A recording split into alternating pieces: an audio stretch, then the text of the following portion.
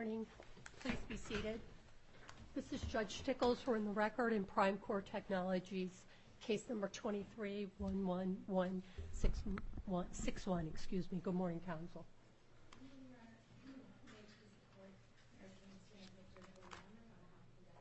I'm sorry, we're having trouble picking you up. You need to raise your voice a little bit. I'm sorry, I have a bit of a... Well, I can hear you up here. Hold on. I can't hear her. Okay, I will... Okay. Is this better? Yep. Thank you. Is that better? Yes? Yes. Great. Sorry about that, Your Honor. No problem. I would like to thank Your Honors and Chamber staff for bearing with us these past 5 months and being so accommodating and helping guide these cases to a conclusion, which I fervently hope happens today. I'd like to start by making some introductions. In the courtroom with me today are my partners, Darren Asman, Joseph Evans, Craig Steinman, and Bill Griffith, as well as my colleagues Jake Jumbeck and Luke Barrett. Also in the courtroom with me today are various declarants who filed declarations in support of matters on today's agenda.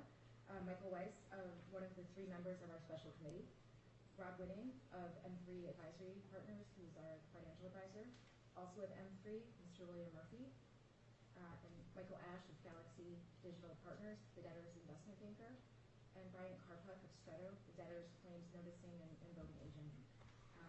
If you may please support, before I turn to the agenda, I would like to cede the podium to my partner, Darren Asman, to give a brief overview of the case and some updates. Okay.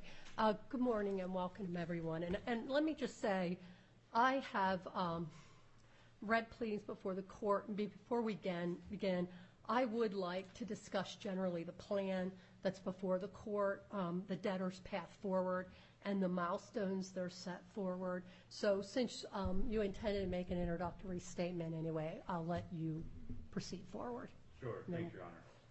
Your Honor, it's been a while since we've been in your court and provided an update, so as Ms. Candestin said, I thought it'd be helpful just to spend a few minutes catching Your Honor up on what's happened and how we got to where we are today. Your Honor will remember that you approved bidding procedures earlier in the case, and our goal was to sell this company. Galaxy, our investment banker, they spent a lot of time talking to potential bidders. Ultimately, there was really just one party who was serious about an acquisition, and I think to this day they're still serious about an acquisition. The problem is that that party did not have capital to consummate the transaction. They were on the cusp, we were told, of raising capital to fund the transaction. But on top of that, the bidder that was raising that capital, that money was coming from an investment fund that itself was in the middle of raising its own capital. So we had sort of 2 different financing contingencies involved there. And so I don't know where any of that landed ultimately, but what I do know is that at no point in time, including where we are today, did we have a serious bidder who actually had the capital to consummate the transaction. So we immediately pivoted to 2 different things. First, we pivoted to a wind down. This meant terminating additional employees, rejecting contracts that we no longer needed for an acquisition, and generally preparing for the liquidation toggle that we contemplated by the plan if ultimately we were not successful with the sale process. Second, Your Honor, Galaxy began exploring what I'll call transaction-like alternatives, and ultimately that came in the form of a license agreement that Your Honor has already approved, and thank you for that.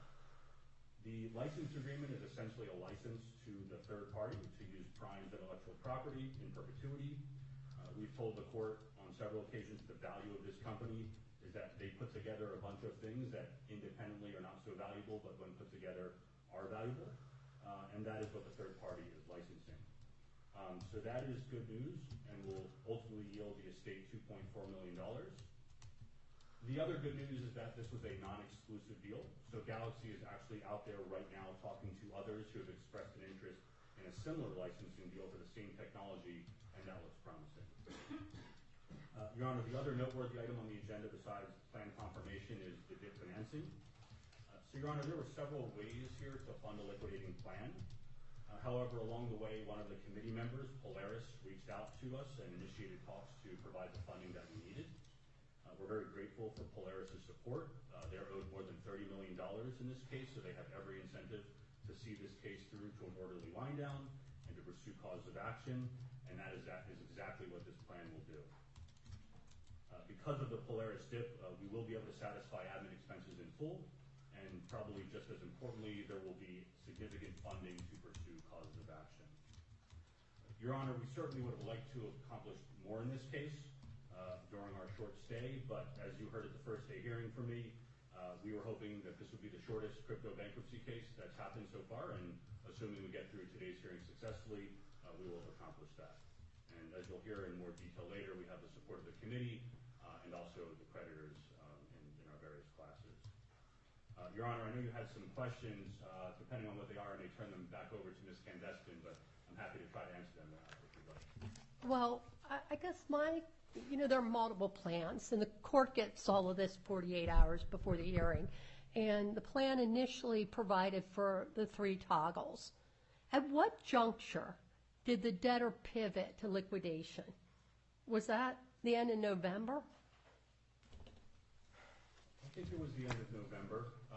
Basically when we learned, we made a decision when we canceled, we filed a notice of cancellation Right. of the auction. And I'd say that leading up to that, we were certainly strongly considering moving away, just given what we knew, but we didn't want to publicize that fact because it could have had an adverse impact on what was left of the sale process. But certainly by the time we filed that notice of cancellation of auction, that is definitively when we said we're not selling this business.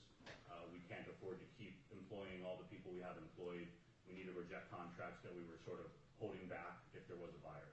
Okay. I don't remember the exact date of Well, when we filed that notice. I'm thinking in the context of, at that point, the debtor had already solicited, correct? I believe solicitation must have gone out. Right. So in terms of notice to parties of what the process was going to be going forward, because as I read your plan, the plan itself still speaks of a toggle and still contains sections regarding a reorganization transaction and a sale transaction. I'm going to turn it now over to Ms. Candestin. Okay.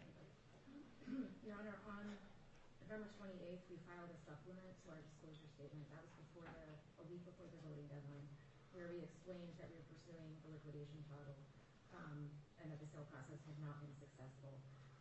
In our minds, because typically you don't see all the toggles removed in the final plan, and we thought it would be more confusing to creditors to have so much red all over the plan.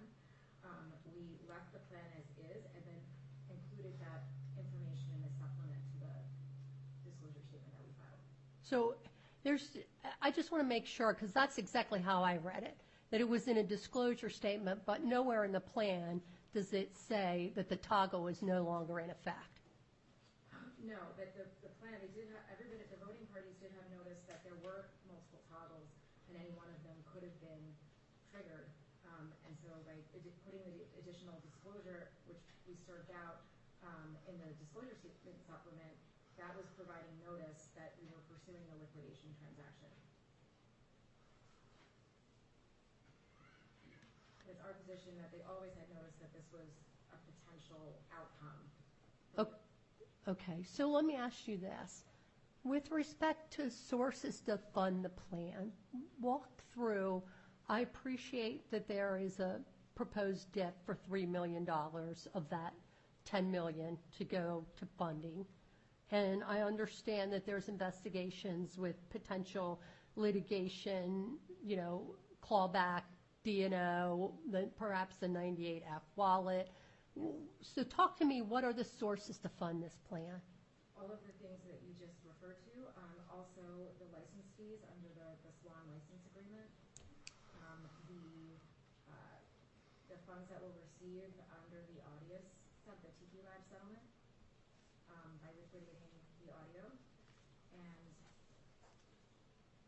I think that's everything. And so, as I understand, walking into this plan, the whole issue of ownership with respect to customer counts is unresolved and punted to another day. Yes, we did bring one motion, the foreign currency sale motion, which is, there's a status conference this afternoon about that. That was one motion we brought on these account treatment issues. The other was the settlement we entered into with Tiki Labs. That was a determination of an account settlement issue. And then in the plan, we've added, to address objections, and just for a number of reasons, we've added account treatment procedures. That's 2.5? Yes, 2.5B, to address concerns that there was no clarity or ring fence around how these would be done, the timing and what have you, and just giving people an opportunity to look to these procedures, an outside date by which they'll know which category of contract they fall into, and then the next steps after that. We also put those in there because we wanted to, promote judicial economy and avoid having multiple people filing, disparate motions, even though they could be addressed at the same time or in an omnibus fashion. So we wanted to sort of provide a runway for an orderly determination of these issues. So walk through for me, how do you anticipate, so the debtor's going to send notice, there's a deadline for people to respond, and let's say at that point,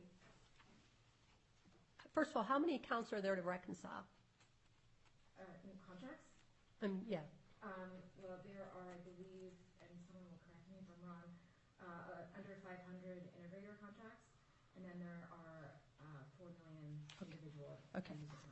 All right, so how do you anticipate proceeding forward to the extent that you get objections to what the debtors propose as either being ownership or not ownership? So we would meet and confer with those parties to come up with a schedule and a hearing date that we would like, that we would approach chambers to schedule those matters for hearing. And so we're going to have potentially millions of one-off disputes on ownership?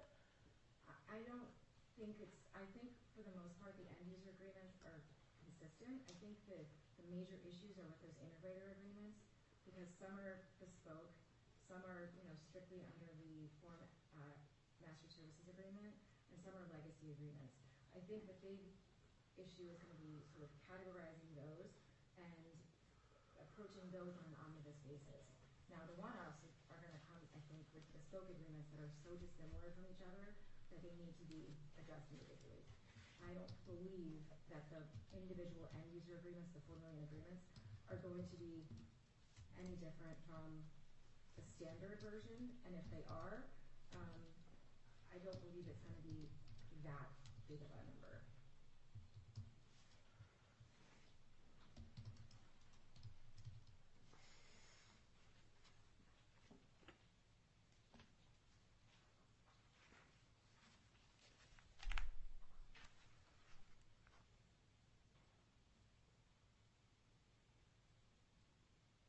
Is there a time frame the debtors plan to be resolved on all these issues?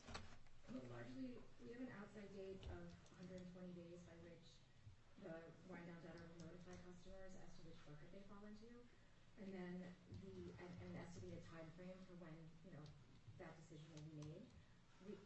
I won't speak for the wind-down debtor or the plan administrator-elect, but just walking through the issues with my team, it doesn't seem like those would be going beyond a year. I think that is a good outside date. I think it's probably a lot closer. And we've already been in talks with certain customers to set deadlines that are well in advance of that.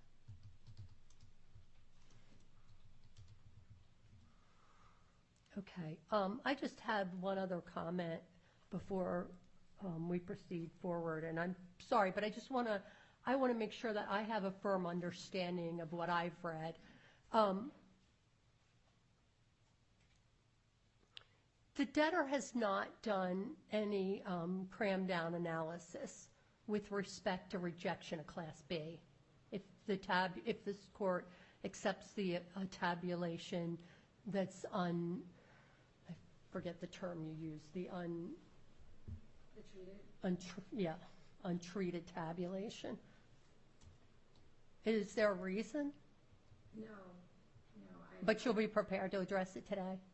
Yes, I will. We have our voting agent here with us, and Mr. Kirkland, and we'll be prepared to address it. Okay. All right. Thank you. So with that, Your Honor, we'll turn to our second amended agenda, which we filed excuse me, this morning at docket number 622. Does Your Honor have a copy? Bear with me a second. Is this second amended? Yes. Okay, I have a copy. I'm assuming it doesn't have a docket number on it, but I have a copy. So I'd like to thank Your Honor for entering orders on items 1 through 10 prior to today's hearing. And I'd like to now cede podium to my colleague, Luke Barrett, who will present items number 11 and 12. And with Your Honor's permission, item number 15 will go a bit out of order. Okay.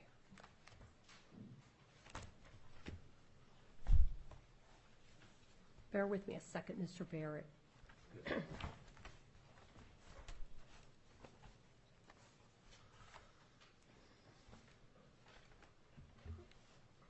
Get the right binder.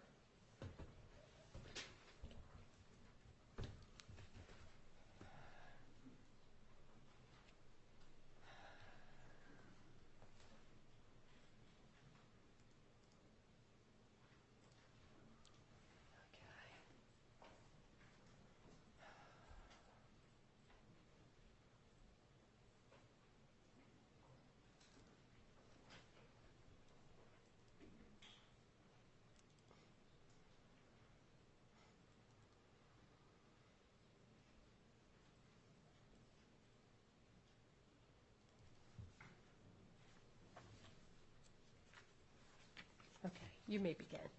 Good morning, Your Honor. For the record, Good morning. Luke Barrett with Will Emery on behalf of the debtors. May I proceed? Yes. The first item on the agenda that I'll begin with, as my colleague noted, is item 11. The notice to contract parties to potentially assume the executory contracts and unexpired leases, filed with docket number 166. Your Honor, the debtors received 2 objections to the notice. However, in the time since the filing of the notice and the filing of the objections, the debtors filed their 3rd amended plan supplement at docket number 595. The 3rd amended plan supplement identified the underlying contracts to both objections in the schedule of rejected contracts, rendering these objections moot at this time. Unless Your Honor has any questions, I'd proceed to the next item on that. Okay, so are the debtors withdrawing these objections? I'm sorry, Your Honor, these are objections filed by the contract counterparties. Oh, I'm sorry. You're just giving, understood. Continue. I'm sorry. Thank you. No, not at all, Your Honor. Your Honor, the next item I'd like to address is item number 12, and that is the debtor's objection to proof of claim number 416, filed by Connor O'Brien. It was filed with docket number 434. Your Honor, attached to the debtor's objection is a declaration of William Murphy in support of the debtor's objection. Unless Your Honor has any questions, I'd like to move Mr. Murphy's declaration to evidence at this time. Does anyone object to the omission of the Murphy declaration at docket number 434? I hear none. I don't see any hands on Zoom, so the declaration is admitted. Thank you, Your Honor. Your Honor, the debtors were able to get in contact with Mr. Murphy over the past 2 weeks, both via email and telephone, and explain to Mr. Murphy the need to file a written response to the debtor's objection, or to appear today, or to argue against it. I'm not sure if Mr. O'Brien is in the courtroom or on Zoom. Is Mr. O'Brien on Zoom or in the courtroom? Mr. O'Brien, if you are present, would you like to be heard?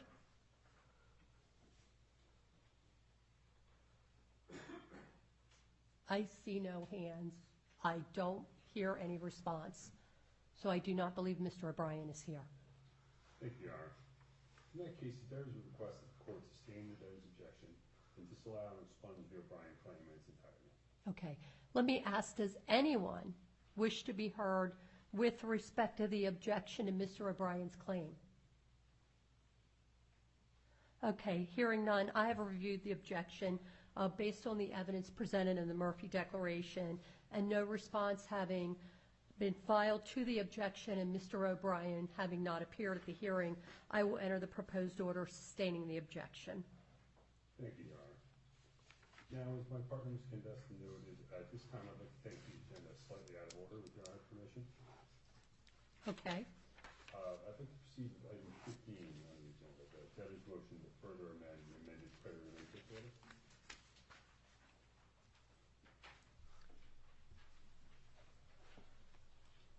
Your Honor, attached to the debtor's motion, which was filed at docket 474, is the declaration of William Murphy in support. In addition, the debtors filed an amended declaration of Brian Karpuk in support at docket 525. At this time, unless you have any questions, I'd like to move both of those declarations into evidence. Let me ask, does anyone object to the admission of the Karpuk declaration at docket number 525 or the Murphy declaration at docket number 474? I hear no one. The declarations are admitted. Thank you, Your Honor. Does anyone wish to cross-examine the declarants? Yes, Your Honor. Just Cudia for the United States trustee. Wish to cross-examine Mr. Karpuk. Okay. Your Honor, by way of background, through the debtor's motion to further amend the amended order, the debtors are seeking relief to carve out certain parties that they do not believe are creditors from notice moving forward.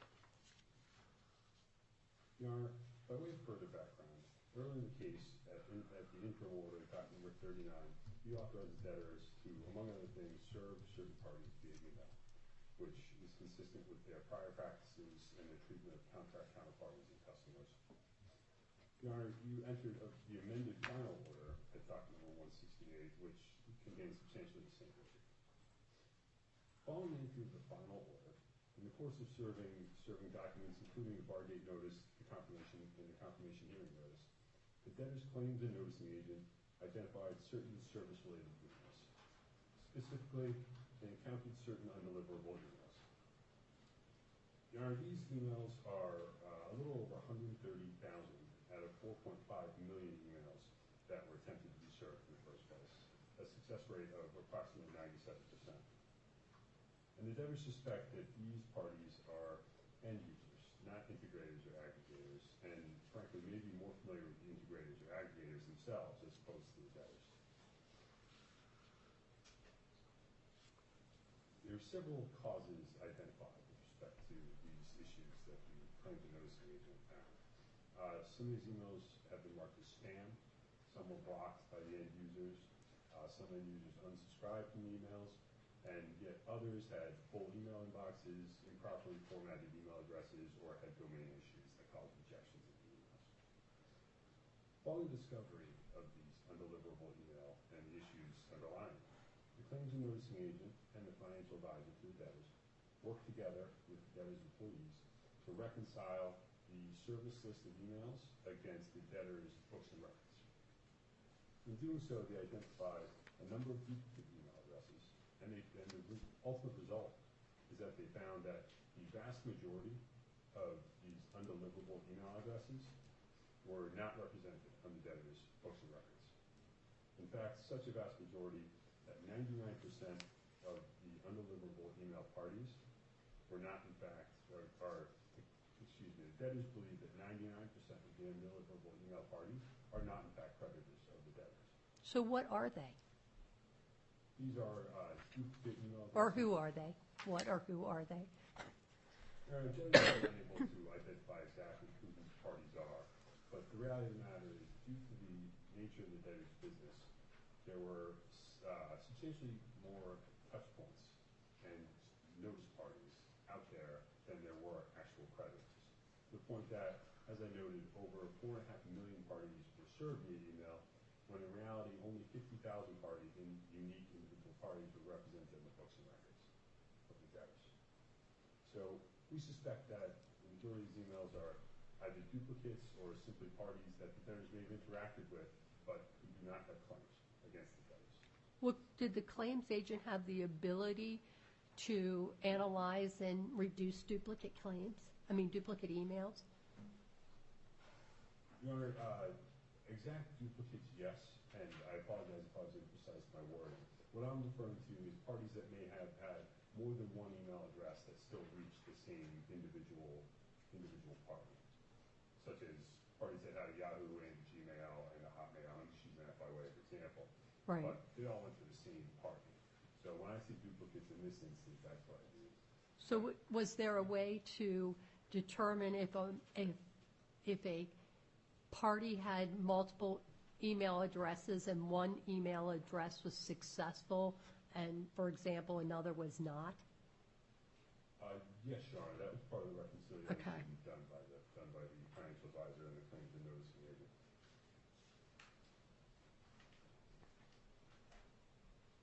So as I noted, Your Honor, the ultimate result is 1% of the roughly 130,000 undeliverable email parties are believed by the debtors to be creditors.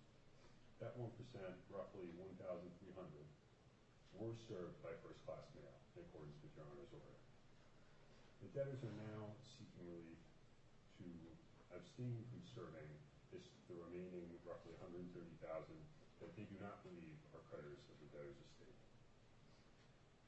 How many is it you're seeking relief from? I'm sorry, the number? It's roughly 130,000, Your Honor, out of the 4.5 million originally served.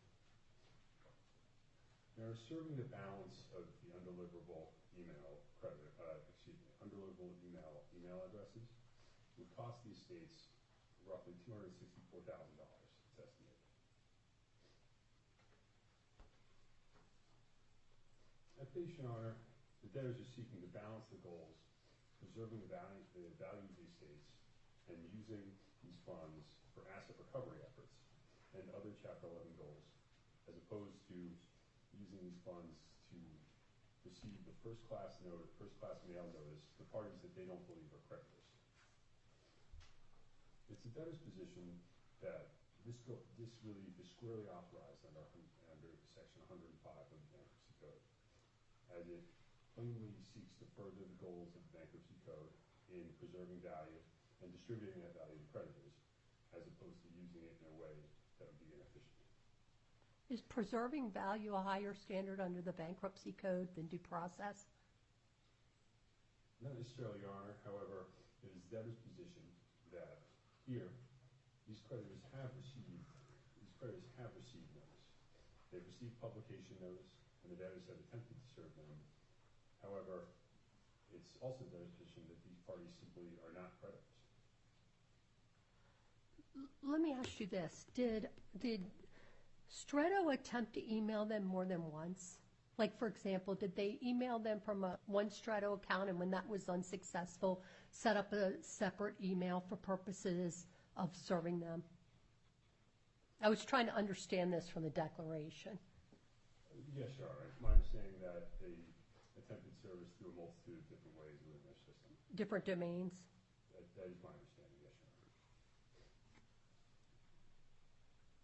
Your Honor, I'd like to emphasize that the debtors here are in a unique position that justifies this relief. The estate is severely strained, as has been discussed, having entered Chapter 11 under a cease and desist order with an inability to generate revenue. Further, as I noted previously, the nature of the debtor's business resulted in an outsized number of touch points and counterparties that were not, in fact, creditors of the debtors. As I said earlier, there was roughly 4.5 to 5 million individual email addresses served, compared to 50,000 parties represented in the debtors' claims, the debtors' books and records. Further, Your Honor, it was the pre-petition practice of the debtors to communicate with their counterparties and their customers via email, and it would be the expectation of these parties that such email communications would continue as opposed to mail. Does the debtor even have mailing addresses for all these parties? No, Your Honor.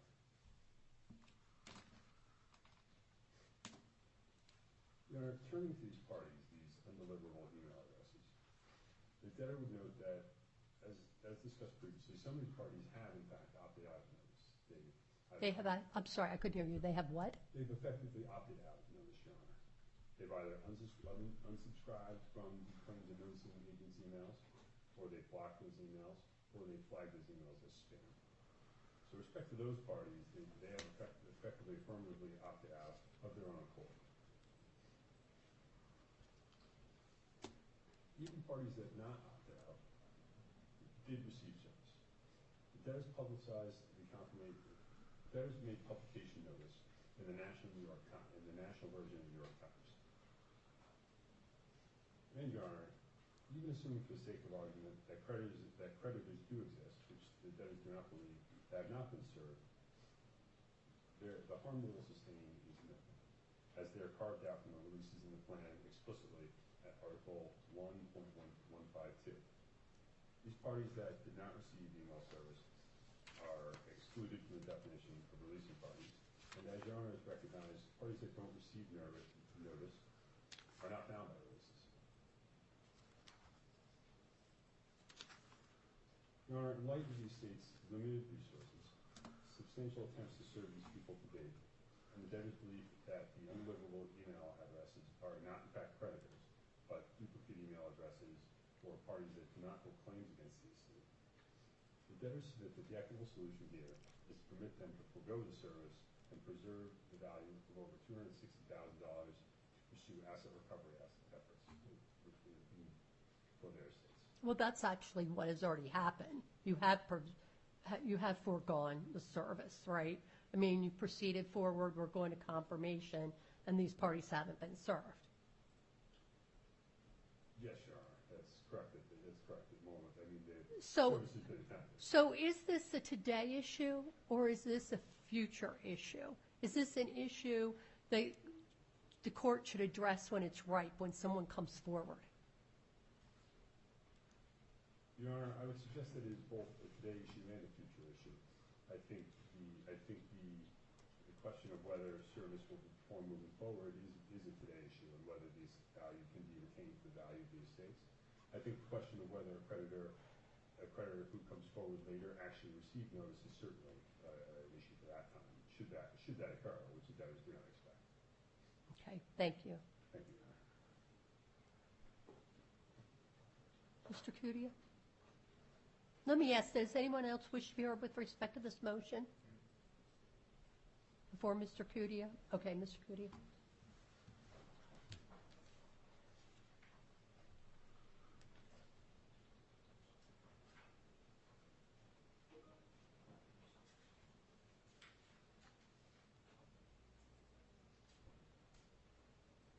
Good morning, Your Honor. Good morning. Joseph Cudia for the United States Trustee. I did have some questions for Mr. Carpa. I'd like to start off with that. I believe Mr. Hartmark has stepped out to address the cram-down voting declaration issues. If we take a brief recess, I'll collect. Certainly. Let's take a 5-minute recess and we'll resume. Thank you.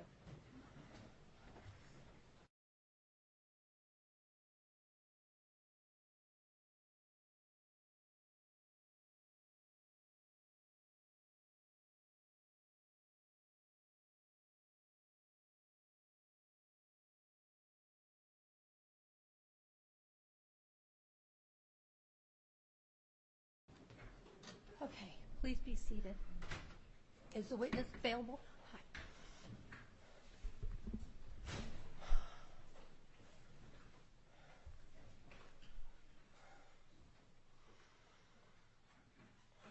Can you swear in the witness? Yeah. Thank you. Thank you.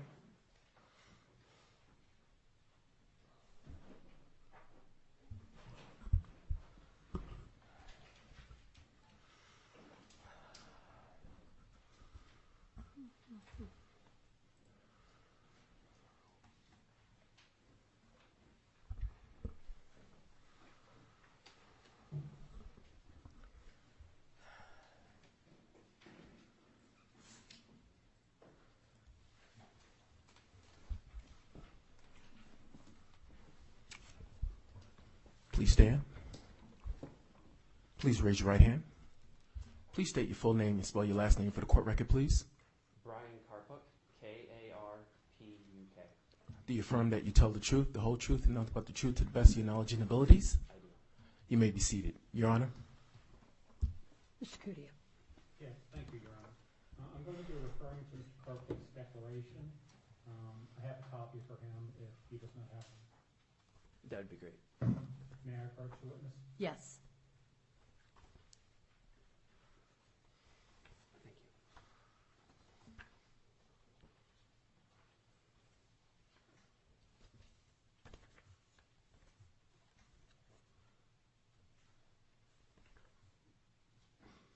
Mr. Karpuk, you're thoroughly familiar with Mr. Kudia, I'm sorry to interrupt you, but I can't locate that declaration. Hold on a second.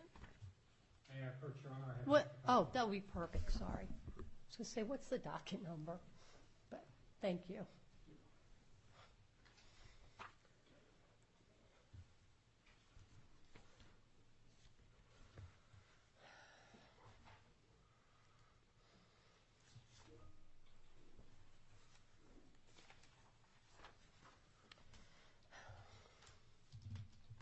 Thank you. You may proceed.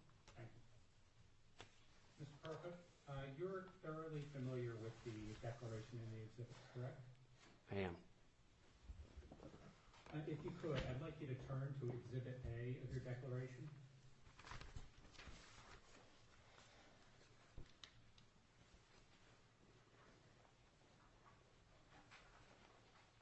And could you explain what Exhibit A is for the court?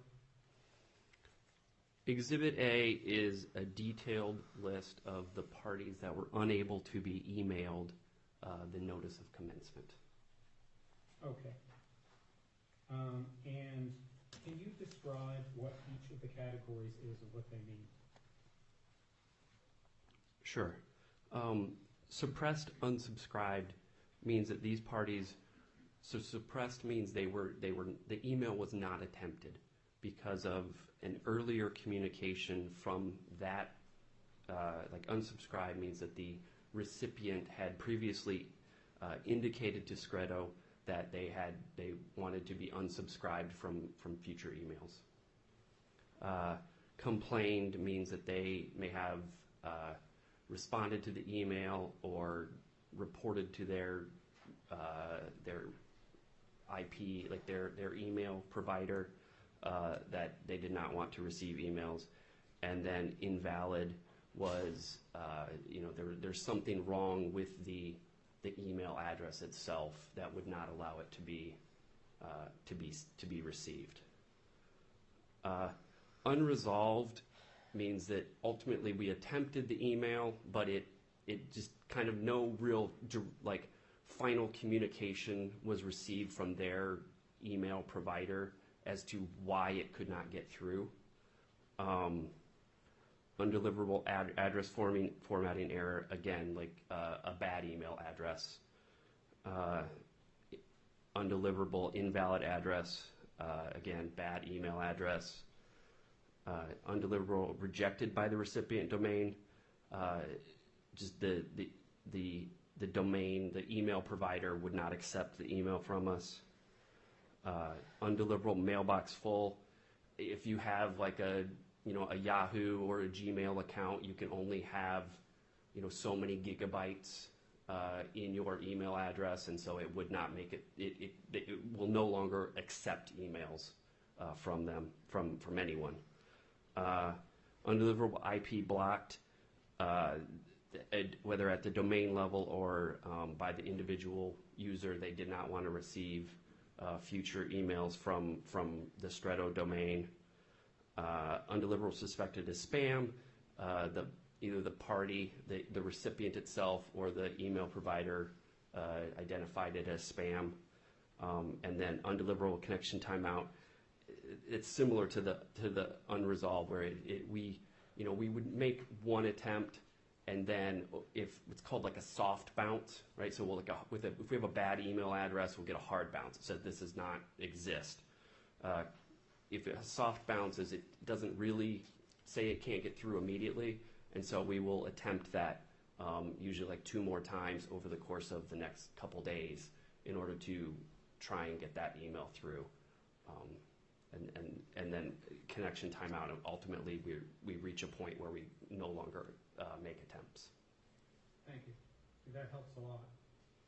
So would it be fair to say that the categories of suppressed, unsubscribed, suppressed, complained, undeliverable IP blocked, and undeliverable suspected as spam are the categories of returned emails that could have involved an affirmative act by the recipient?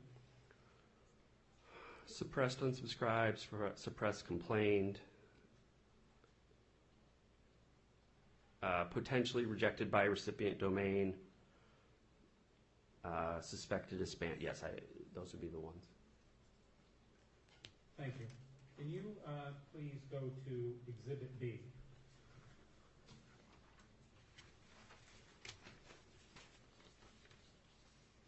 And I note that it appears to be a similar chart, but there's a new category of suppressed pre-excluded. Can you explain what suppressed pre-excluded means? So suppressed pre-excluded, it really involves kind of the similar categories, but they were identified from prior campaigns that they were either a bad email address or they were reported as spam or they had unsubscribed, and so they did, either they could not be reached or they did not want to be reached. I think primarily it'd be bad email addresses, asked to unsubscribe, or reported as spam are the three categories of undeliverable that would be categorized within that pre-suppressed, suppressed pre-excluded. And that would be from the results of the sending of the notice of commencement, correct? That you got the pre-excluded? Primarily, yes. I mean, there are other, individual communications that would be ongoing, between the notice of commencement and the notice of bar date, but that is, yes, primarily where that would come from. So again, if I'm understanding you correctly, let me go back up a second. Exhibit B, what does this chart show the results of? This chart is the parties that could not be reached by email for the notice of bar date. Thank you. All right, so the pre-excluded, again, if I'm understanding you correctly, is based off of the results from the sending of the notice of commencement. So that everything below suppressed pre-excluded is from the results of the bar date notice? That's correct.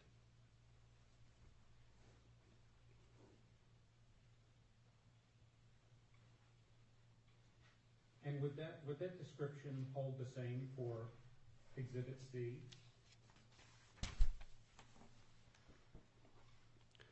Yes, Exhibit C is the parties who could not be reached by email for the notice of confirmation hearing. The categories, described there are, more or less the same. The suppressed, pre-excluded, I know specifically, are related to three categories of undeliverable from, bad email address from prior campaign. That was like, I think, 60,000 of them. Reported as, or unsubscribed is about 24,000, and then the remainder were reported as spam. Okay, and the total for that not receiving the notice of confirmation hearing is 131,328? The total not received by email, that's correct. And do you know how many of them were served by mail, first class mail? I believe for the notice of confirmation hearing, about, I think in the declaration it says like 1,300 of them were served by mail subsequently for the scheduled parties. Thank you. Your Honor, I have no further questions for witness. Thank you. Does the debtor have any questions? No, Your Honor. Thank you. You're excused. Thank you very Thank much. you.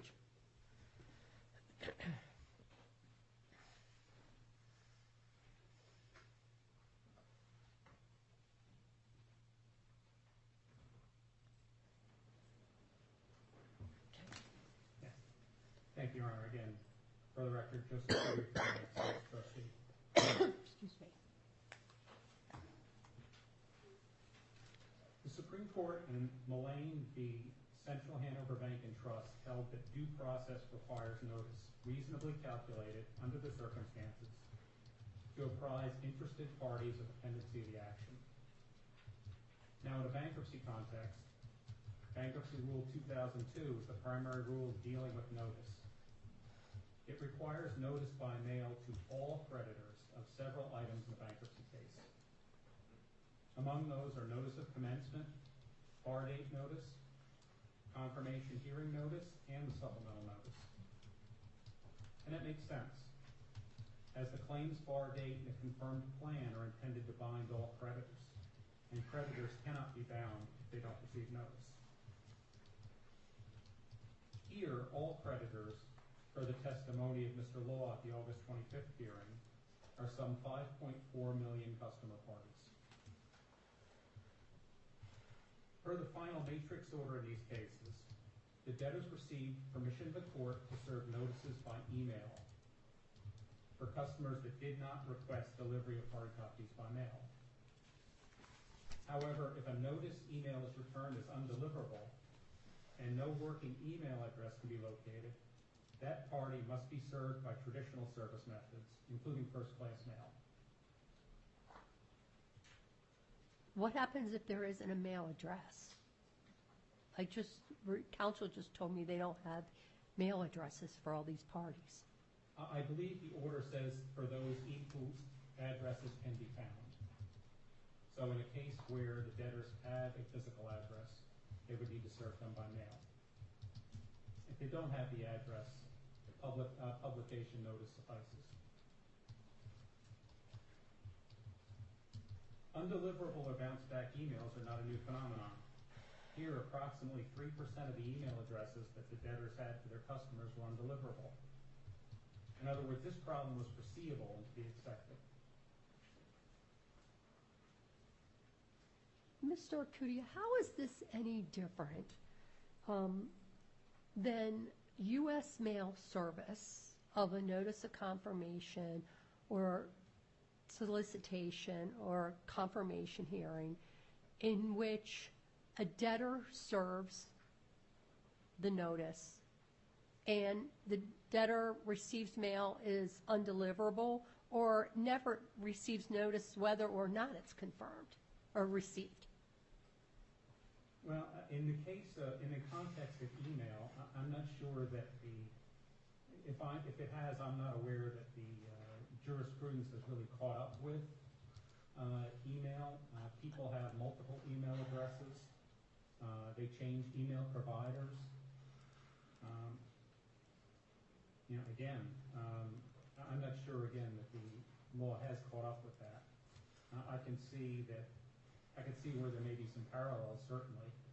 But don't we routinely enter orders that, for example, solicitation procedures that say the debtor needs to make a reasonable effort to resend undeliverable mail, or some orders say the debtor doesn't need to make any effort to attempt reservice on undeliverable mail? Yes, I recognize that, Your Honor. However, though, in this matrix order, they are required to attempt email service where they have an address.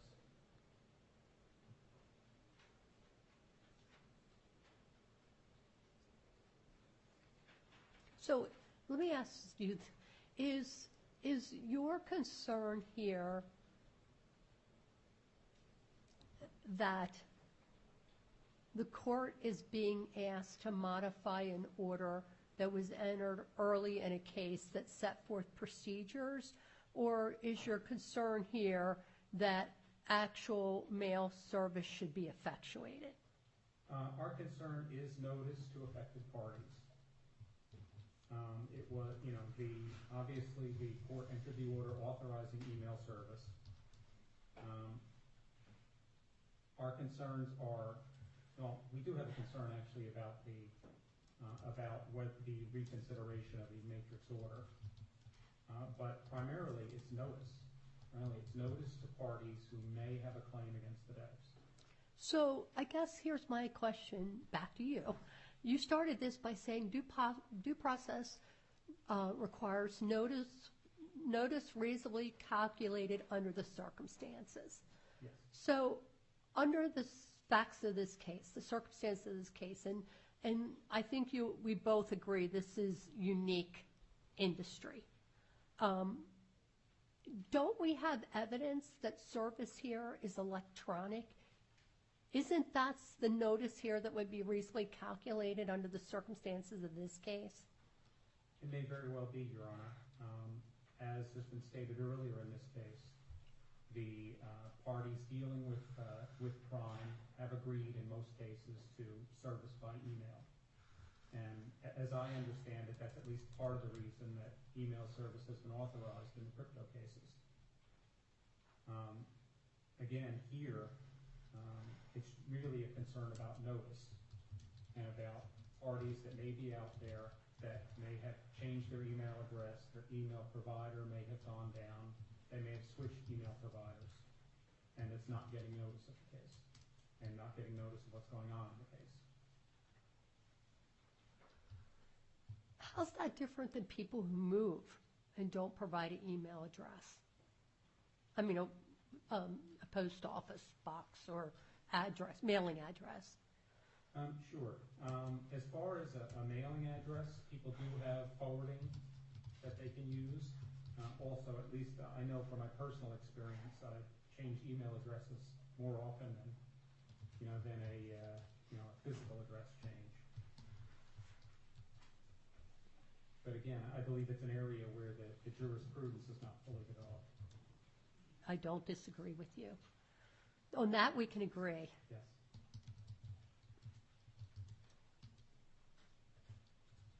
Again, the motion does state that over 100,000 customer parties didn't receive the confirmation hearing notice or the supplemental notice. If I understand now the process correctly, once an email is bounced back, that address is excluded from future email notices, which means the lack of notice is compounded.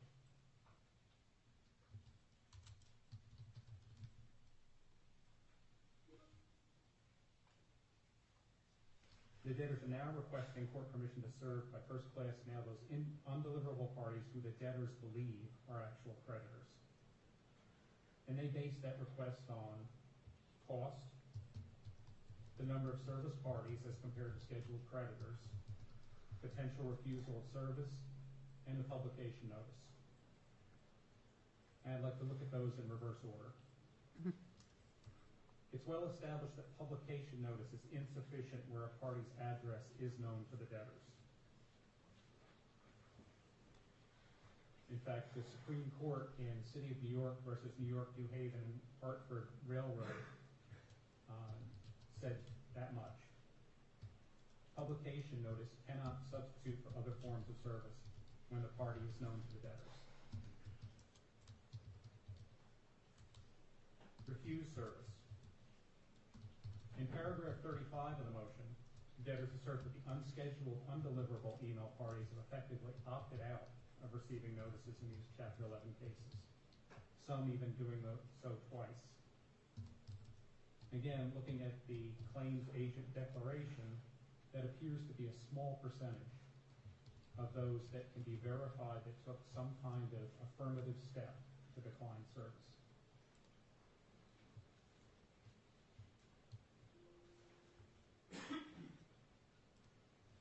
The large number of notice parties is a function of the nature of the debtor's business. The debtors concede in the motion and by the filing of their matrix that the customers total some 5.4 million, any of whom could have claims against the debtors. The motion in paragraph 33 contends that 99% of the parties they are required to notice do not hold claims against the debtors based on their books and records. That's not a proper justification to limit the notice. The whole point of filing the creditor matrix is so that they can assert their rights in the case if those parties believe they have a claim against the debtors.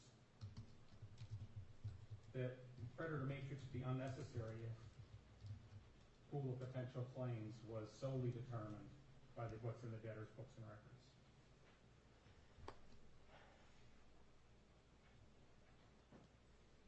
Mr. Cudia, Yes. Is it the U.S. trustee's position that the confirmation hearing should not go forward because of this issue? Yes, that is our position, Your Honor.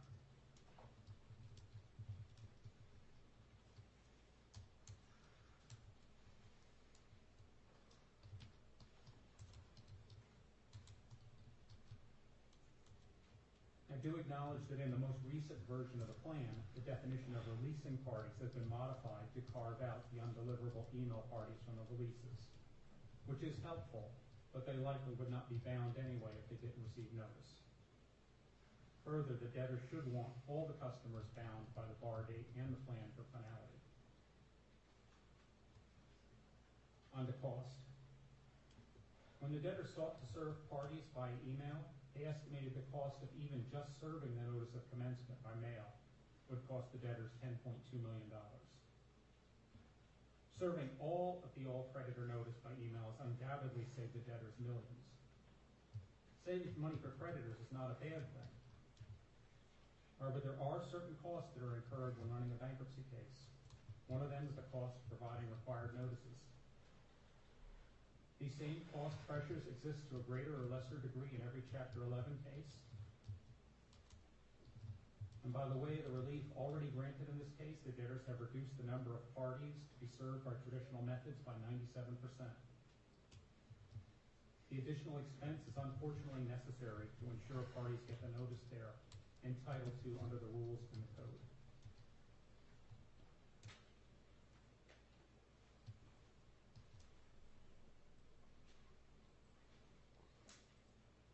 Lastly, I'd like to talk about the standard upon which the motion to amend should be evaluated.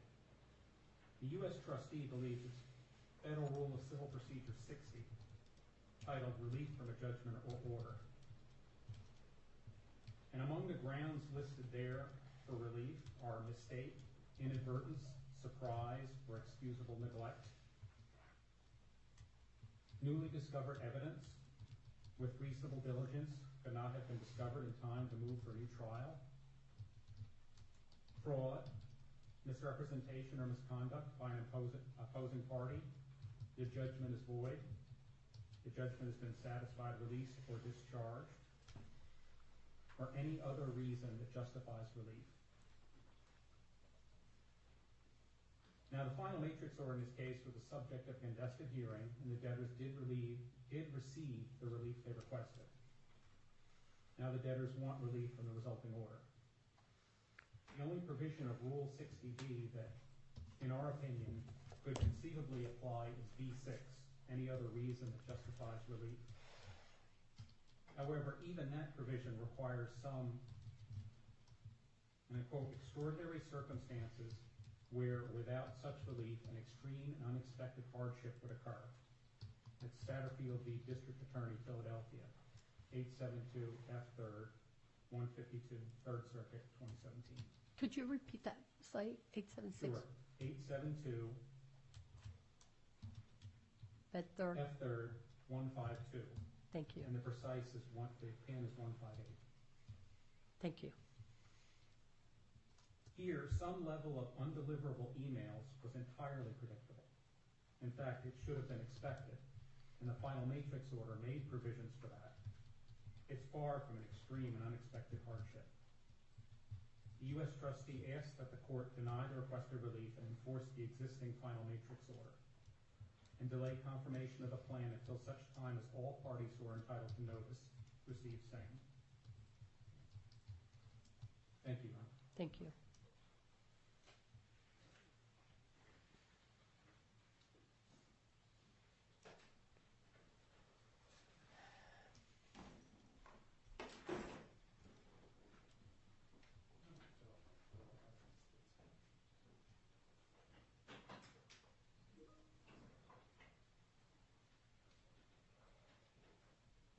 Morning again, Your Honor. Once again, Luke Paragraph, the debtors. Your Honor, the creditor's customers and counterparties almost exclusively interface with the debtors through email prior to the petition date. They had obligations under their agreements with the debtors to keep email addresses updated and current. And they had every expectation that email service would continue following the petition date, as it is how they had always interacted with The situation here is no different, as you discussed before, as it would be with mailing addresses. Parties have obligations to keep their mailing addresses updated or include forwarding instructions if they expect to receive their mail. The same is with email, as is the same with email addresses. The fact that jurisprudence hasn't quite caught up with the world of email should not impose additional burdens on this Chapter 11 estate as they attempt to proceed to confirmation and pursue asset recoveries for the creditors.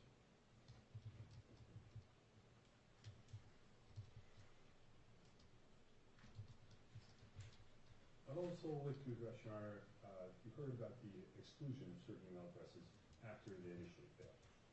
There's an important reason for this. The debtor's claims and noticing agent maintains valuable intellectual property. This intellectual property regrettably suffers damage if it repeatedly is flagged as spam or blocked or reported to certain email domain administrators. That's the reason for the ongoing exclusion, as opposed to just continuing to attempt to serve these email addresses over and over and over again.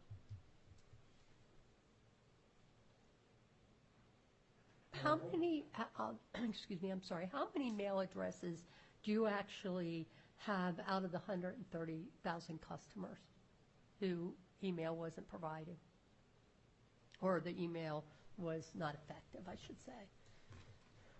No, unfortunately, I don't have that information available at this moment.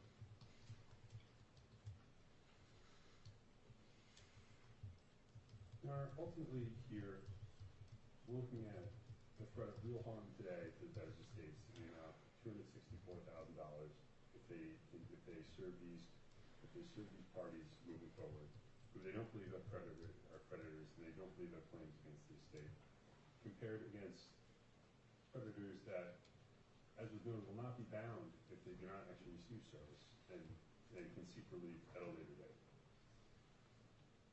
Balancing those issues, we respectfully request that you grant the motion to amend to the unique situation of the debtors and the harms that would befall these estates. Let me ask you to address briefly the U.S. trustee's argument that you haven't satisfied the grounds required under Rule 60.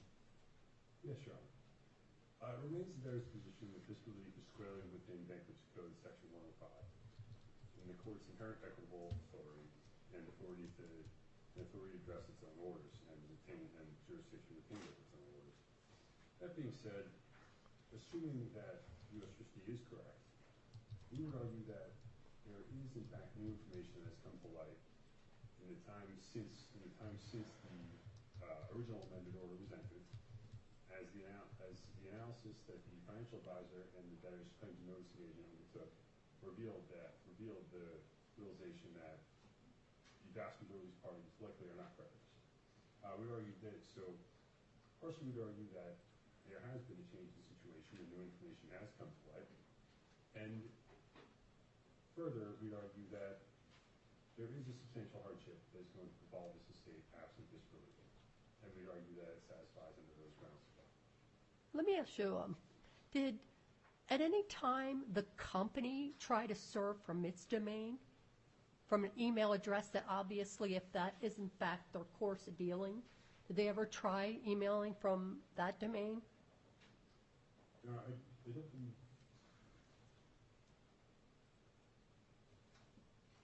I mean, I understand it might have been unusual, so.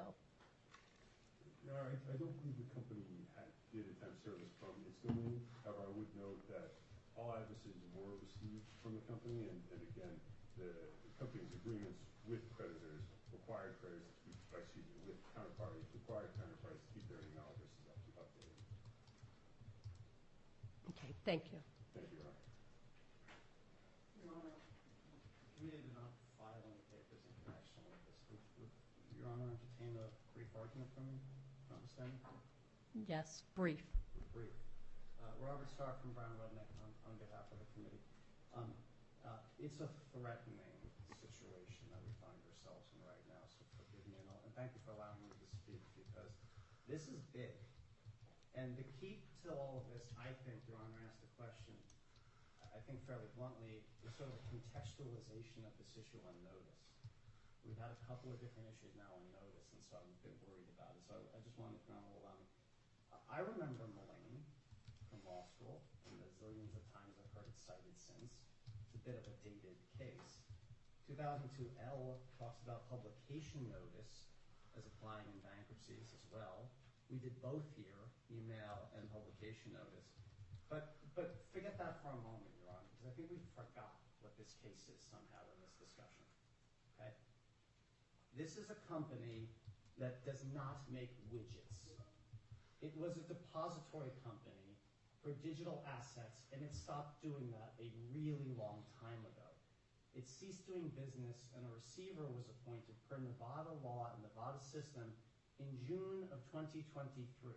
Kaput, done. What happens then? People who had deposited digital currencies with the company have been standing around saying, when do I get my currencies back? This is not a situation where some AR department lost the bill of lading and didn't get a notice to go figure it out in the manila folder lost in some far-off file cabinet. These are people who are sitting around saying, I want my money back, please give it to me. How much notice do you think you really have to give under that circumstance to people who are otherwise self-motivated to say, I'd like my money back, please? Right? This whole argument confuses or conflates this Chapter 11 case to virtually every other one we've done in this court and all the other bankruptcy courts around the country, because we don't make anything. We don't do anything. We're just trying to give people their money back. And we've been doing that for a really long time. That is the context by which notice needs to be reasonably calculated for the purposes by which we're trying to go forward here today. Publication is more than enough, but I've been doing enough crypto cases over the last year to kind of know a couple things, and I think Your Honor can take judicial notice of the entire case record on this one. People don't rely on U.S. mail in the cryptocurrency industry.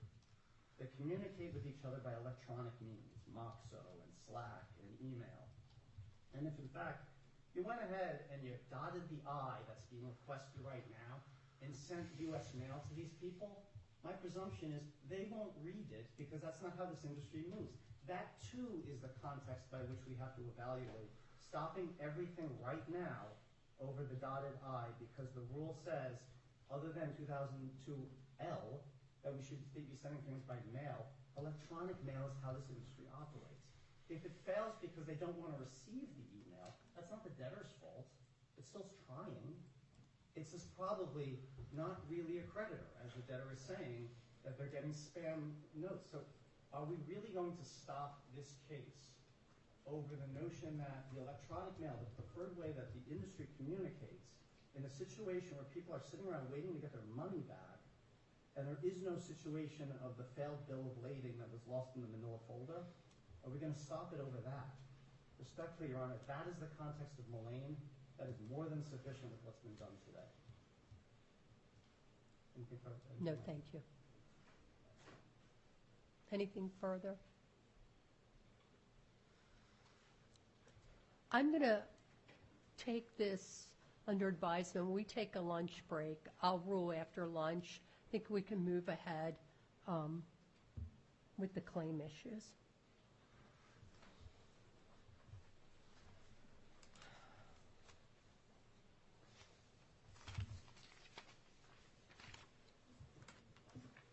Good morning, Your Honor. For the record, Jake Jumbeck with McDermott One Emery, counsel to the debtors and debtors in possession in these Chapter 11 cases.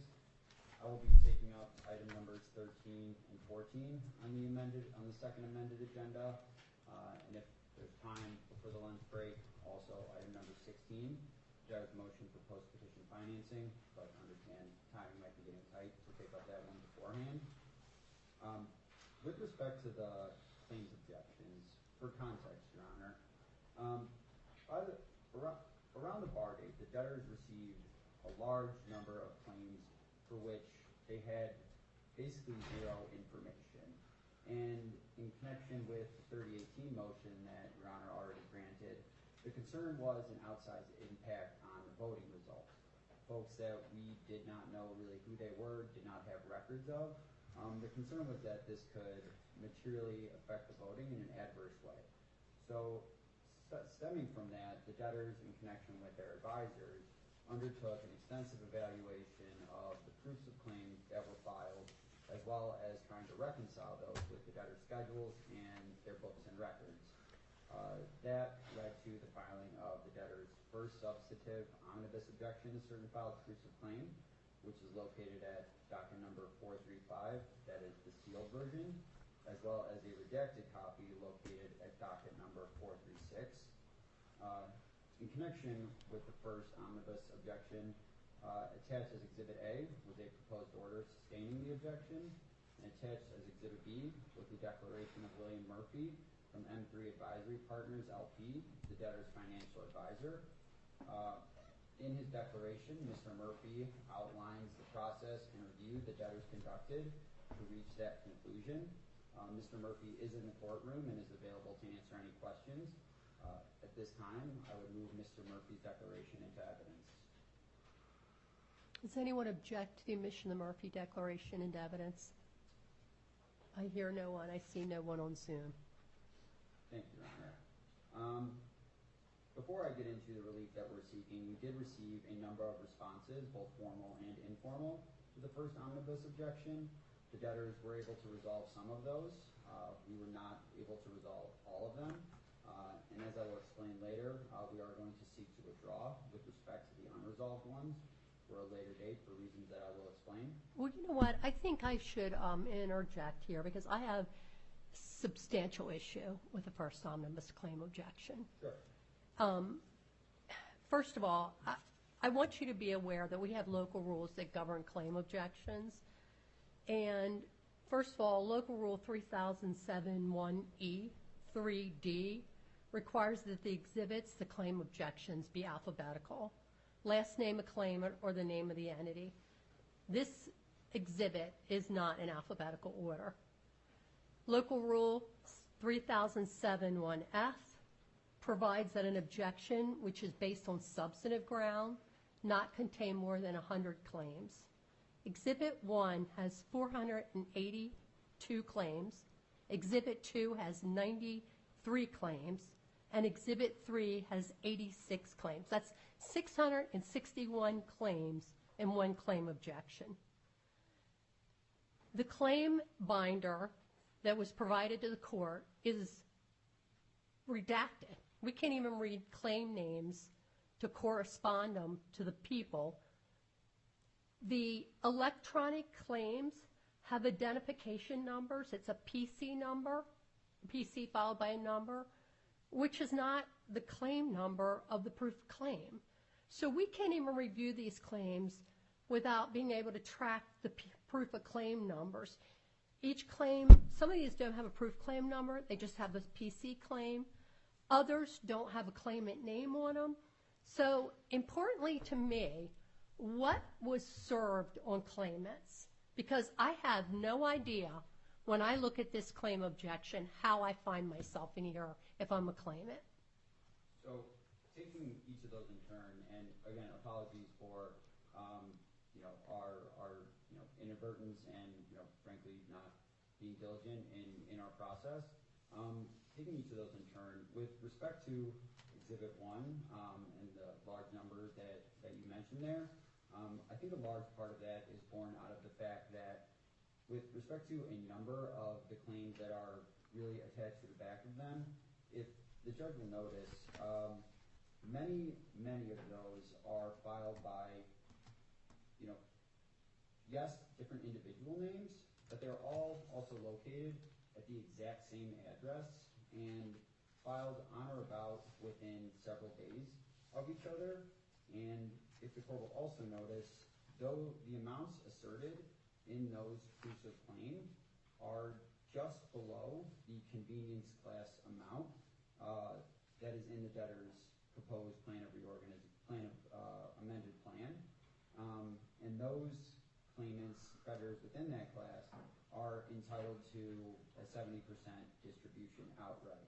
So yes, we recognize that while we did not follow the local rule exactly to the letter, given sort of these large, what we suspect are not potentially valid claims, and filed for maybe some other reason as well.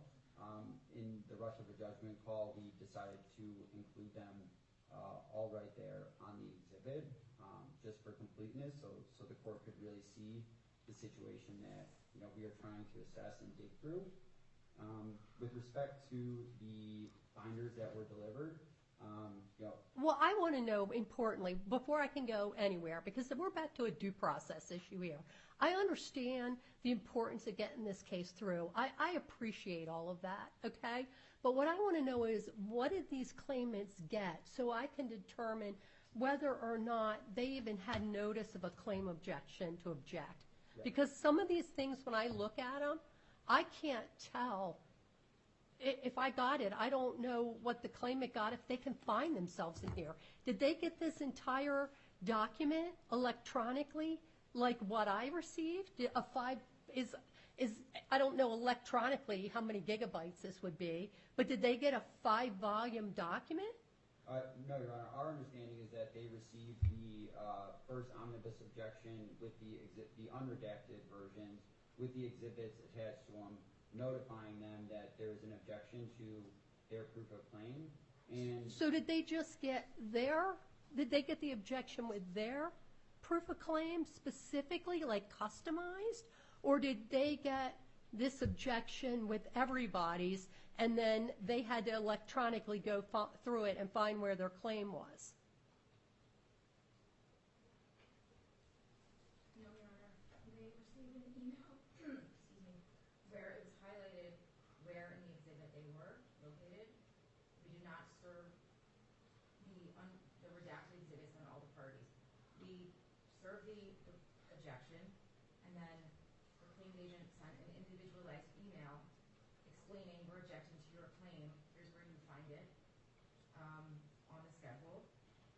We're objecting to this amount, and here's the rest of the objection. So I just want to make sure I have this correctly, because this to me is a gating issue. Okay, so you sent the whole objection. Is that correct? And then a separate email? We sent the objection proper. Without the exhibit? Without the exhibit, or with just with that exhibit, no claims attached. With the exhibits, and then in the email pointed out exactly where they could find themselves in those exhibits. Okay, so the objection was sent. Let's just walk through this. So you sent the objection. You sent Exhibit A, which was a proposed order, and then you sent the no liability claims chart, and then the other 2 exhibit charts. That's it.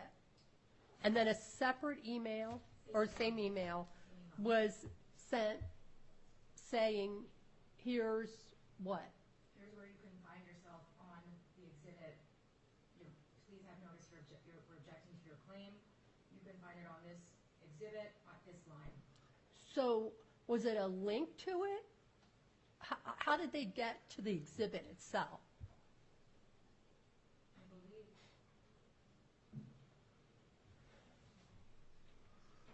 Like, did it say Exhibit A, chart, page 5, or something like that?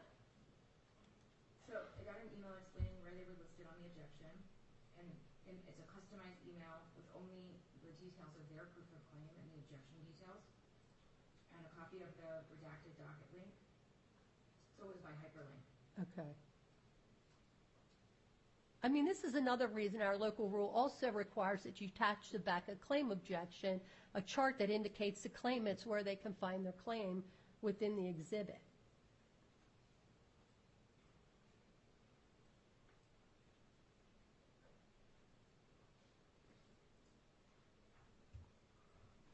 The court has been through every one of these claims, but I'm very concerned about process here, and frankly, it's a pretty blatant rejection of a local rule.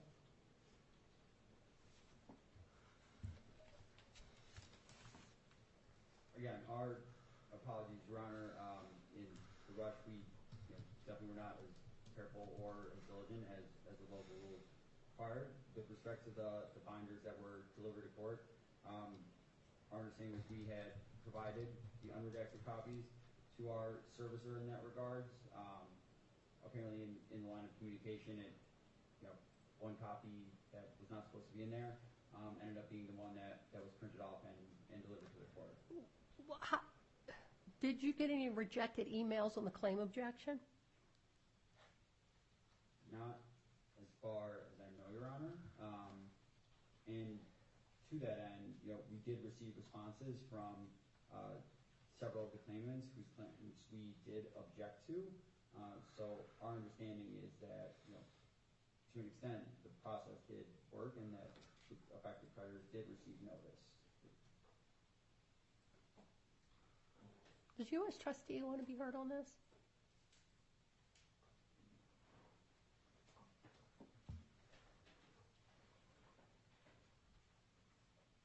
Thank you, Your Honor. Joseph Cutie for the United States Trustee.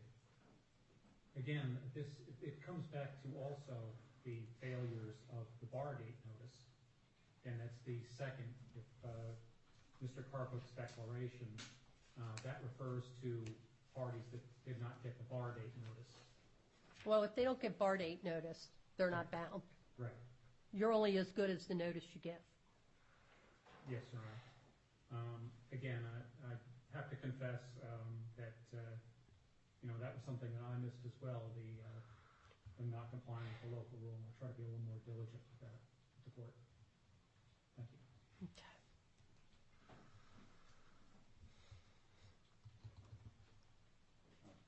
With respect to the bar date notice, I mean, these folks are the people that did submit the proofs of claim. Understood. As the court noted, there were a large number of them as well, too. So our understanding is that these folks did receive the bar date notice, they submitted the proofs of claim, and that's the means with which we communicated with them, as well as at the address or contact information that they provided in their proof of claim forms.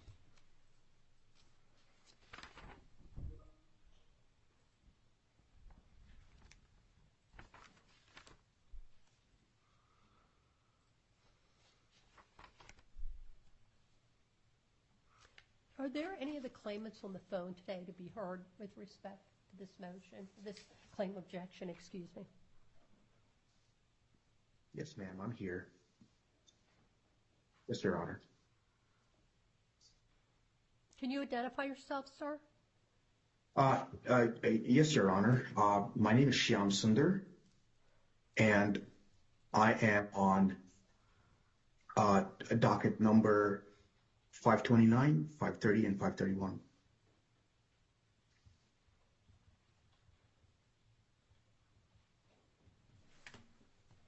Okay, thank you, sir.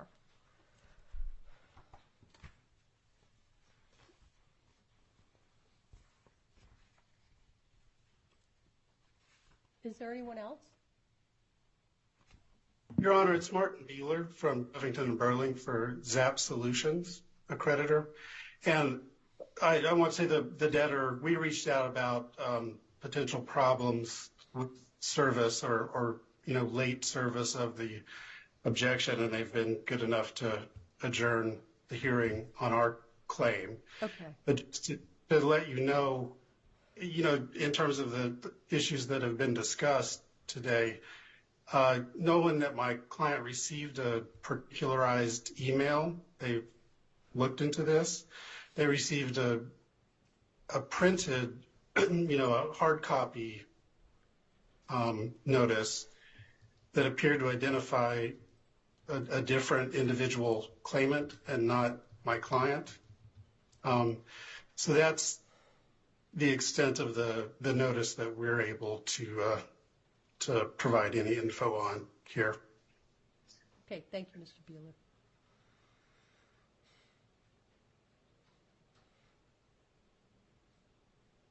Do you have a copy of a sample email that was sent? No, we can get one. We're coordinating that now. Okay, why don't we take a break for a half hour, let you coordinate getting an email, and we'll reconvene at 1:15 noon. Okay? We will take a later lunch break, but I want to get the information on this very clear before we proceed further. Okay? So we're going to stand in recess. Thank you.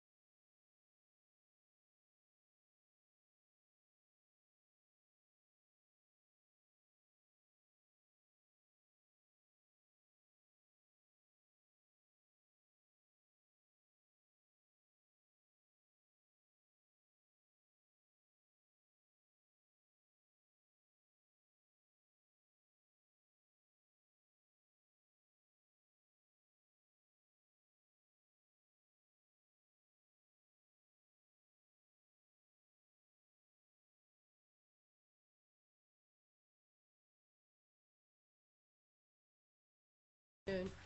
Please be seated.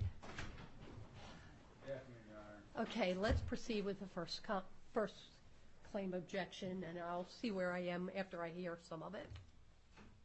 For the record, Jake Jumbeck with McDermott, Warren Emery, counsel for the debtors and the debtors in possession.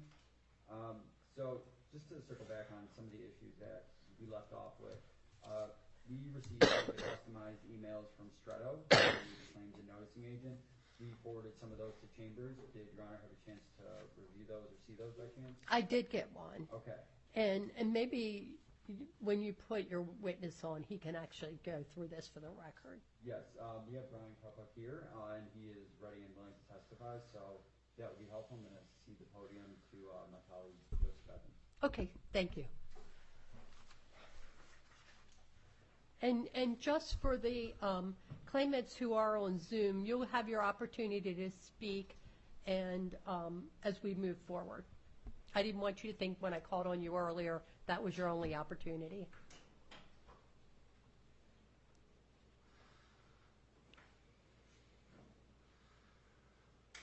Joseph Evans, on behalf of the debtors. Good afternoon. Brian Kupuk to the stand from Stretto. Yes.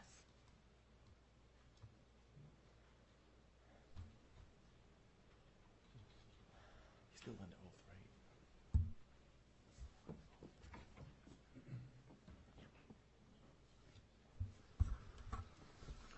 Your Honor, Mr. Kupuk was previously sworn in. I don't know if you have to do it again, but he was sworn in. No. for the first hearing. You are still under oath, sir. Yes, sir. Mr. Kupuk, did Stretto handle the service of the claims objection? We did. How was the claims objection served? Each individual claimant was served by email. That email contained a link to the redacted document online maintained on Stretto's docket, as well as the customized information relating to their proof of claim was embedded within the body of the email itself. So we emailed them at the email address that was listed on their proof of claim, and then within that body of that email indicated what claim number was being objected to. The emails used to serve the claims objection were the same emails used by the claimants when they filed the objection, is that right? That is correct. And in the body of the email, you said it contained a hyperlink? It contained a hyperlink to the document, the docket number that was the omnibus objection that was available online at Stretto's case website. And did the body of the email contain a claim number? Yes, it did. And when you clicked on the link and you went online, there was a long list of claim numbers, and that would correspond to the claim number that was in the cover email? That's correct. Was there any description in the cover email of a claim amount? Yes, I believe that information was contained within the email. And in the body of the cover email, there was also a modified claim amount, wasn't there? That's correct. So if there was an objection to a claim or a reduction of claim amount, that was embedded in the body of the email? That is correct. Were there any reasons provided in the body of the email for the modification of the claim amount from claim amount to the modified claim amount? Yes, there was a short paragraph describing the basis for the objection. So a claimant that received this objection in the body of the email would have the reduced claim amount and the reasons for the reduced claim amount, isn't that right? That is correct. For the service of the claim objection, we're talking first on this claim objection, do you have this non-deliverable email issue that we had talked about previously? I am not aware of any undeliverable emails with respect to the first omnibus claim objection. I have nothing further.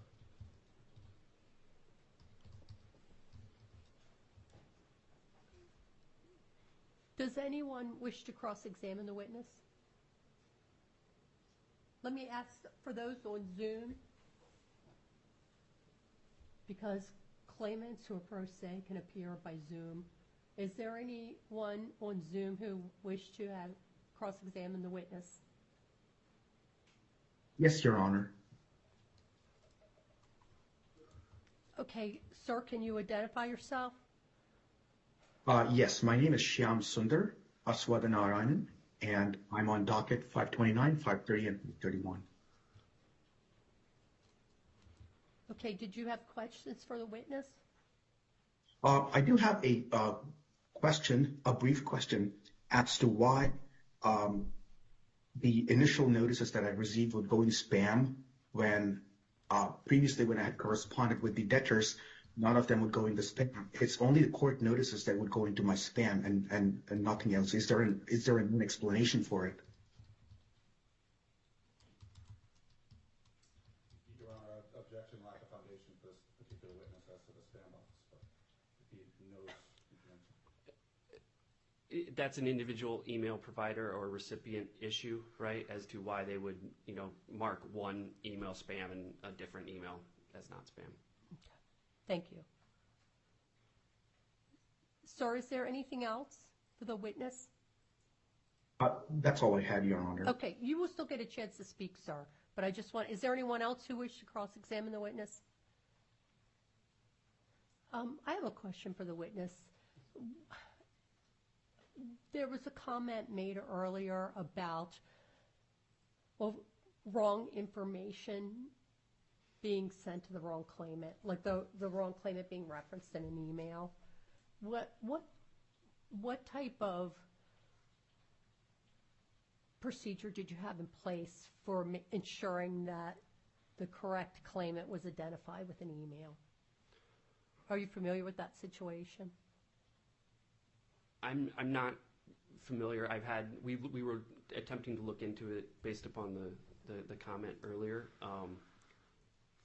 and I didn't have enough time to investigate it. Generally speaking, right, like our emails are effectively like a mail merge, right? And so you have a full omnibus objection list where it has email address tied to all of the data, and then that information is merged into a custom email that is sent to the individual claimant. So if I could stop you there. So the email that sample that I was provided with, what you're telling me is the individualized claimant information is an automated process?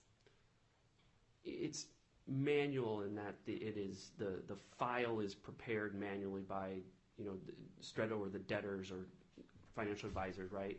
And then when that it essentially is a mail merge, similar to Microsoft Word or Excel to Word, but it's all merged within the email itself. So I'm not aware of any issues with respect to the merge of that data.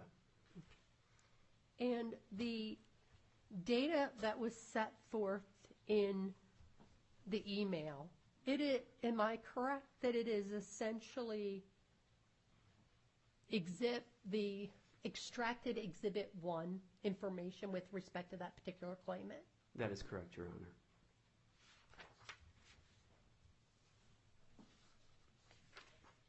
Okay. I just saw somebody appear on my screen.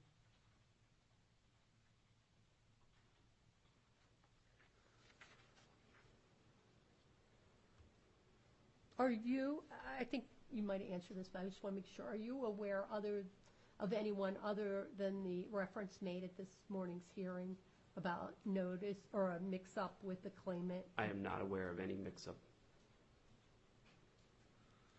I have no further questions.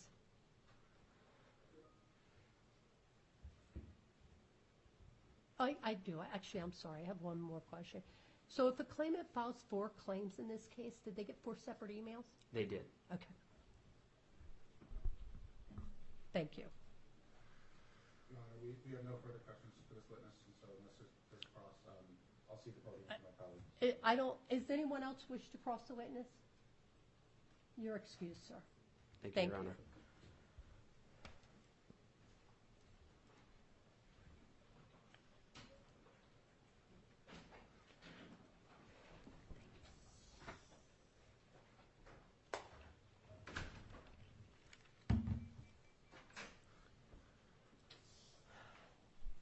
May I proceed, Your Honor? Yes. Again, for the record, Jake Jumbeck with McDermott, Will and Emery, counsel for the debtors. Just want to touch on, the mix-up issue briefly before continuing. With respect to Zap Solutions, that information was sent to, so Zap Solutions, our understanding, is one of the integrators, and for whatever reason, the information that was on file with respect to them was for an individual customer name, not underneath the Zap Solutions name. When this issue came to light, Mr. Beeler was, emailed us. We agreed, of course, we'll adjourn and accommodated that request. And as Mr. Harpuck testified, we're not aware of any other mix-ups of that nature with respect to the service here. Okay, thank you. And while we're sort of touching on some of those responses received, I believe it's pronounced Mr. Sundar. Those responses fall into the unresolved responses to the first omnibus objection we received. If Your Honor would like sort of some background on that situation and our proposed sort of solution here. That would be great, thank you. Sure. So, we have a number of unresolved objections, really two buckets here. The first are with respect to Const LLC, which is more commonly known as My Constant. My Constant was a pre-petition customer of Prime Trust that utilized Prime Trust banking and custody services. On November 17, 2022, My Constant ceased operating, and subsequently, about 5 months later, they posted a notice on their website saying that essentially Prime Trust has your money, go talk to Prime Trust about it. We've only really found out this information very, very recently. So several of the responses to the first omnibus objection we received concern confidential claimant number 4 for proof of claim 280, confidential claimant number 5 for proof of claim 876, confidential claimant number 6 for proof of claim 610, Mr. Sundar with proof of claim 239, Latya Narayanan, proof of claim 240, James Hoffman, who filed a response at docket number 570, as with respect to proof of claim 283, and James Crawford filed a response at docket number 572 concerning proofs of claim 247 and 248, and one more, apologies. Mr. Scott Mason, who filed a response at docket number 570, and that is with respect to proof of claim 1385. Since filing the objection and receiving those responses from the My Constant claimants, the debtor received additional information that requires further investigation. Specifically, the reason we objected was because based on the debtor's books and records, which just reflected sort of an account with My Constant, as well as individual lines that just had under the ledger My Constant, we had those balances at $0. So the debtor's understanding was that they were not liable and that there really wasn't a contract with any of those individuals. Based on the information and documentation submitted with respect to each of the My Constant claimants, that appears that that may not be the case. And again, we really only found out about this as the deadline approached to respond to our claim objection. So for that reason, we would propose that we withdraw those objections without prejudice with respect to these My Constant claims, just because we really need to develop a deeper understanding of the relationship between Prime Trust and My Constant, as well as sort of what the further investigation into those facts will ultimately entail.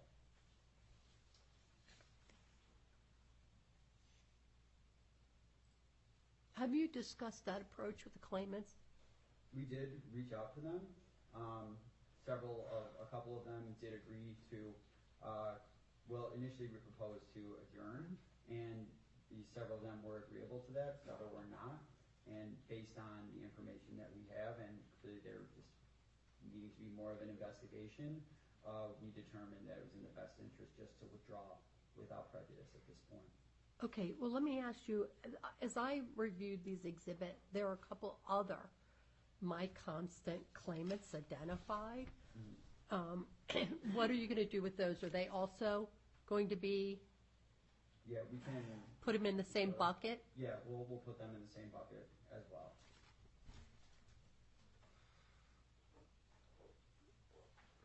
Does anybody, and can you tell me those, if you go off the agenda, if you can tell me which ones we're talking about again, I just want to make sure I got them all.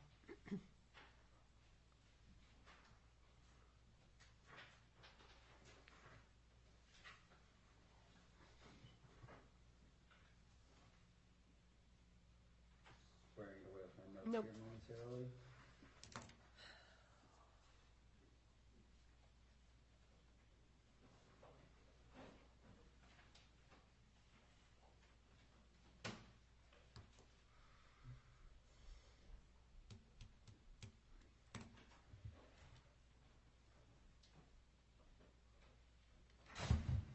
So that is under item number 13,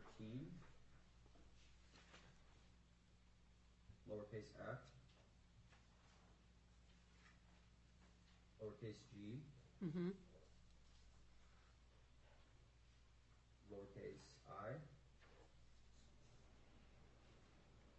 lowercase k,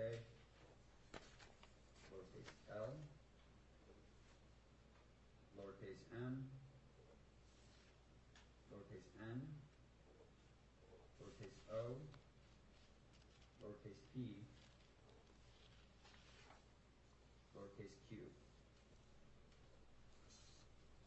And of those individuals, our understanding is that only 4 of them voted for the plan. The others abstained, and that is why we filed the supplemental voting declaration this morning to reflect revised tabulations accounting for those rejections. Accounting for their votes being included, I should say.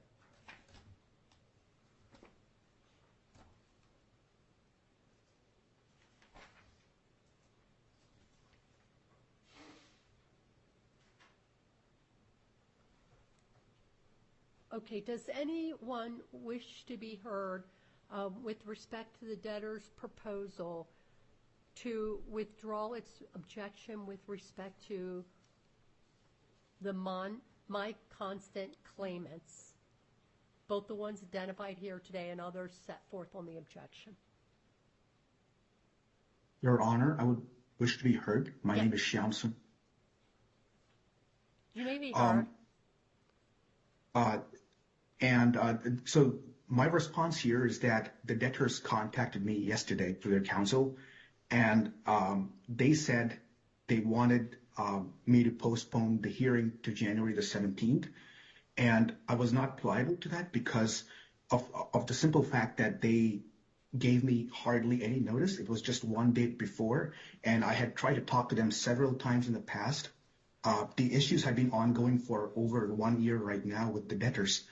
And the CEO of the ex-CEO of Prime Trust, Mr. Scott Purcell, had signed an agreement, a forged agreement, like I had noted in my response, and we were not aware of it, and my consultant was not aware of it either.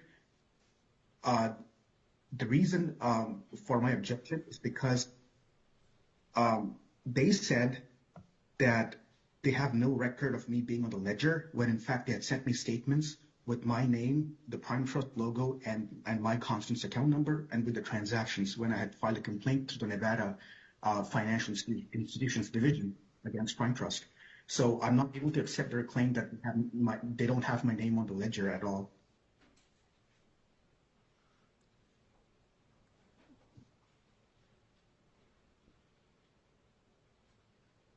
Bear with us a second, sir. Right, so our understanding is that ledger is with my constant. We do not have access to that ledger. And again, they were being one of the integrator customers. Our information on our end just sort of reflected very vanilla, just my constant line items for who exactly these accounts were. And again, this information coming out in response to the documents that they filed is the reason that we're seeking to withdraw, just because These agreements, we were not aware of them. He indicated, Mr. Singar indicated that there might be some issues with them. Again, these are all things that we need to vet far more fully before we can begin to assess these claims. Sir, given what the debtor has represented today, and I understand that you were just contacted yesterday, do you have any objection? The debtors want to withdraw their objection without prejudice to bring it later so they can further investigate based on the information you've provided. I would be okay with that, Your Honor. Okay, sir. So the objection that's currently pending to your claim is going to be withdrawn without prejudice, meaning it could be refiled again in the future. But I would think in the meantime that there will be communication between you and the company or the debtor's counsel. Thank you, Your Honor. Okay? Thank you, sir, for participating. Is there anyone else who wishes to be heard with respect to the first omnibus claim objection?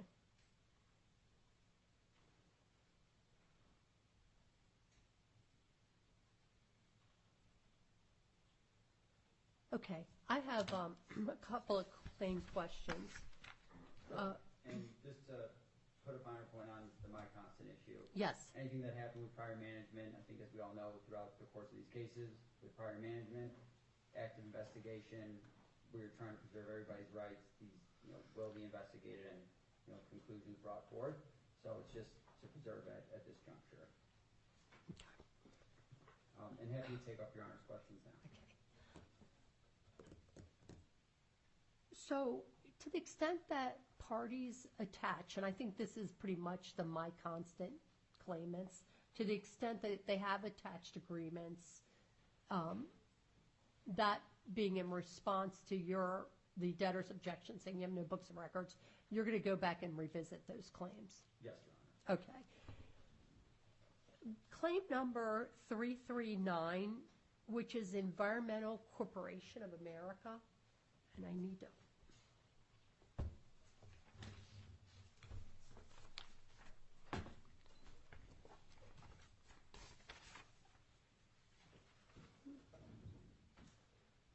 This claim, it attaches an invoice to PrimeCore Technologies.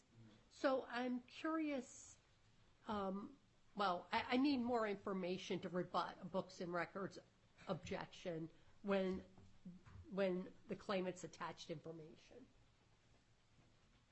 So I'm not sure how this can be part of your first omnibus.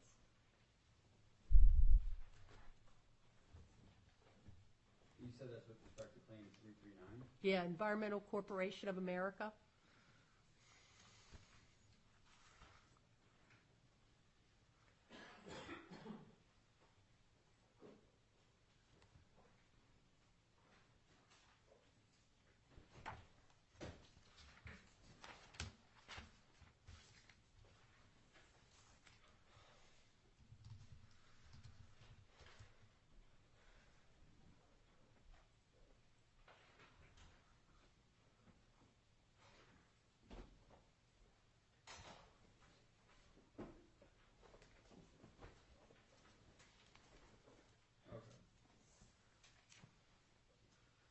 Do you have a copy? I'm happy to show you in the binder. No, I haven't. Thank you, Your Honor. Without sounding snarky, this is why we try not to put 600 of them in one objection, because it's really hard to manage. Understood.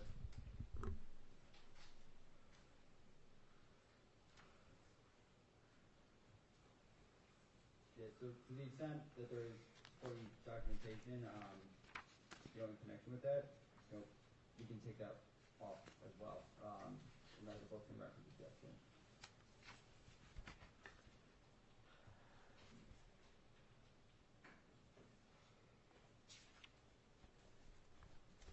Claim number, bear with me, 419, which is at tab 103. This says a creditor's name is my constant, but it looks like it's actually Michael Fleming. Does this fall within the my constant claim objections that are being adjourned? Yes, Your Honor. Okay.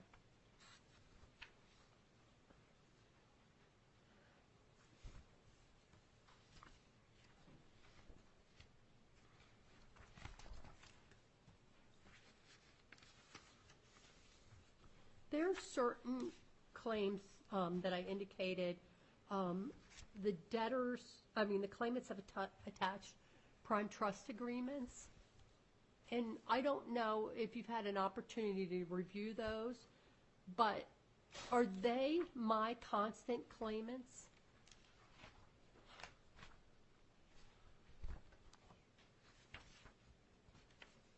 You would have to go back and just review closer, but to the extent that they are. Yeah, we actually have revised exhibits here that we were going to, propose submitting with, a revised order essentially, taking off a number of the my constant individuals. To the extent helpful, I can hand that up to the court. Yes, would you please? Thank you. Mayor Cook? Yes, of course. Thank you. Do you have extra copy of this? We do, Your Honor.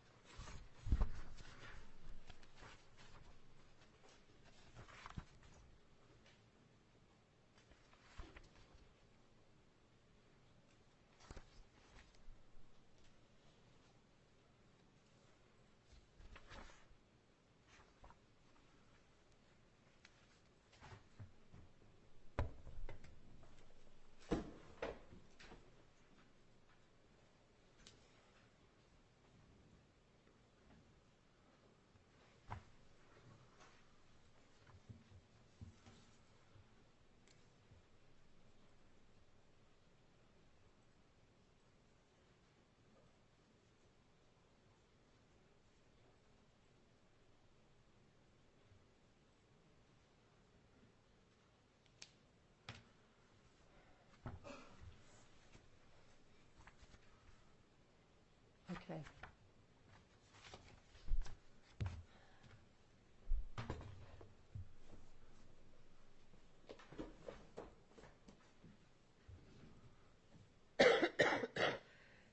Excuse me.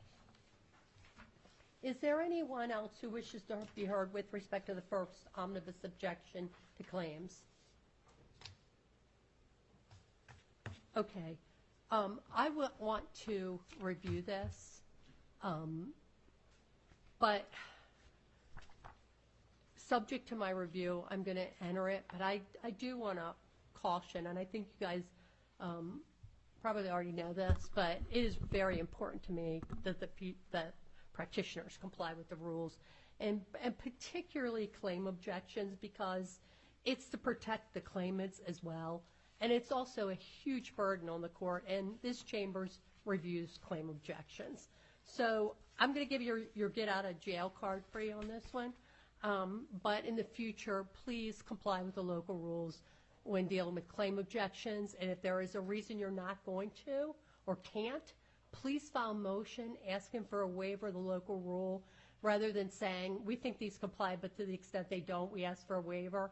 Please do it in advance. So in the future, please address the things we talked about, limitation of the rules, alphabetical order. Make sure the court, when it comes to binders, gets the unredacted copy. So with that.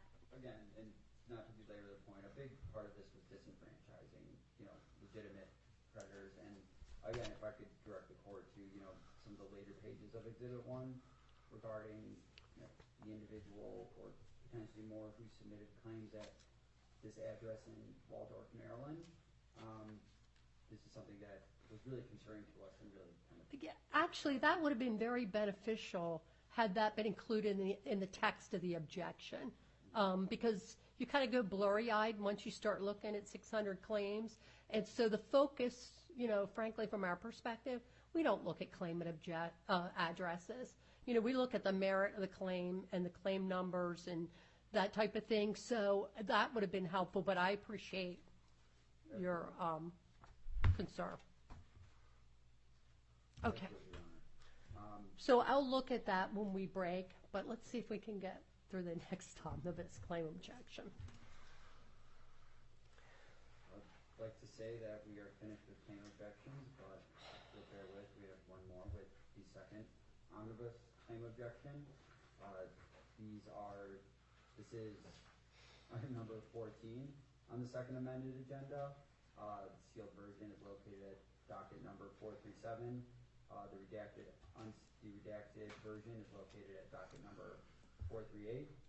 Similar with the first objection, attached was Exhibit A, which was the proposed order, along with the supporting exhibits. Attached is Exhibit B, was the declaration of William Murphy with M3 Advisory Partners LP in support. Mr. Murphy is present in the courtroom and is available to answer any questions that any party may have. At this point, I move Mr. Murphy's declaration into evidence. Does anyone object to the admission of the Murphy declaration into evidence? Okay, I hear no one. So the relief that we requested there is with respect to, again, 3 categories of claims. The first category are the so-called duplicative claims asserted against the debtor, against any of the debtors for liabilities that are already covered by a corresponding claim. As set forth on Exhibit 1, there is maintained that for this reason, the duplicative claim should be disallowed, and only the duplicative surviving claim column, that information should survive. With respect to the second category, the so-called superseded claims, these are comprised of claims that have been amended, superseded by a subsequently filed proof of claim. As set forth on Exhibit 2, the originally filed claim should be disallowed and replaced with the amount set forth with respect to the surviving claim amount column. And last is misclassified equity interest. This concerns proof of claim number 1277. The debtors determined that the claim represented by this proof of claim is actually not a claim, it's an equity interest, so we would just seek to reclassify that appropriately. For these reasons, as more fully set forth in the second omnibus objection and the Murphy declaration, we request that the court sustain the second omnibus objection and enter an order substantiating the form as Exhibit A, attached to. Does anyone wish to be heard with respect to the second omnibus objection to claims?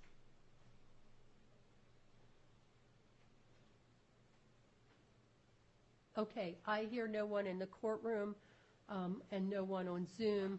I have reviewed the objection in the Murphy declaration. I'm prepared to sustain the objection as to Exhibit 1, the duplicative claims, and Exhibit 3, the misclassified claims, and Exhibit 2, the superseded claims. But let me just caution again that Exhibit 2 was very difficult to review given the presentation of the exhibit. So I think we've said enough on that, and we'll move forward. Understood, Your Honor. So depending how the court wants to proceed, the next item on the agenda that I propose to take up is the debtor's motion for post-petition financing. It is on an uncontested basis, so unless the court thinks that there are a number of questions or clarifications, perhaps we can move through relatively efficiently, but I refer to you overall. Okay. Go ahead. So as I said, presenting item number 16 on the second amended agenda, the debtor's motion for post-petition financing. The DIP motion is located at docket number 523. We're pleased to report, as I said, that we are here on a fully consensual basis to seek approval of the DIP facility on a final basis pursuant to the terms of the proposed final DIP order located at docket number 585. I'd like to thank Mr. Kudia and the U.S. Trustee's Office and Committee Counsel for working with us through this process. We were able to resolve all the comments and questions that they had with respect to the DIP order and the DIP facility. So we're here on a final basis uncontested. Before beginning the formal presentation, we have two witnesses in the courtroom. The first is Mr. Robert Winning from M3 Advisory Partners, LP, the debtor's financial advisor. His declaration is attached to the DIP motion as Exhibit B, docket number 523-2. It addresses, among other things, the necessity of the proposed DIP facility, the reasonableness of the terms, and the reasonableness of the release proposed thereunder.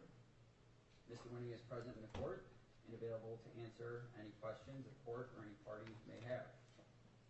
The second witness is Mr. Michael Ash from Galaxy Digital Partners, LLC, the debtor's investment banker. His declaration is attached to the DIP motion as Exhibit C, docket number 523-3, and it addresses the robust marketing process the debtors undertook and able to secure the DIP facility. Again, Mr. Ash is present in the courtroom and he's available to answer any questions that the court or any party may have. At this time, I move to offer both declarations into evidence. Does anyone object to the admission into evidence of the Winning declaration at docket number 523-3 or the Ash declaration at docket number 523-3? I hear no one. The declarations are admitted. The original DIP motion was filed at docket number 523, and as exhibit, it included the proposed final DIP order, which was subsequently amended at docket number 585, the executed DIP term sheet, which was attached to the proposed DIP order as Exhibit 1, the DIP budget, which is attached to the DIP order as Exhibit 2, Mr. Winning's declaration, and Mr. Ash's declaration. As indicated in those declarations and in the motion itself, we have obtained a commitment to fund a proposed $10 million debtor-in-possession financing credit facility that lays the foundation to ensure the wind-down debtor is appropriately capitalized following the effective date.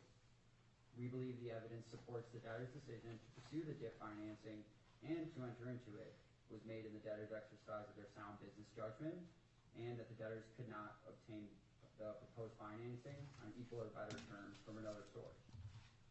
And I think it's important to note that, as reflected in Mr. Ash's declaration and Mr. Winning's, this is not only the best source of post-petition financing, it's actually the only source.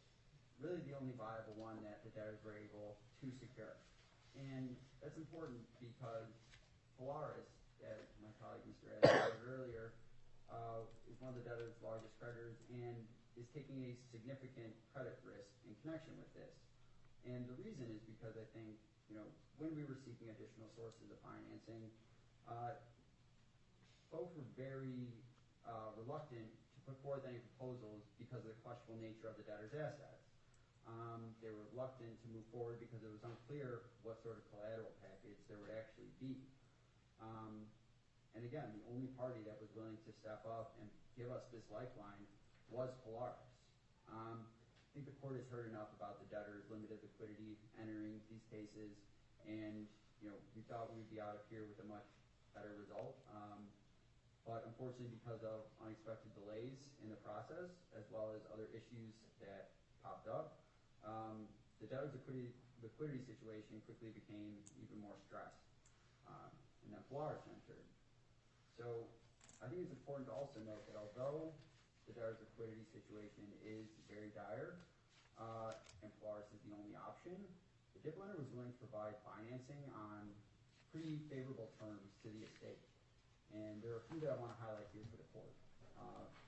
The first is that the DIP facility is interest-free for a period of time. The DIP lender has agreed to provide the DIP on an interest-free basis through the maturity date, so long as the debtors are not in continuing default.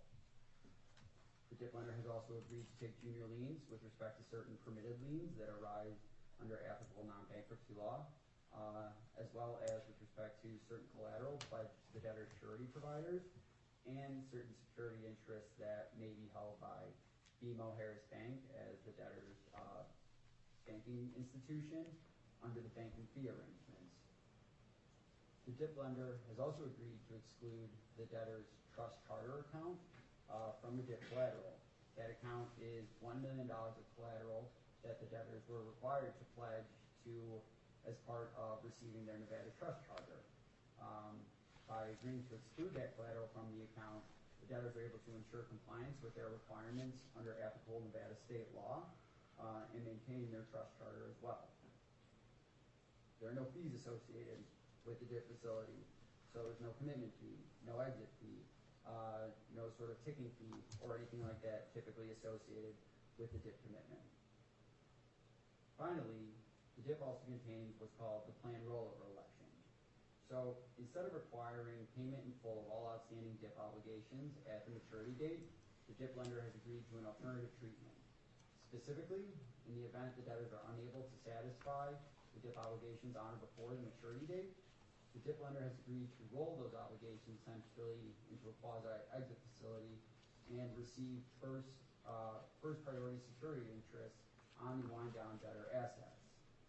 In doing so, the DIP lender is providing the debtors with the flexibility to ensure that the wind-down budget is appropriately funded. And to the interest point earlier, again, that rollover includes a 12-month interest holiday, and even after interest begins to accrue on the DIP loan, that interest rate of 7.5% is quite reasonable, especially one, for distressed financing period, and two, in this interest rate environment that we're in now. Now, I think something that we want to highlight here that is really important and we want to be fully transparent is the DIP lender's commitment to provide the DIP facility did come with a condition that is relatively common in post-petition financing. It came with a release. So while not typically too controversial, as we detailed in the DIP motion and the winning declaration, Polaris was a customer of the debtor's pre-petition. And in the 90 days preceding the petition date, Polaris withdrew approximately $30.9 million from its account at Prime Trust, while depositing approximately $150,000. And again, those three withdrawals occurred in the 90 days preceding the petition date. And as I noted, a condition to the DIP was the release of those claims. The debtor's release is appropriate based on the facts and circumstances here, mainly because of the facts of these Chapter 11 cases, the beneficial terms that the DIP lender is willing to provide credit on, the significant credit risk that the DIP lender is taking in connection with these cases, combined with expensive, potentially time-consuming litigation that would result, as well as potential viable defenses that Polaris has asserted it has and will defend aggressively. Can I stop you there a second and ask you a couple questions? One, what is Polaris priming? So, it's a great question. Under the debtor's understanding is because we do not have your typical all-asset pre-petition secured credit facility, that there really are no valid pre-petition liens encumbering the debtor's assets. That is borne out by our investigation and due diligence process as well. However, Polaris was not willing to lend other than on a priming basis. So to the extent that there are needs out there that they are priming to that extent, again, our understanding is we don't believe that there are any. Again, that is why there's certain language with respect to 552 waivers. Again, to the extent applicable, those apply. But overall, we're not willing to lend other than on a priming basis. And with respect to things that have already been pledged as collateral, like the surety collateral, and any property or assets held by BMO Harris Bank that may be subject to their security interest, they're going to be taking and agreed to take a junior lien on those assets. Right, and those parties received notice. Yes. Okay. So it appears in this transaction that Polaris is settling its ownership issue. Is that without prejudice to other parties' arguments related to ownership? In that, is the Polaris situation solely confined to Polaris itself?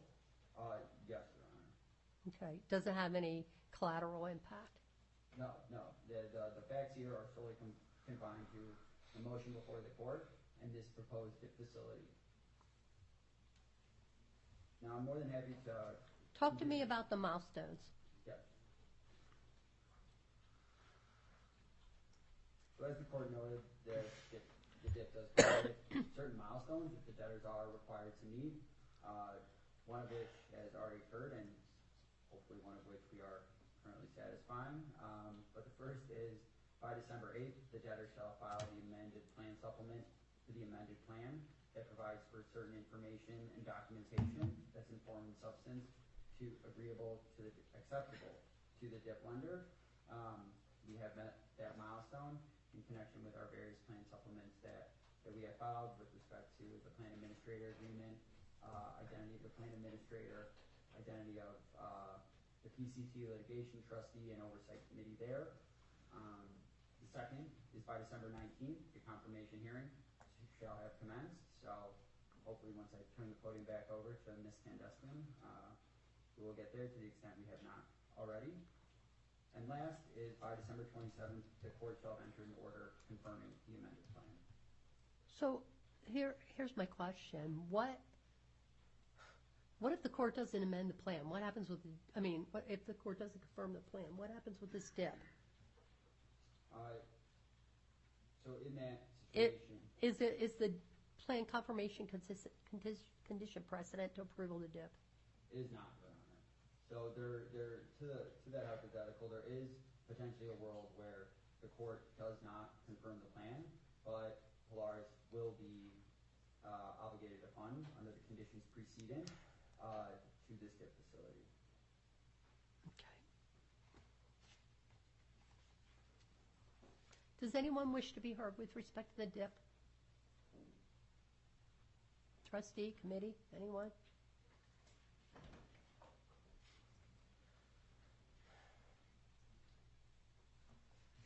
Your Honor, Robert Stock from Brown Weather Company. We know that we're in support of it. This was actually negotiated with the committee as well after it was first negotiated with the company. So we did have a say in this. We believe it's reasonable under the circumstance, and I'm happy to answer any questions on behalf of the committee's perspective. No, thank you, Mr. Stark. Anyone else wish to be heard? Okay, so. Your Honor, if I may, and again, Dr. Jake Johnbeck and Colonel Will Emery for the debtors. There are 2 points I want to make with respect to collateral and the property of the estate. The first is with respect to the collateral. Given that this came about late in the game after the Swan agreement, the Swan license agreement that the court already approved was pretty much baked, and we were just waiting for court approval there. Counsel for Swan reached out and requested that we make a statement on the record just to the effect that its own interest in the license agreement and certain terms thereunder are protected, and that the DIP lender is not seeking to interfere with those rights. So we were able to negotiate a statement on the record that we'll read in now. Okay. The DIP lender confirms that it has reviewed an unredacted copy of the license agreement between the debtors and Electric Solidas, Inc., doing business as Swan Bitcoin, and confirms that it will not exercise rights with respect to its collateral in a manner that will interfere with Swan's rights under the license agreement or Swan's exercise of its rights under Section 5.4 of the license agreement. Counsel for the DIP lender is in the room, so I don't want to speak for them, but they did confirm that they agree with this statement, as well as local counsel for Swan is here as well, to the extent the court would like confirmation from them. Does the DIP lender consent to that?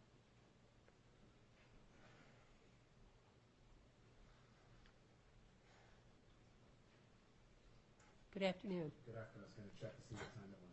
Good afternoon, Ryan Bartley of Young Conway on behalf of Polaris. Yes, we do confirm that that representation is correct. Okay, thank you.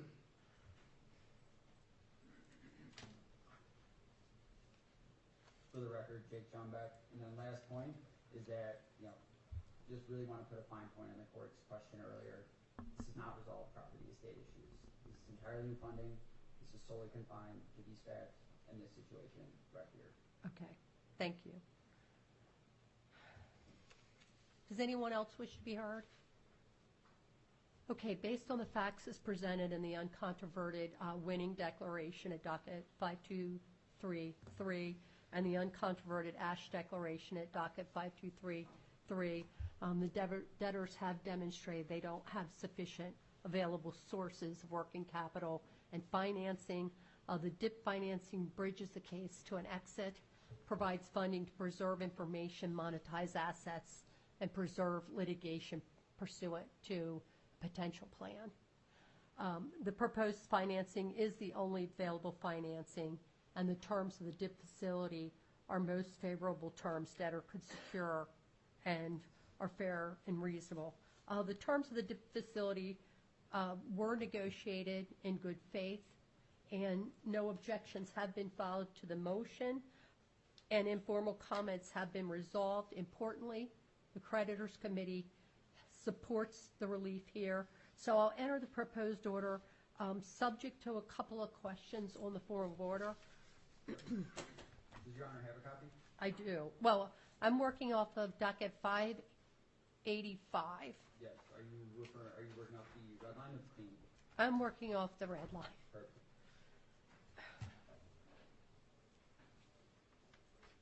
And some of this just may be the speed of reading things, and you all are a lot more familiar with these documents.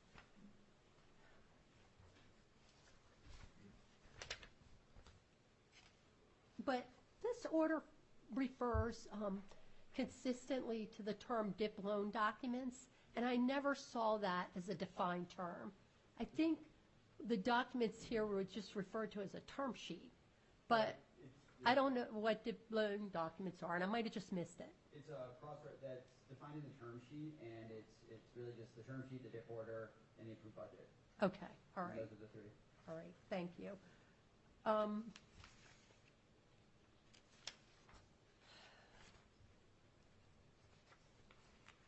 Paragraph 1. Now that I know what the DIP loan documents are,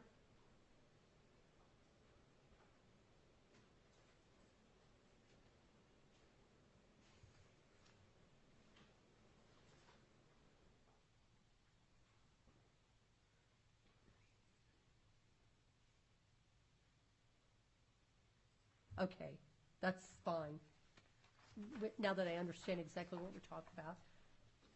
Paragraph 5, this was just, I'm assuming this is negotiated between the parties, but in line 5, in paragraph 5, redactions customary for this court.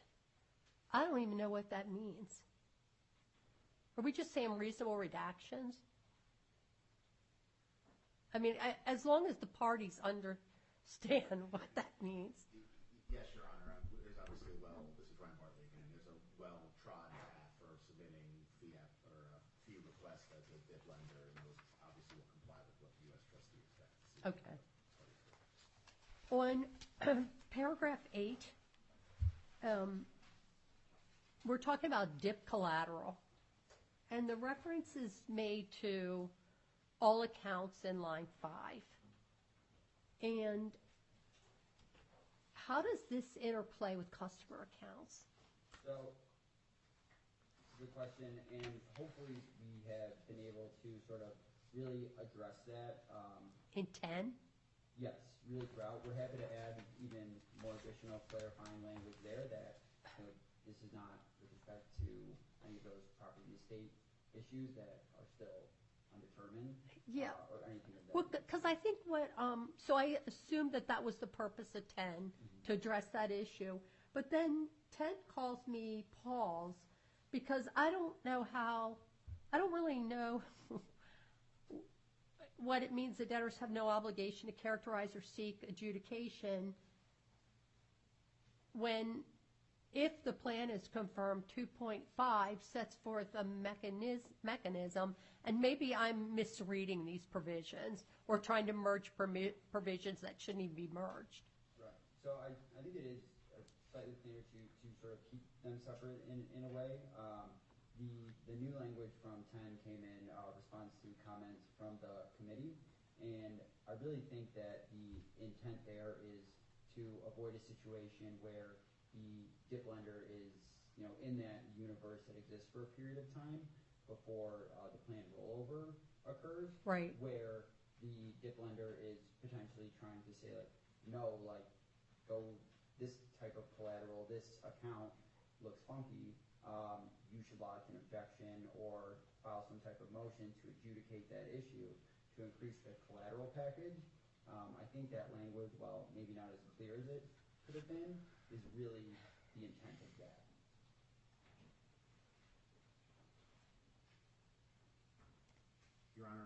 Oh, yes, thank you. I just want to add one thing, and I might have misheard Mr. John Beck earlier. If we do the rollover, our liens actually go away. So the universe where we're in the plan account treatment protocol, we will have ceded our liens, and we're just simply a senior creditor under the plan getting paid before the unsecured creditor. So in our view, there's hopefully a very short period of time where we actually are a secured creditor as opposed to a priority creditor under the plan. So if your concern is whether there's a conflict with the plan's provisions for account treatment, we won't have collateral interest once the plan's confirmed it becomes effective because our liens go away and we just get a senior priority payment. Your Honor, Tristan Axelrod, Brown Rudnick for the committee. May I be heard very briefly? Yes, of course.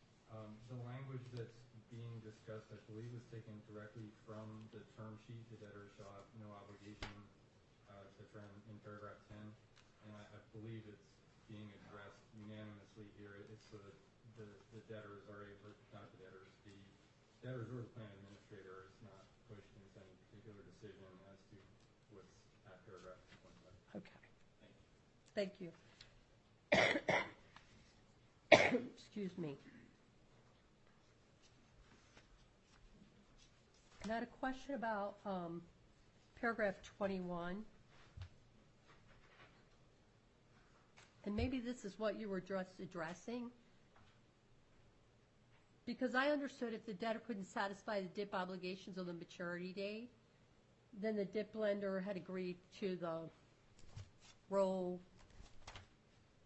plan rollover treatment. Yes, and we made that clear, I believe, in paragraph 13, where we added, in response to the committee, in accordance with the treatment of DIP claims as provided in the plan. We can add clarifying language there to sort of reflect, that plan rollover concept as well to address that. Yeah, because it looks inconsistent to me. Yeah, we'll add clarifying language there. And I'm assuming that the Polaris parties are defined in the term sheet. I didn't go back and double check. They are, Your Honor, and... I'm getting nods. Yeah, Okay, so if you, I did have one other, and this is an easy question, but I'm just curious. So paragraph 3 talks about borrowing an original principal amount not to exceed $10 million. Is it anticipated there'll be additional borrowings thereafter?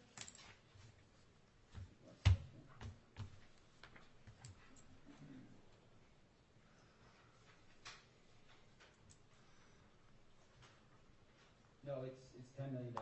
Okay. Single draw. Okay, terrific. All right, so if you'll get that black line and uploaded, we'll get it entered.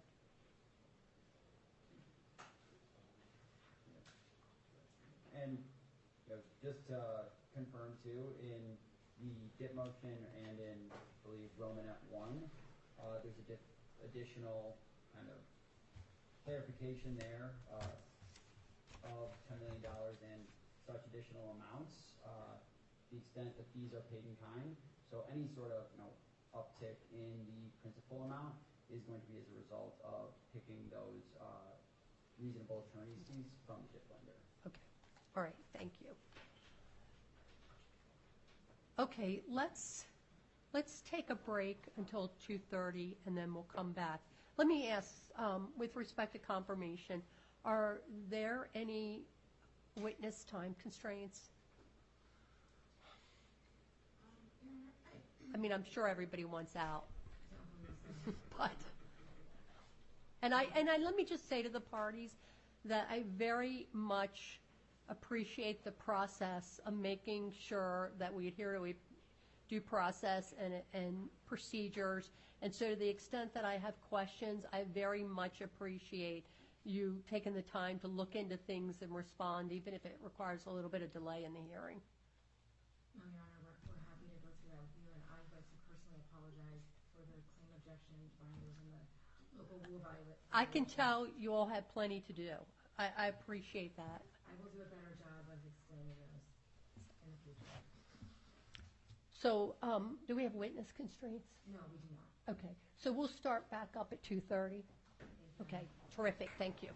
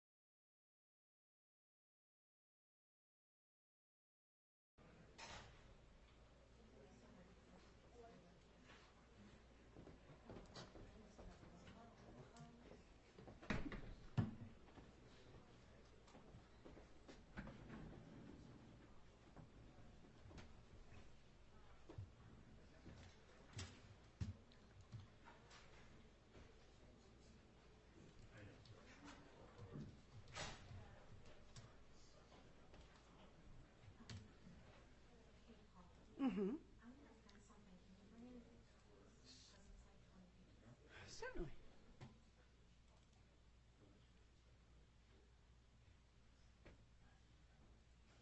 Mm-hmm.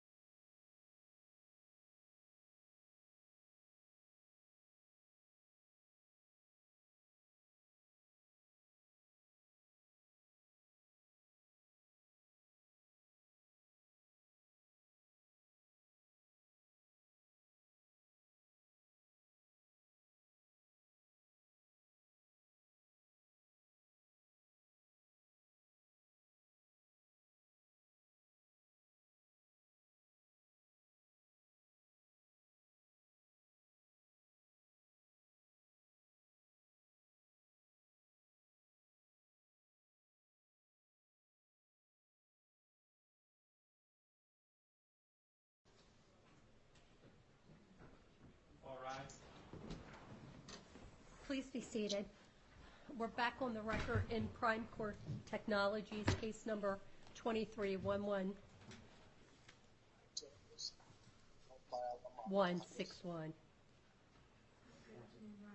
Once again, for the record, Mass Campbell of McDermott Will Emery on behalf of the debtors. I'm sorry to interrupt you. If you are on Zoom, please mute your line. Thank you.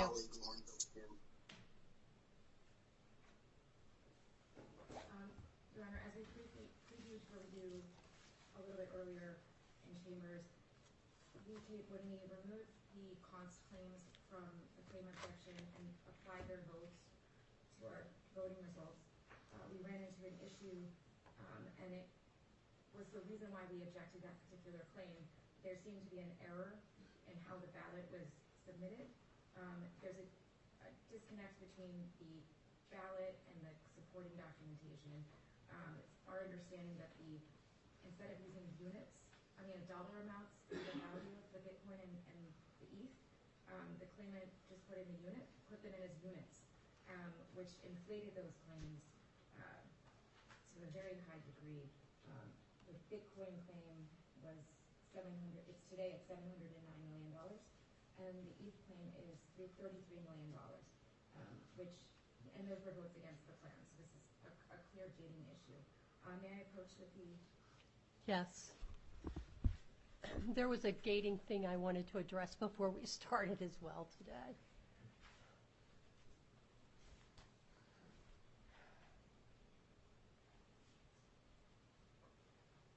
It is my understanding the claimant is on Zoom today and is willing to clarify what her intention was when she submitted the claim, and accept that we are going to seek to reduce her claim for voting purposes. Okay.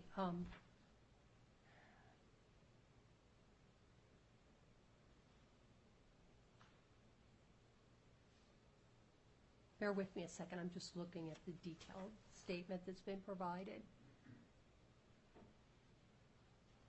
And the two charts I provided you, one takes that claim into account and one doesn't.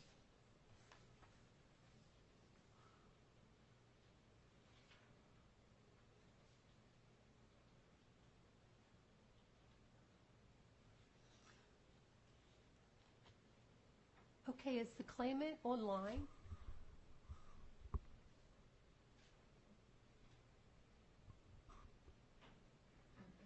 Claimant confirm that she's online, please. Oh, hello. Yes, I am. Could you identify yourself, please? And do you have a camera? Can you be shown on Zoom? Yeah, I can. 1 second. Hello. Hi, good afternoon. Thank you for appearing today. Oh, yes, thank you so much. Yes, my last name is Ching, C-H-I-N-G, and my first name is Y-I-J-O-U. And with respect to the claim you filed, did you intend to file the $16,757 as units of Bitcoin or as the dollar value of your Bitcoin? The dollar. Can confirm. And the same for the ETH, the $15,352. That was, so you meant to include that as the dollar value, not the units you hold. Yes, that is correct. The dollar value. And do you have any objection to us adjusting your vote to reflect that? No objection. Thank you.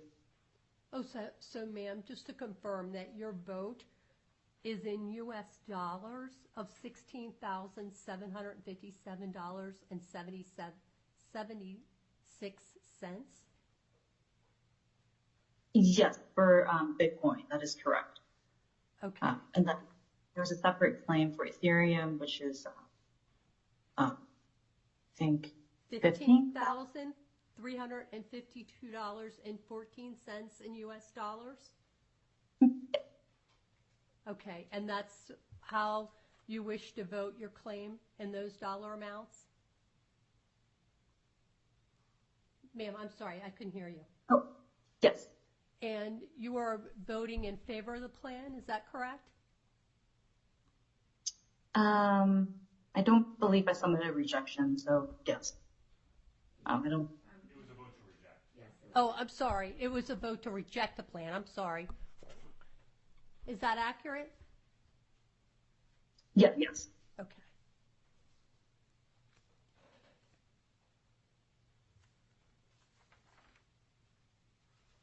I don't have any further questions. Does Your Honor have any? I do not. Does anyone else? Let me ask, ma'am, if the debtors were asked to file with the court a stipulation that just indicated that your vote was in U.S. dollars that we just stated on the record, would you sign that stipulation for purposes of the record? Sorry, could you repeat that? Yes, if the court asked the debtors to file a stipulation indicating what your claim is in dollar amount, that it was supposed to be in dollars, would you sign that stipulation? Well, Yes, okay, thank you, ma'am.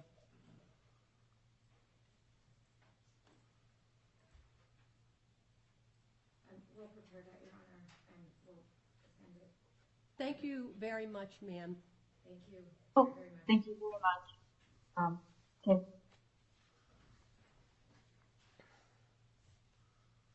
Your Honor mentioned another gating item.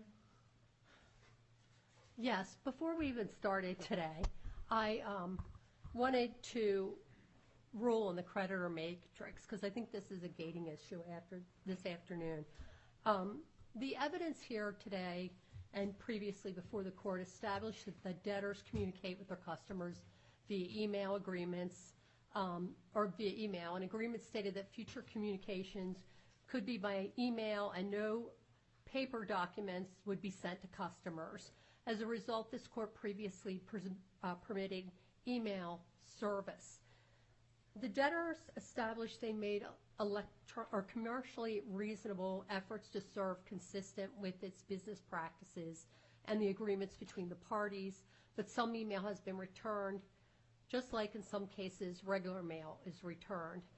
The evidence showed that after receiving undeliverable email and analyzing the email service and assessing service issues, the debtors determined to service via mail those parties they identified as creditors in their statements and schedules. The debtors determined, based on their analysis, not to serve the remaining customers by mail, some of whom they do not have mail addresses.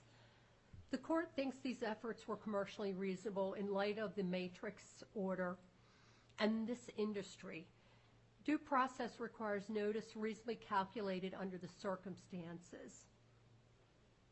I am considering the debtor's motion as a supplemental motion under 105, Bankruptcy Rule 3018 and Bankruptcy Rule 2002, and not a motion to amend. I am not willing to vacate a prior order under these circumstances, particularly when mail service was made in part.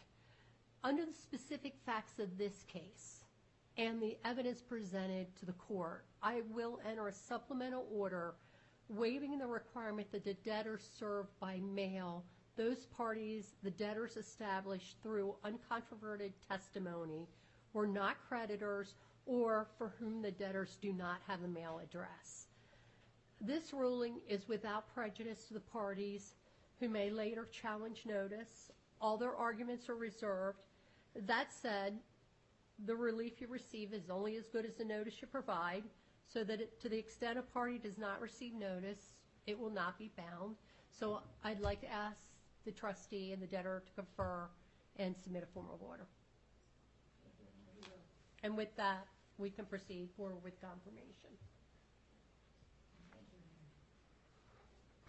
So, Your Honor, item number 17 on the agenda is the debtor's request for the court to approve the disclosure statement on a final basis and confirm the debtor's Chapter 11 plan. I'm pleased to report, after the colloquy we just had with the claimant, that we have a nearly consensual plan before your court with overwhelming support from our creditors, as well as the support of the committee and the DIP lender. At the top of the hearing, I introduced Mr. Weiss, Mr. Murphy, and Mr. Carpet, each of whom has submitted declarations in support of confirmation. Mr. Weiss's declaration is in support of the plan that was filed on December 12th and appears at docket number 558. We have some changes to that, which we'll go through in a little bit, that resolve additional concerns. I'm happy to hand up the red lines now. Okay, that would be great. Thank you. Thank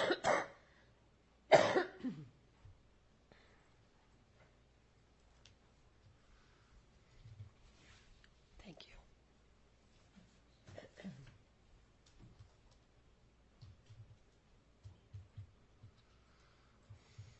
Mr. Weiss's declaration speaks to the terms of the plan, including that they were the product of extensive arms-length good faith negotiations and represent the sound exercise of the debtor's business judgment. It also speaks to the justification for the release, exculpation, third-party release, and injunction provisions, including the proposed treatment of the released employees, as well as all of the ways that the plan satisfies the applicable elements of sections 1122, 1123, and 1129 of the bankruptcy code. Mr. Murphy's declaration was filed on December 12th and appears at docket number 559. And his declaration focuses on the revised liquidation analysis, best interest test, and speaks to the feasibility of the plan. Lastly, Mr. Cartwright's declaration, there were now three. The first one appeared at 582. It was supplemented this morning at docket number 618, and it was just supplemented to address everything that we just discussed at docket number 624. And that discusses solicitation, balloting, the tabulation of votes, and sets forth the results of those votes. And what's the number of that? 624.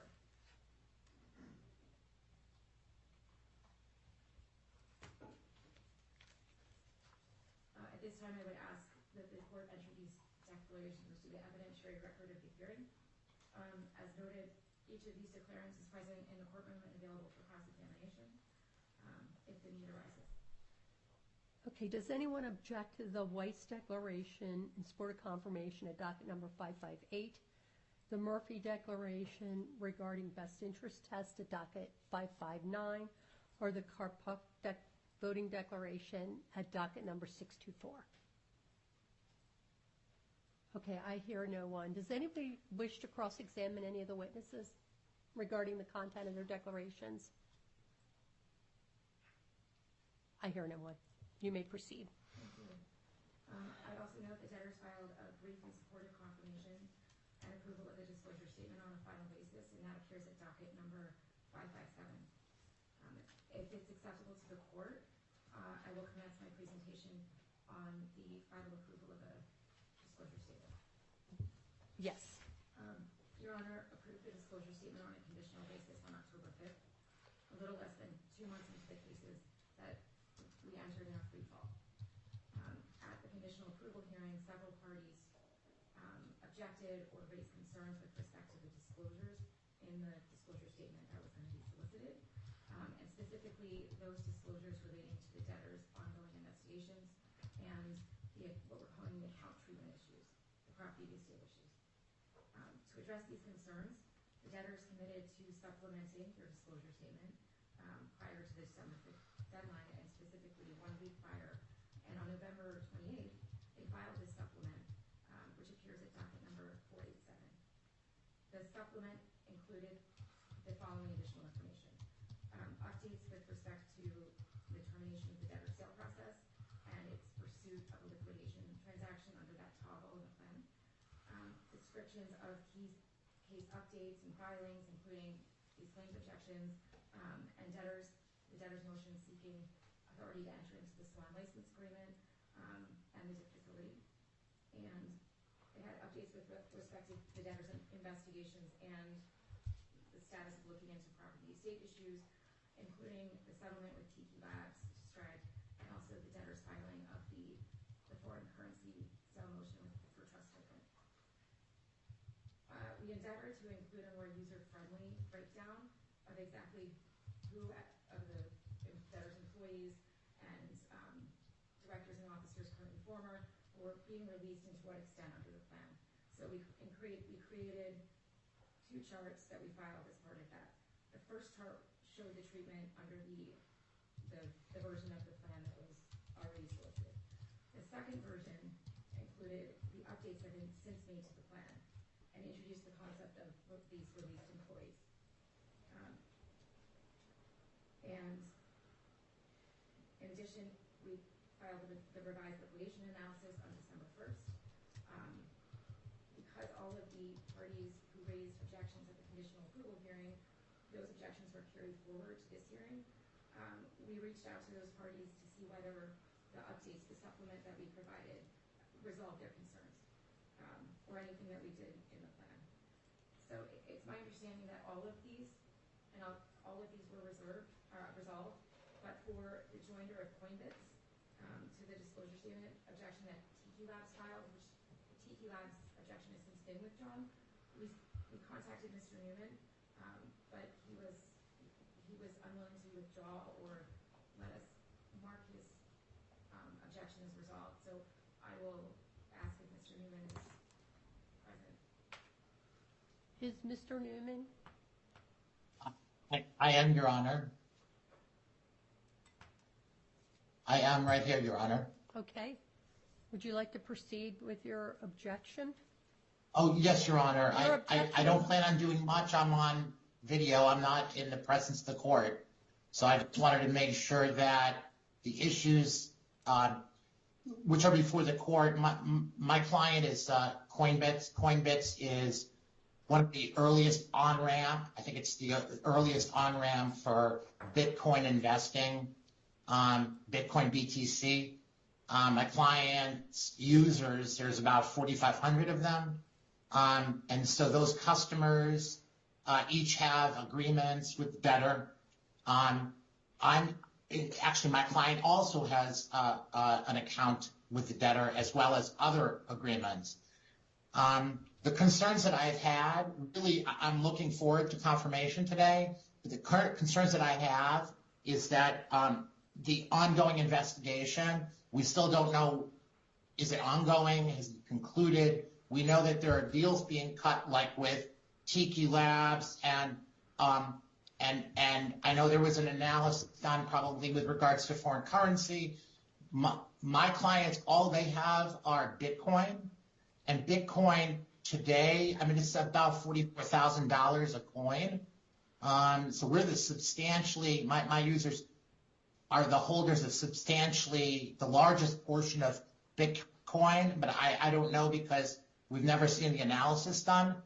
I'm just hoping that the debtor is prepared right out the gate to deal with BTC issues, because I know that the most important thing in this case actually is not what the debtor's doing, but the debtor has a piece of software. It's called Fireblocks. And Fireblocks, and I'm not a paid advertisement for Fireblocks, but it's a key grid, a key technology that's key to making sure that individual ownership can match up to specific digital assets. And it's an important, very expensive agreement. I think it was just added to the list of agreements that's going to be assumed. It's a seven-figure cure amount. And so the longer this case goes, especially holding Bitcoin, where there's really no basis to continue to hold that Bitcoin, and if the debtor has already done their analysis, it should be pretty clear that Bitcoin should be then back to the owners of it. That was the whole purpose of this process. I'm just hoping now that the procedures aren't going to go out artificially for 120 days. I think BTC being the most valuable digital asset, in fact, it's the recognized currency of El Salvador, that this specific currency that's so valuable needs to be dealt with right away, right at the gate. It's too much risk for the estate to hold. It's too expensive for them to continue to hold under Fireblocks, which is critical to the success of this case. And, the sooner they get these assets to holders, the better. And this is not talking about fiat. It's talking about BTC.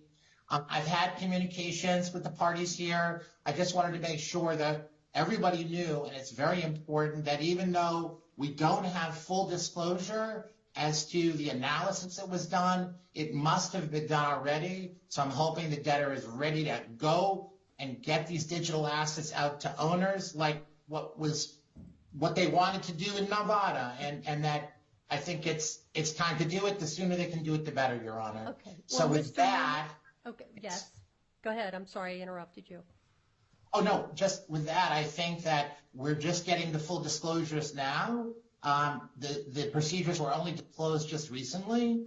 I think there were just changes recently with regards to sharing of costs. And in light of all the moving pieces and parts, I just wanted to hold out my objection and make sure and clear that there's a lot of incentive for this estate to deal with Bitcoin first, the most valuable digital asset here, where people have not been able to exercise their property rights for 8 months now. Okay. So with that, Your Honor, I'm fine with having my objections resolved. I think it was an important opportunity for me to express the concerns, I think, a lot of customers and our customer base. I appreciate you wanted an audience, and I think you got it today. I think that everyone has heard you, Mr. Newman, so if I understand you correctly, your objection to the disclosure statement is resolved. Yes, Your Honor. I look forward to resolving the return of digital assets as promptly as we can with in a post-confirmation world. Okay, terrific. Thank you very much, Mr. Newman. Thank you so much, Your Honor. Just to put Mr. Newman's mind at ease with respect to the Firebox issue, we were able to, as you mentioned, we added them to the assumed list that we filed yesterday, and we made a correction today, this morning. We were able to secure a 2-year contract at a reasonable amount and resolve their claims at the same time. So we're good there. I don't, it's not a hugely expensive item anymore that we won't be able to maintain. Mr. Newman, I hope that satisfies your inquiry this afternoon. Thank you, Your Honor, and I do appreciate all the time that was spent by counsel in this case. Thank you. Have a great afternoon. So, Your Honor, based upon the record established at the conditional approval hearing, the reasons set forth in our brief, in consideration of the Weiss Declaration and the Murphy Declaration, in consideration of the disclosure statement supplement, and given the lack of any remaining objections, we would ask that you approve the disclosure statement on a final basis as having adequate information under 1125 of the bankruptcy code. Okay, I will rule when I rule it once. But, and if you would like a cough drop, help yourself. Welcome to the contagious courtroom.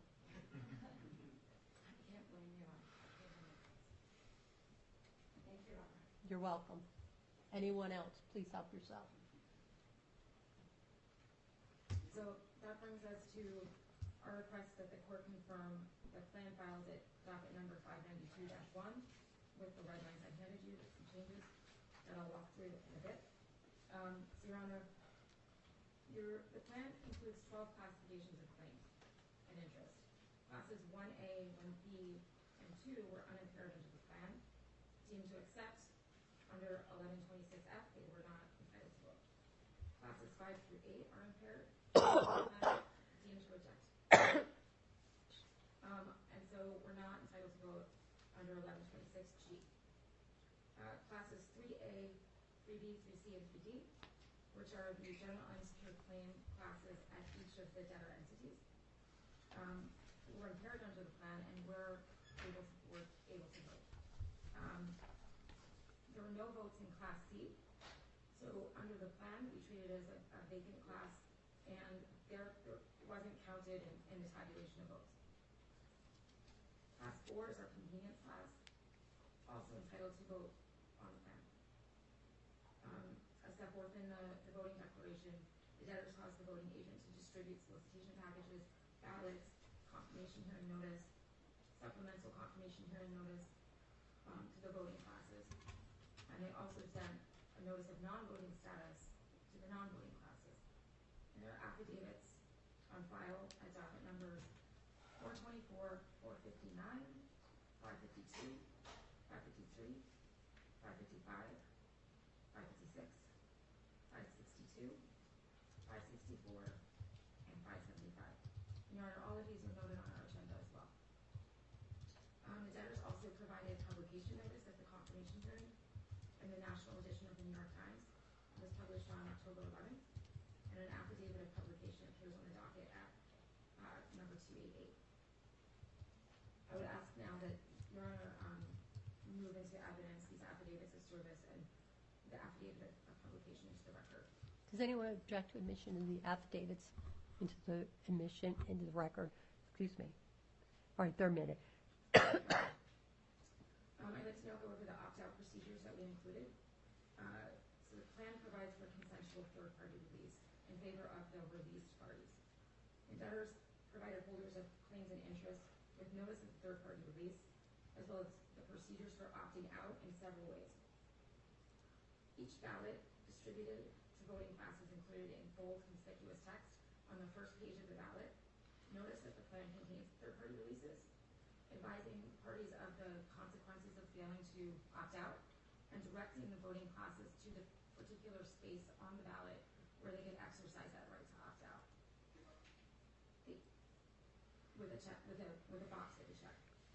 The confirmation hearing notice, also in conspicuous bold text, included the full text of the release, exculpation, and injunction provisions, and explained the consequences of failing to opt out of them. And to ensure the non-voting classes also had an opportunity to opt out of the releases, we included an opt-out procedure in the notice of non-voting status.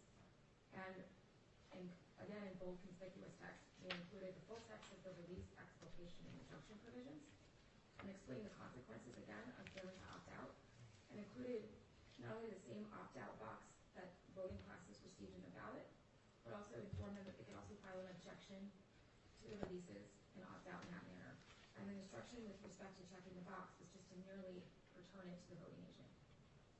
And there are parties who avail themselves of this procedure, both of the procedures. In addition, the publication notice included bold conspicuous language of the existence of the releases and exculpation provision and injunction provision. Turning now to the voting results. There are 5 classes of claims entitled to vote, as I just mentioned, all of the subclasses in 3, and class 4, the convenience class claim. And we disregarded 3C because it had no votes. The most recent, on the second supplemental voting declaration.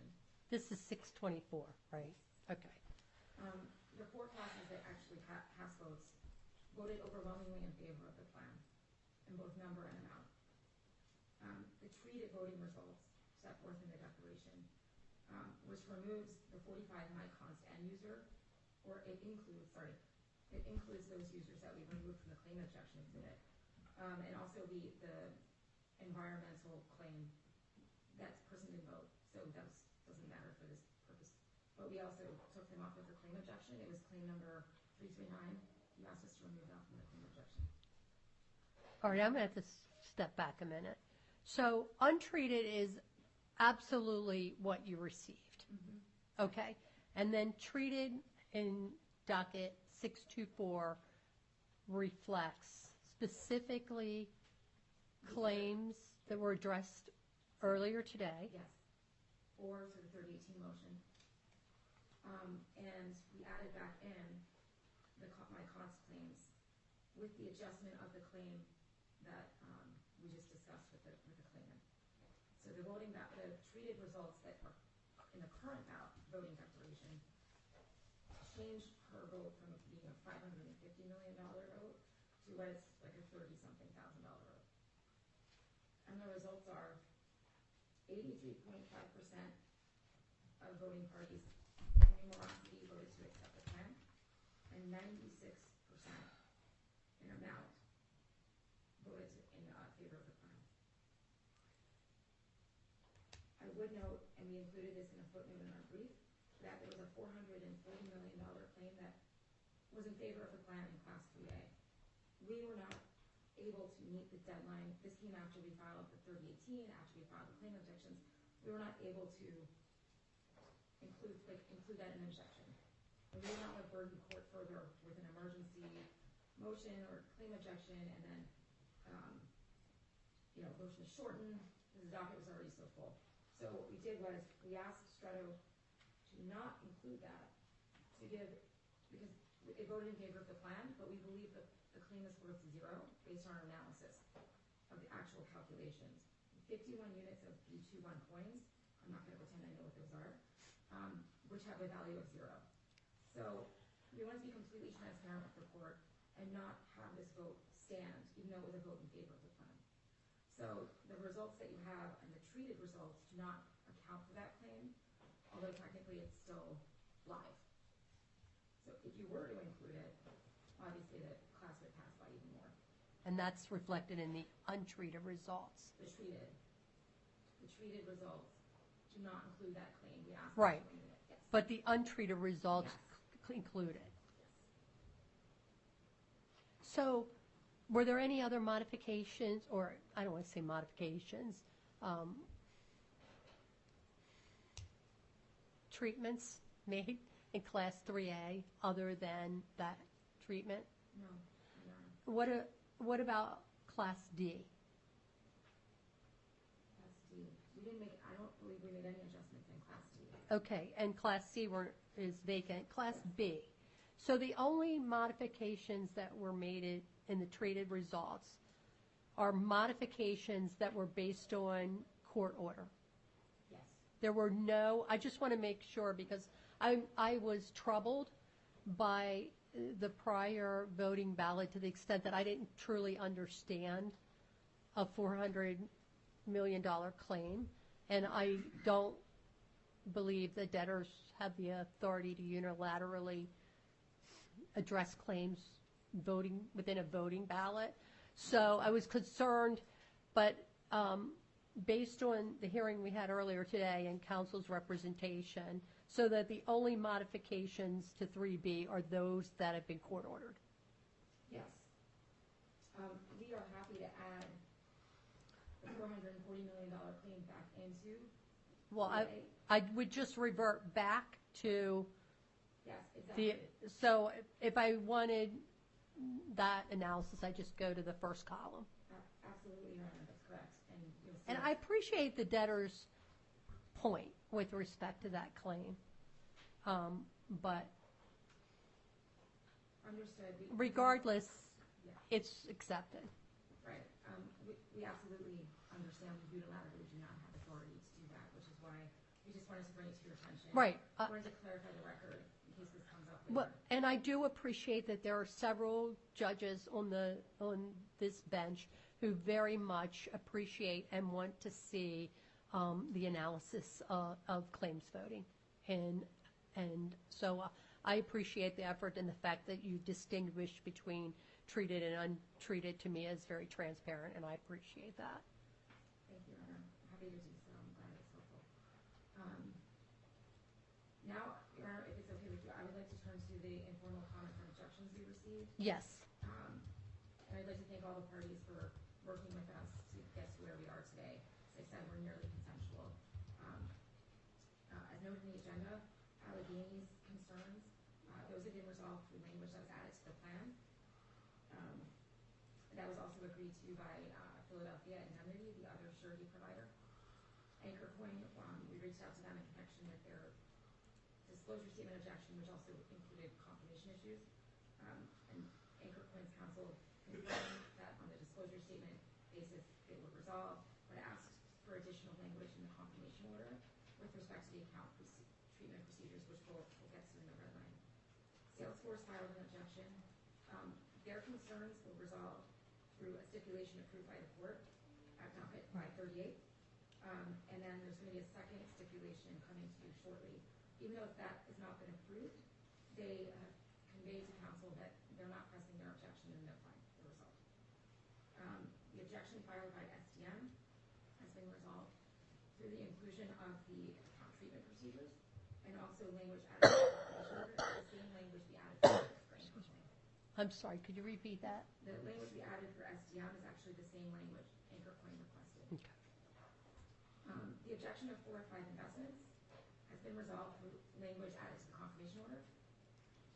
In addition, we received informal comments from the SEC, and we've incorporated those into the plan and confirmation order. So other than the USRC's objection, which I'll discuss in a second, all the other objections were either reservations of rights, which weren't formal objections to the plan, or have been resolved. The U.S. trustee filed an objection at docket number 550. Prior to filing the objection, we worked with him to resolve comments and concerns that he had for us. And we did a few things for him, several things. One of them was to remove this concept of related parties from attaching that to the release, the debtor release and the third-party release as by relation. And we also removed all of the language in the plan that spoke to the plan being a settlement. And then following the filing of the objection, we worked with him to make additional changes to the plan. The primary change was to scale back what we had in the exculpated parties definition to not include, consistent with what I understand is your judge's prior rulings not to include prospective exculpation for entities that aren't in existence yet, and also to remove the released employees. Only the officers, the current officers, would be included. And we also, we just get them back to all the fiduciaries. And we can go through that language as well. So the employees are out? They're out. Okay. It's only the current officers. And they were in there before. It's just we sort of added the released employees as a... Right. Yeah. But they're not in there anymore. Okay. So it was like 24 of them? Yes. Okay. The debtor's understanding that the U.S. trustees' remaining objections relate to this released employee concept. Basically, the release of the preference claims that the debtor holds against these 24 employees, and the expanded scope of limitation of liability to insurance proceeds from not just 98F wallet causes of action, but all non-released D&O claims, which is 98F is a subset of those. And acknowledging that some of these employees never received any of that treatment. Some did, and are receiving expanded treatment, officers did. But to the extent they were not a current officer, they're now receiving that treatment. So... Can I interrupt you for a second? Please. I just got a ping that it's the time for the TrueCoin status conference. Is TrueCoin on the line?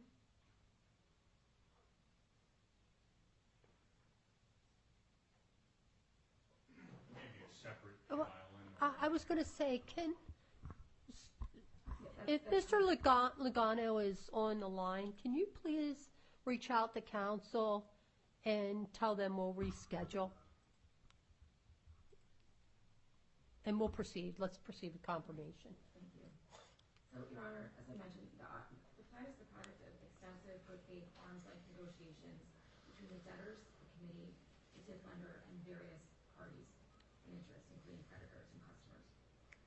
In our brief and supportive confirmation, we laid out all of the compromises, reasons why the plan satisfies 1122, 1123, and 1129, and therefore should be confirmed. And I'm happy to go through each element. Otherwise, if Your Honor would like me to, otherwise I would propose to highlight some key features of the plan. You may highlight key features. Thank you. So we talked about at the beginning of the hearing this concept of account treatment procedures and why we filed them, to address concerns that customers were explaining or conveying to us both informally and formally that there was not a lot of clarity on when these issues would be decided and who had to bring the motion and any of that sort of process. So by doing this, these procedures were heavily negotiated between the committee, the debtors, and the TIF lender. And I want to thank them for bearing with us and working so hard to put these in a good spot. And the plan administrator-elect also participated in these discussions. And the second was to make sure that there was an orderly process that would not sort of result in like a run on the bank, but a run on the court. And, so we were also thinking of you. Thank you. Among other things, these account treatment procedures, they provide an outside date of 120 days. The wind-down debtor will notify customers as to which category of contract they belong in, whether it's a legacy contract, a bespoke agreement, or the standard MSA that the debtors use, as well as providing an estimate as to when the wind-down debtor expects to come to a conclusion with respect to those issues, the property estate. They also include notice and opportunity to object to both the wind-down debtor's determination that something is property of the estate, and also that it's not property of the estate, and that to object both to the finding that it's not property of the estate, and also the intent to distribute the currency, whether fiat or cryptocurrency, to the customer. And we felt like those procedures appropriately redressed the concerns but also while also giving flexibility for the parties to meet and confer, so that they could work together to bring an orderly, even more orderly process to the court. Turning now to the releases and exculpation, the debtor release. In Article 10.4 of the plan, these are the releases granted by the debtor to the released parties. Under the plan, the released parties are the debtors, the wind-down debtor, the special committee, the creditors committee, the released professionals, and the defender. That's it. No employees, no directors or officers, nothing. And as I mentioned earlier, we removed all related parties that could have captured all these people. We ripped all that out from the definition.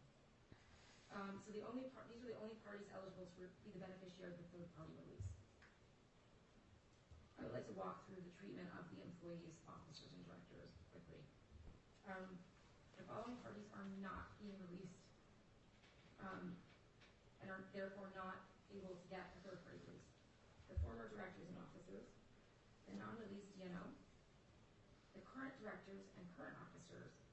However, the current directors and current officers will receive a limited preference release solely to the extent of ordinary wages and compensation.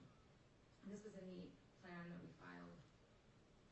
I think that was solicited.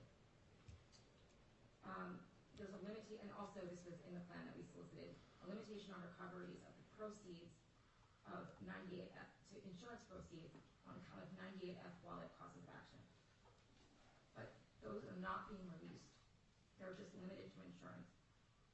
And direct claims held by third parties on account of 98F wallet causes of action, or any causes of action, are not enjoined, limited, or otherwise impaired under the plan, unless that party elects to be a releasing party.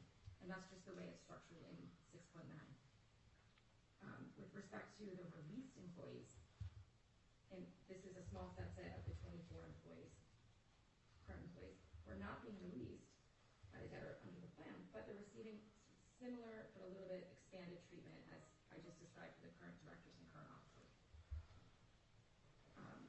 So they will receive a release by the debtor of the preference claims the debtor holds against them, a full release, not just ordinary compensation and wages, and a limitation on recoveries to all non-released DNO claims, as opposed to that subset of 98F wallet. The released employees were identified under seal in the second amended plan supplement at docket number 540, and this was shared and discussed at length with the creditors committee. In addition, with respect to the release of the preference claims, I want to note that this is a very limited release of a claim only held by the debtor. Preference claims are unique to the bankruptcy code, and they're not something where you have derivative standing to bring them. A successor in interest, the debtor may bring them, but a third party cannot come and bring these. And as laid out in the Weiss Declaration in our brief, we've evaluated these preference claims to see if they had any value, and determined that they had little to no value. And that, I believe, is one of the reasons why the committee supported these releases. With respect to the non-released DNO causes of action, we don't believe, based on our preliminary investigation, let me just say this, these 24 employees were handpicked by the special committee to remain at the company. They obviously would not have retained people who they thought were engaged in wrongdoing. So these are people that we do not believe have any liability on account of any non-released DNO claims. The plan now also contemplates the release of preference claims against certain customers. It was a key component to the committee's support for the plan. It's a preference amnesty program. It's designed to release those preference claims against customers that the debtors determined had no advance notice that the cease and desist order would be entered in June, and that whatever withdrawals they made were likely ordinary course and didn't want to sort of leave them in limbo. There's been a lot of concerns raised at the committee level about this uncertainty of the preference claims, not only having their crypto or fiat tied up in the accounts of the debtors, but also, this exposure on top of it. So, as a compromise under the plan to garner the committee's support, and this also has the support of the DIP lender, we agreed to this preference amnesty program. There are people carved out, and that was filed at docket number 540 as part of our second amended plan supplement. And these are people that we don't believe should be the beneficiaries of the preference amnesty program based on our investigation at the amount that they withdrew, the amount that remained after they withdrew it, and various other factors. And again, the committee did support that carving out, so that value is preserved for creditors. I'd like to address a few of the U.S. trustees' arguments. I don't know if Mr. Curio would like to go first. Either way. Okay. So the U.S. trustee in his objection raised concerns about the released employees not being held accountable for willful misconduct, actual fraud, and the like, that a released party would be held accountable for under Article 2, 10.4 under the debtor release. But I think, and I think he and I discussed it, he was not focused on the fact that Article 6.9b provides a more expansive carve-out for the released employees. It covers criminal conduct, willful misconduct, gross negligence, and actual fraud. Those are not protected. There's no release For the employees. Right, and they're not limited to the insurance. Those are carve-outs. The U.S. trustee also takes issue with the consideration provided to the released employees and characterized their actions as merely doing their job. They got compensated. So citing Genesis Health. And also argues that we have not met the master mortgage and zenith factors. As an initial matter, based on how these releases are structured, just a release by the debtor, not tied to a third-party release, I argue that the appropriate lens to view these through is the debtor's business judgment under 1123 B3A and not an application of master mortgage. That said, we did cover these in our brief. And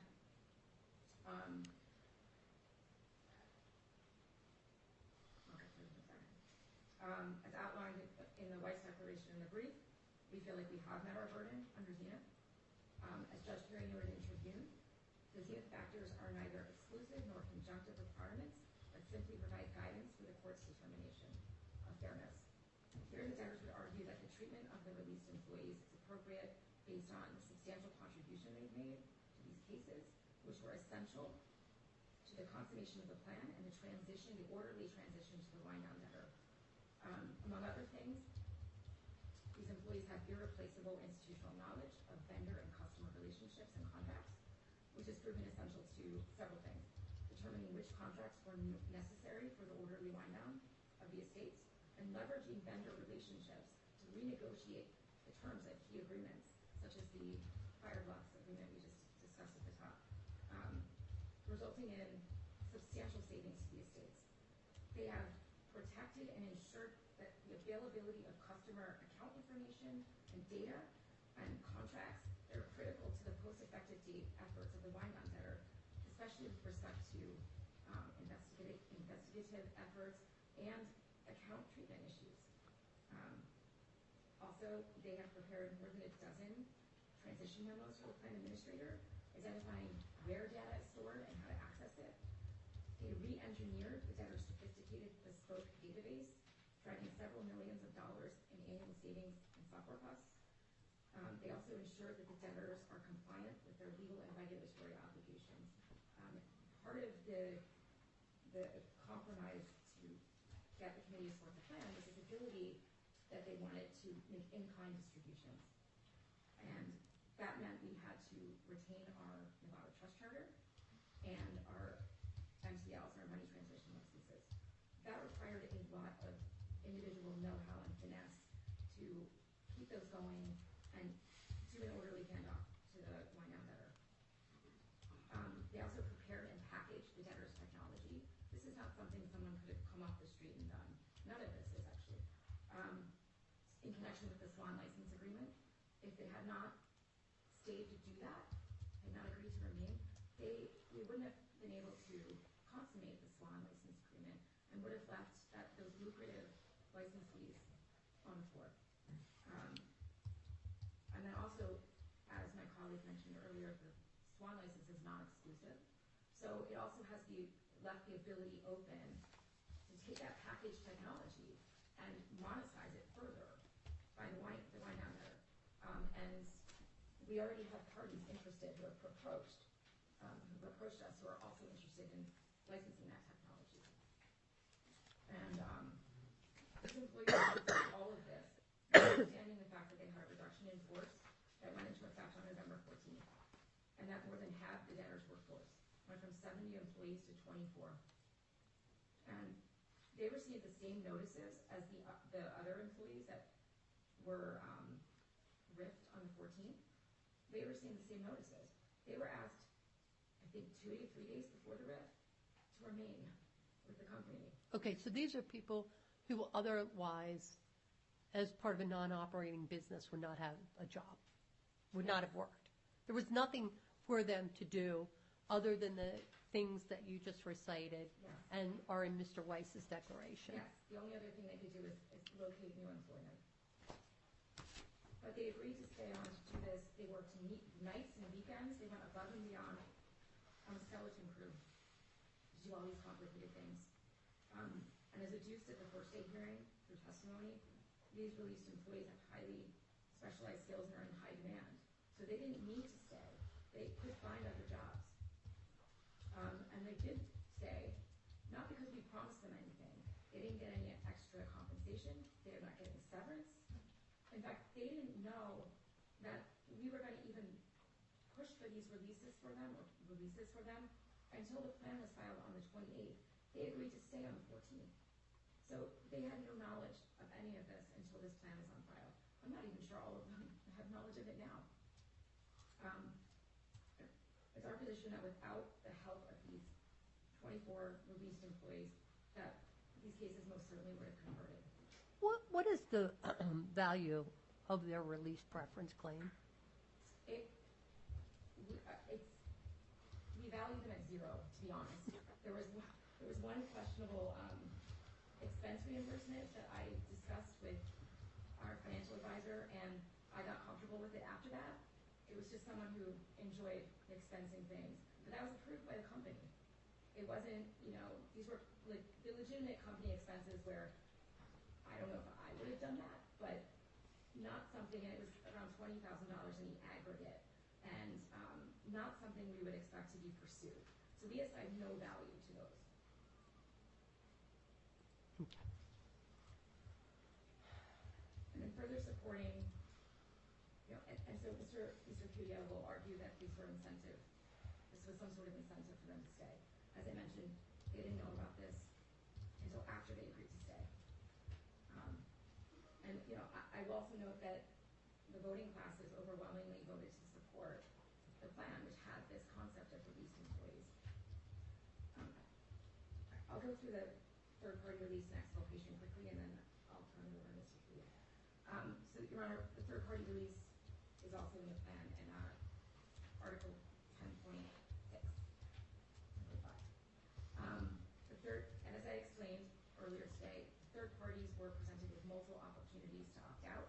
We went a little bit extra to give the opportunity to non-voting parties to opt out, which some of them did. And we carved out the undeliverable parties from the third-party release expressly. We know that it would have applied anyway, but we thought it was important to make that very clear in the plan, that these undeliverable parties we talked about, my colleague talked about earlier, would not be included.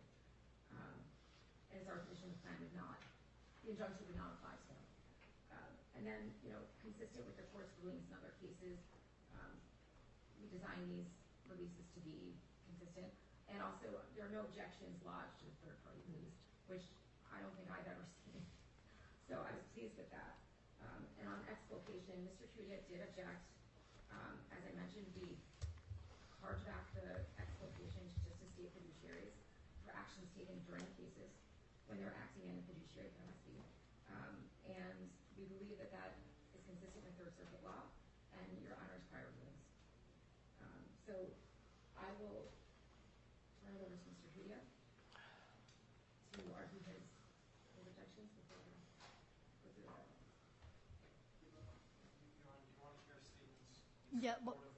Yeah, why don't, yeah. Is that, sorry, Mr. Cudia. I recognize you probably should have gone first. I offered. Being a gentleman. Yeah, we'll be very brief, so as not to still on my too often.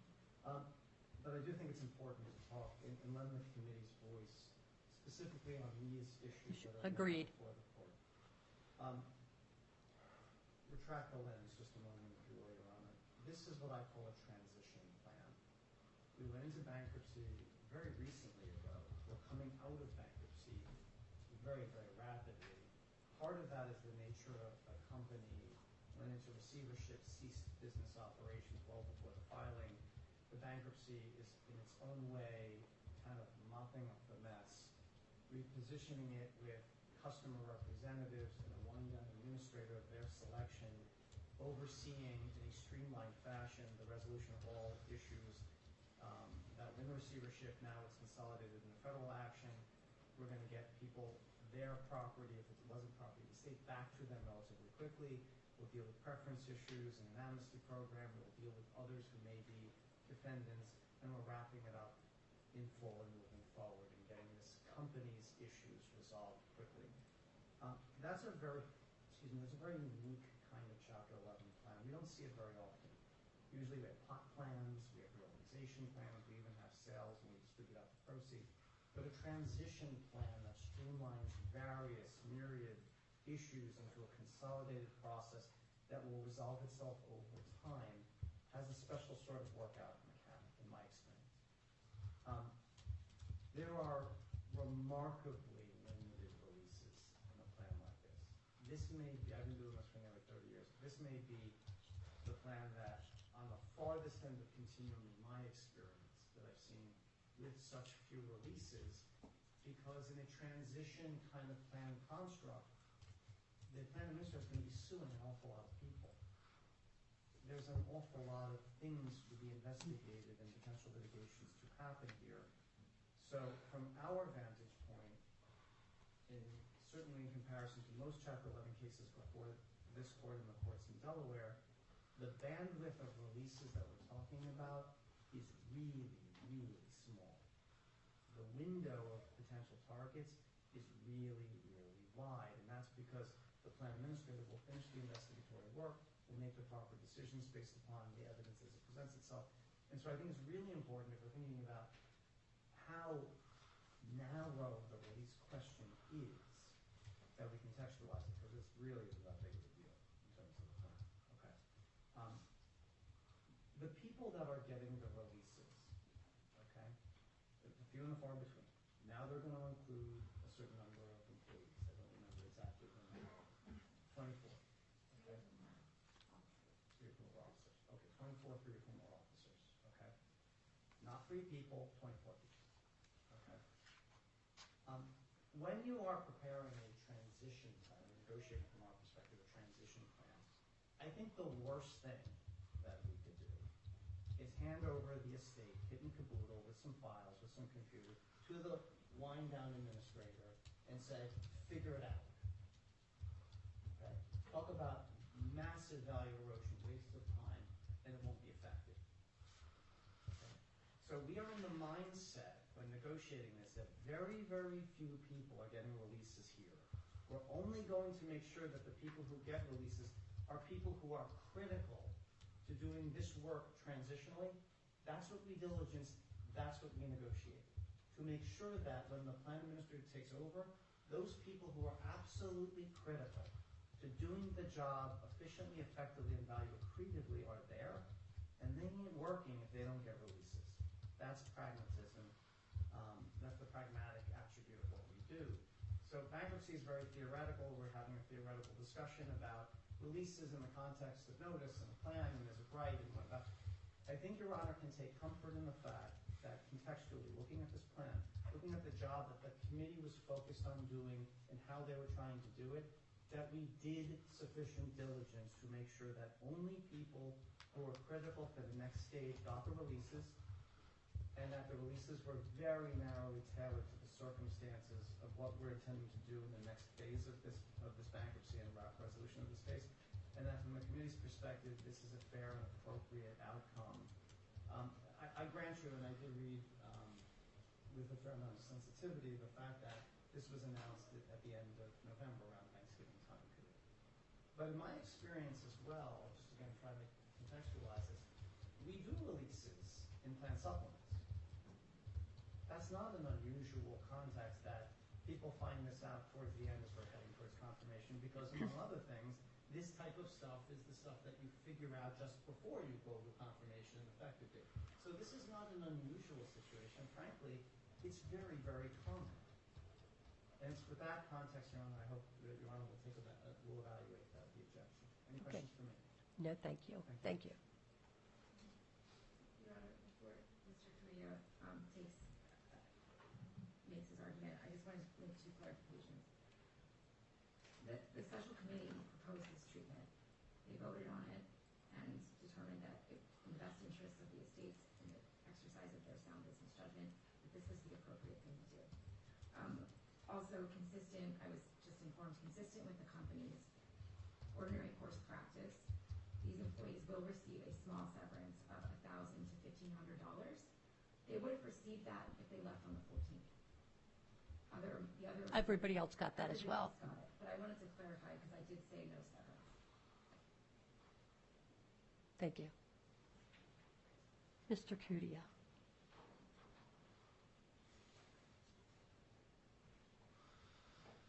Again, Your Honor, Joseph Cudia for the United States Trustee.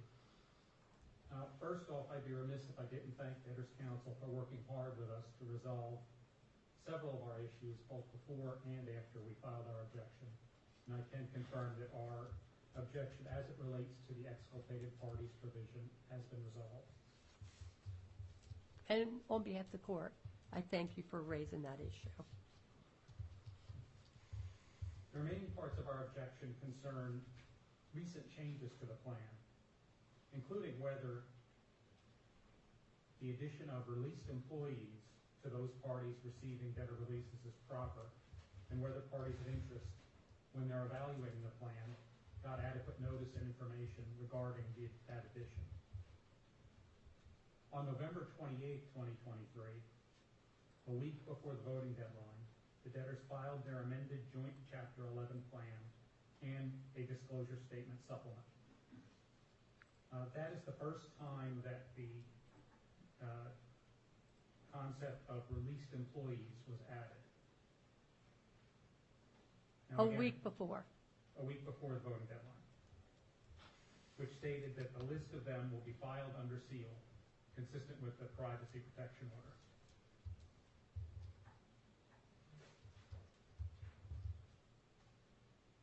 Article 2C of the disclosure statement supplement talked about the revised releases to be provided to, and I'm quoting, the small subset of employees and officers who agreed to remain employed or who have agreed to provide services as a contractor through the effective date of the plan following the departure of the majority of debtors' employees on November 14, 2023.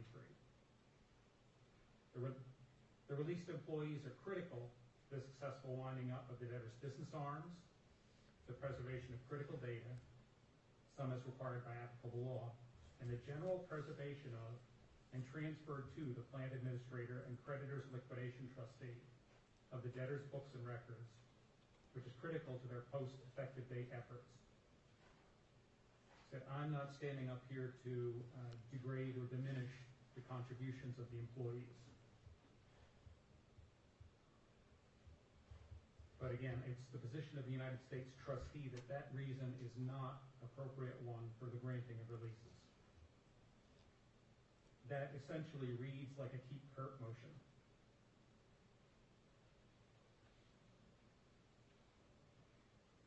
The released employees are being released from all preference exposure and personal financial responsibility for any non-released D&O claims, including the 98F causes of action.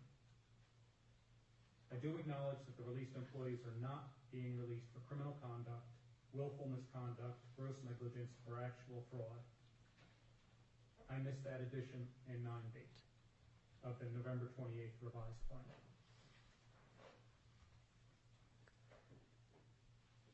The appropriate way to analyze the releases here by debtors of non-debtor entities is by looking at the Zenith master mortgage factors. Identity of interest between the debtor and non-debtor releasee, so that a suit against the non-debtor will deplete the estate's resources. Substantial contribution to the plan by non-debtor. Necessity of the release to the reorganization. Overwhelming acceptance of the plan and release by creditors. And payment of all or substantially all of the claims to creditors. I'll take them one at a time. Identity of interests. It is possible that some of the released employees may have indemnification agreements that could apply, perhaps to the 3 officers, but I am not aware of any evidence of the same. Substantial contribution to the plan. In the Genesis Health Venture case, the court looked at a proposed release of directors, officers, and employees, and rejecting those releases found that performance of their duties, even those engaged in the bankruptcy process, do not provide a substantial contribution, and that's in quotes, without the contribution of assets to the reorganization. To quote, as in Zenith, the officers and directors of the debtors no doubt made meaningful contribution to the reorganization by designing and implementing operational restructuring of the companies and negotiating the financial restructuring with parties in interest. However, the officers, directors, and employees have been otherwise compensated for their contributions, and the management functions they perform do not constitute contributions of assets to the reorganization. And I think that's key. I believe the defined term substantial contribution in the context of Genesis and Zenith refers to a financial contribution or some other type of contribution that makes the reorganization possible from a financial standpoint. Does it make a difference in this case based on what the debtor does? What's being contributed? It may be a distinction without a difference, but it is a distinction. They're not here on a, let's say, keep Kurt motion. Right, but what these employees contributed? I'm sorry, I missed the last word you said. Oh, what these employees contributed? The employees here contributed their labor. Right, but it's unique, is it not? This is not an industry where they could have gone out and found replacement people easily to do what these people did in terms of renegotiating these agreements, protecting account information, packaging license, working on the Nevada Trust Charter, that type of thing. Does it make a difference? Zenith doesn't talk about this, right? Correct. I believe it makes a difference in that they're not here for a keep Kurt motion, which is out on notice. This was added to the plan a week before parties were able to vote on it. And I think, and quite frankly, our office does not always oppose keep Kurt motions.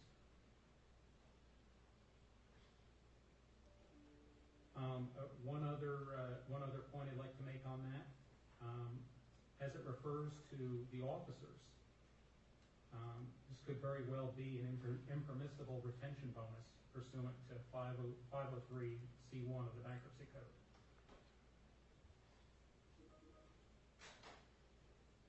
Necessity of the release. In Continental, the court looked at the necessity of the releases to the organization and found there was no necessity based on lack of financial contribution to the plan by the released parties in exchange for the release, and a lack of evidence of indemnity exposure to the debtors. This plan was accepted by a sufficient number and amount of impaired classes. However, as I'll discuss later, we contend the acceptance was based on inadequate information as to the economic consequences of the released employees provision. So, can I just ask, the U.S. Trustee's Office,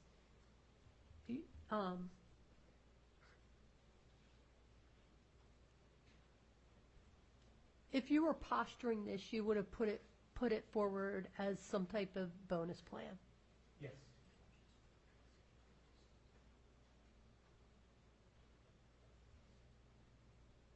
And can a bonus plan provide that your bonus is release of a preference claim? That's a good question. Again, the stated reasons by the debtor for giving these are they're staying on and doing their jobs. The U.S. trustee feels that that's appropriate in the context of some type of keep Kirk motion. Whether, again, I would have to ask for help on whether release of preferences would be an appropriate. It might be an unfair question, so yeah. you can. But again, if they had been better quantified, that'll be able to answer that question as well.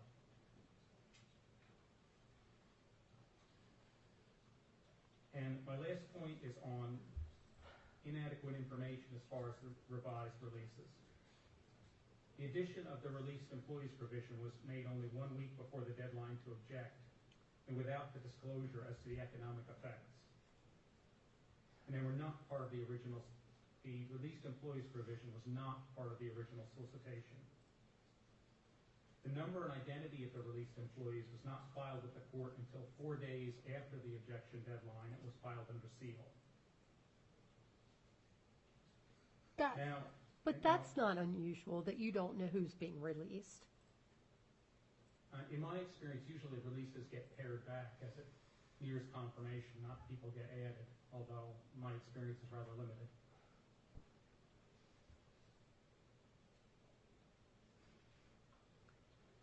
Now, in the declaration of Michael Weiss, which was, again, filed after the objection deadline, indicated that the releases are of little or no value to the debtor's estates, I believe is the quote. Parties evaluating whether to support the plan should be given this information and the backup behind it, and the opportunity to reconsider their support.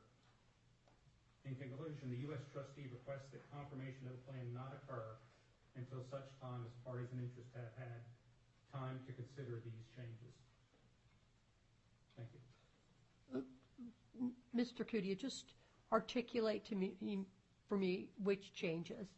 The release? The addition of the released employees. That's the only? Yes.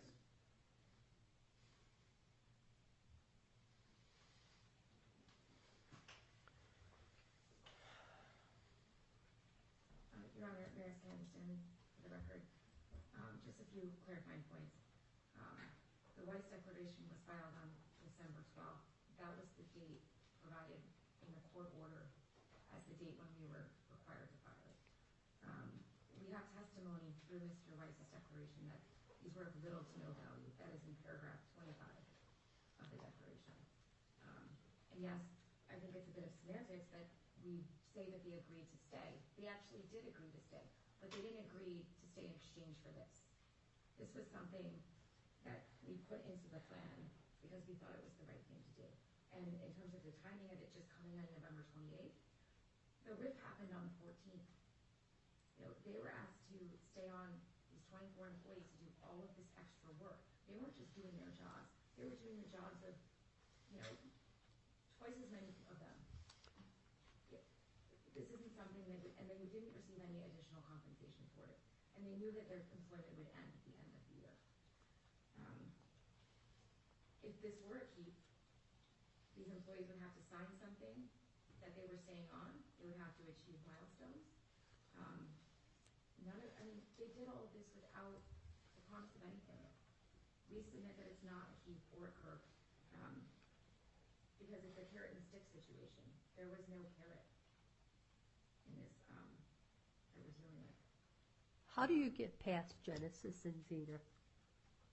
You know, Genesis focused on an ordinary reorganization where employees were just doing their jobs to help get to a successful reorganization. This is not the same situation. They're not merely doing their jobs. They're doing the jobs of many people, and for nothing. They weren't promised a single thing. I feel like I explained, or I laid out for the court, all of the contributions that they made to the success of this plan. The committee, Mr. Stark stood up and explained that without the assistance of these people, their agreement to stay on, even though they had a Warren Act termination as of November 14th, that this going into the orderly transition of determining all these key issues for creditors, for customers, the account treatment issues, continuing the investigations, all of that would have been thrown into turmoil. We would have had to convert the cases. What would have happened, excuse me, if the employees hadn't shuttered the debtor's API platform? Enormous costs would have been incurred. There would have been additional, the ability of parties to go on there and make requests, and they would be unanswered because there wasn't the staff to be there. And so this skeleton crew took apart, dismantled the API platform. How else would it have been done? Would it have been an outsourcing thing? It would have to be outsourced, and we'd be starting from a deficit, to say the very least. These are the architects of this platform, are the ones who dismantled it.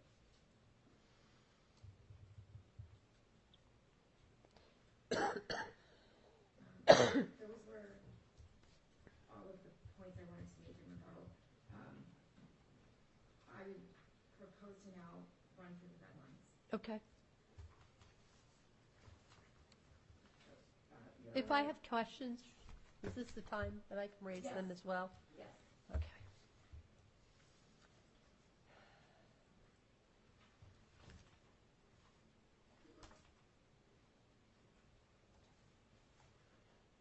I'm sorry, Your Honor. Questions for? With respect to the plan? Are you going through plan edits? Yes. Okay, yeah.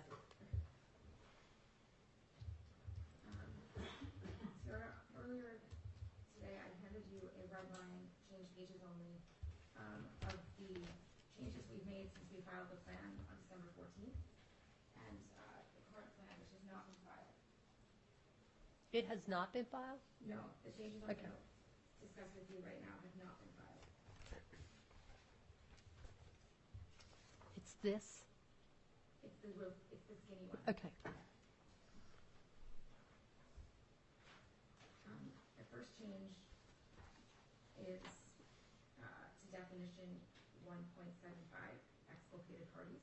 And Mr. Cudi is okay with this definition? Yes, I believe he said it was resolved his consent. Yes, and then, yes, Your Honor, it did resolve our consent. Yes, okay. And looking at your past precedent, we added additional language that provided to the extent they are not acting, to the extent they are acting as state fiduciaries at the time between the petition date and the effective date. We added that in a few places. Okay. Limited as to scope. Thank you. In the definition of released parties, 1.149, we removed the reorganized debtors. They don't exist, so it makes sense. And on the next page, on page 625 of the PDF, this is the account treatment procedures. At the request of SCM, we extended these response deadlines that customers would have to the various notices. So the notice of intent to distribute went from 10 to 14 days, and the timeline for them to file an estate property determination objection was extended from 14 days to 21 days. Those were the recent changes to the plan. I'm happy to answer any other plan comments, or I could run through the changes to the confirmation order. Okay, well, first of all, let me ask, are there any other objections to confirmation that have not been raised? Because now is your opportunity. Okay, I hear none, so I am going to close the record on it with one exception. With the respect to the testimony that we heard earlier, or excuse me, I don't want to, the comments we heard earlier this afternoon from Ms. Chang, I believe, with respect to her claim. Yes. I'm going to ask, did she receive anything for appearing today at the hearing? And clarify. Compensation? Yes. No, Or but we're happy to compensate her. no. I'm not. No, I'm saying she was. You did not provide her anything for commenting today. Okay. I'm assuming you're joking. Okay. It's been a very long day, and I appreciate everybody's patience. Compensate her for being on Zoom? Pardon? How would you, Your Honor, like to proceed? Would you like to provide comments to the plan, or Well, should we go through the confirmation order? first of all, why don't I give you a ruling? And then let's talk about some modifications. So just for the record, prior to the confirmation hearing, I did review the disclosure statement, the third amended plan, the plan supplements, related documents, as well as the objections to confirmation, some of which have been resolved or withdrawn prior to this hearing. I also reviewed the debtor's memorandum of law in support of approval of the disclosure statement and confirmation of plan at docket 557. And while that memorandum isn't evidence, it is part of the record before the court, and the memorandum lays out with specificity how the debtor's statutory burdens and requirements. I weighed the arguments of counsel and the evidence presented, including the Weiss Declaration in support of confirmation at docket 558, the Murphy Declaration at docket 559 regarding the best interest test, and the Karpak voting declaration at docket 624. With respect to the disclosure statement, I'm satisfied the debtors have carried their burden under Section 1125 of the Bankruptcy Code. All objections to the disclosure statement were resolved or overruled. The disclosure statement as amended describes, among other things, the background of the debtors, events leading to Chapter 11 filing, the events in this case, the debtor's election to pursue the liquidation transaction under the plan, and various provisions including classification, treatment of claims, mean for implementing the plan, as well as the releases, injunction, and exculpation. So I find that the disclosure statement does contain information adequate to permit a hypothetical stakeholder to make an informed decision to vote for or against the plan. So the disclosure statement is approved on a final basis. With respect to the plan, the debtors have also met their burden, and all of the applicable subsections of 1129 of the Bankruptcy Code are satisfied to confirm the third amended plan. I am not going to address each standard. I just will note that no one has challenged good faith, no one's challenged classification. Based on the Murphy Declaration and the liquidation analysis, the plan satisfies the best interest test of Section 1129A7. And based on the evidence adduced here today at the hearing, specifically Ms. Chang's representation that her vote in Class 3B to reject the plan is in U.S. dollars, the court finds that the vote is adjusted. As a consequence, the second supplemental voting declaration reflects that all voting class have voted to accept the plan. With respect to objections to the plan, the U.S. trustee objects to the plan's proposed released employees for any preference exposure. A debtor may release claims under 1123B3A if the release is a valid exercise of the debtor's business judgment, is fair, reasonable, and in the best interests of the estates. The Weiss Declaration establishes that the debtor releases are limited in scope, the product of arm's length negotiations, and reflect the substantial contribution made by the released parties and released employees. His uncontroverted declaration identifies these employees' contributions, which counsel reiterated in detail today. And he believes absent these releases, the plan may not have garnered the necessary support, and I think that's supported today by comments of the committee's counsel. No contrary evidence has been presented, so I'm going to overrule the United States trustee's objection. So I think that's it, except I have some comments on the plan and maybe a few on the form of order. I'm going to start with the plan, and I'll try to go through these expediently. I must admit that as you amend things, then my comments kind of shrink, so I'll try to truncate. So one of the comments that I had when we started today and was that how this toggle plan had ultimately resulted in a liquidation transaction.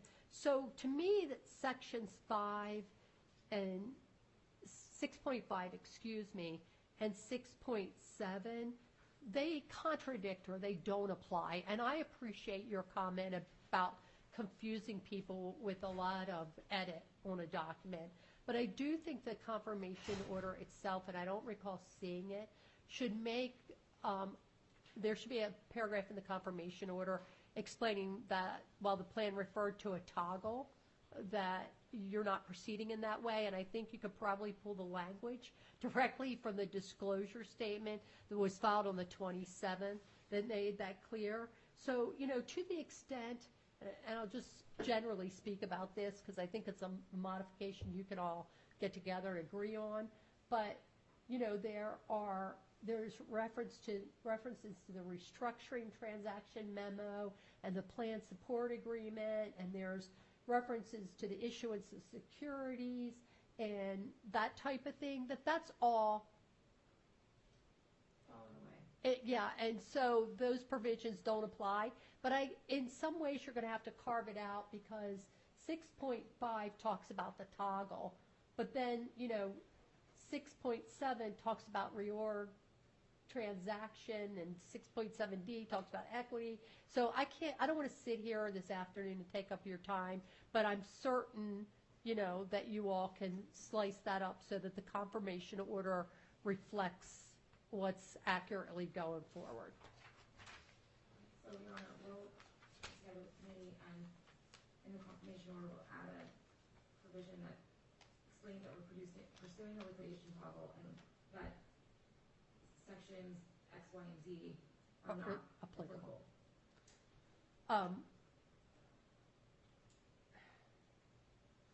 Okay, so in section 6.10,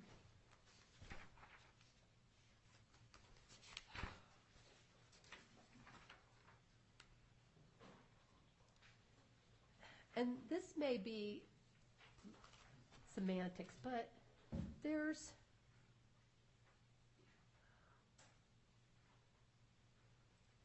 a reference, and I'm not sure where it is off the top of my head. It says there's a reference to crypto being transferred.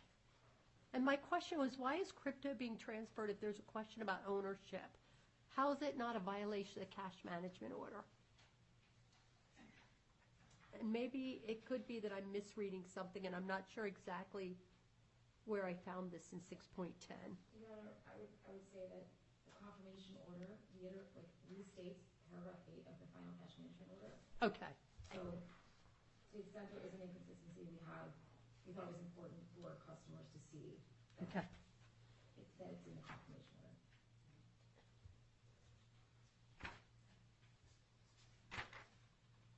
In 6.I,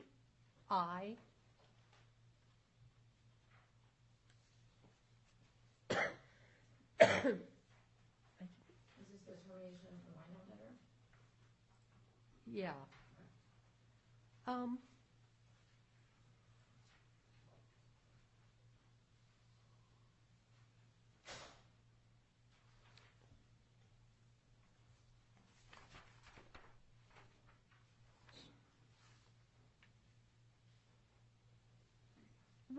what happens if there's a termination? What happens to all the accounts? Well, I mean, that's a doomsday scenario. right, well, it's a final liquidation, administrative, and distribution of the wind down debtor assets. That would include determining what the, There's no way it could happen without? yes. Okay. I can't decide to terminate and leave all of that behind. Okay. So 610J deals with the liability of the plan administrator and indemnification, and 610K deals with no liability of the wind down debtor. And I will not prospectively grant indemnification, and so I would propose that, and so what I say to people, and I think most of the judges on this bench do this now, it's part of your case closing motion. So rather than take it out, maybe put in here and consult with Mr. Kudia, subject to entry of a final order of the court, but it previews it for parties. This is what you're going to be asking for. But, and then, so for both of those, it would be subject to entry of a final order of the court. For the closing of the cases and indemnification. For the liability of the plan administrator indemnification, it's subsection J, and K for the wind down debtor.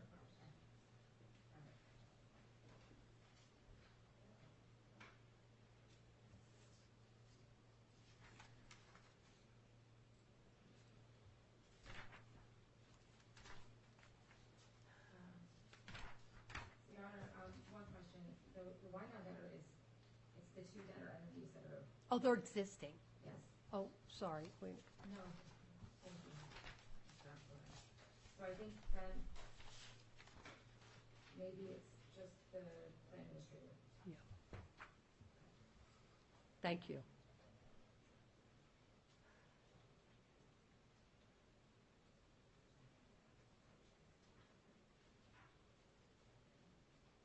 Seven point one deals with distributions. And it talks about undeliverable distributions.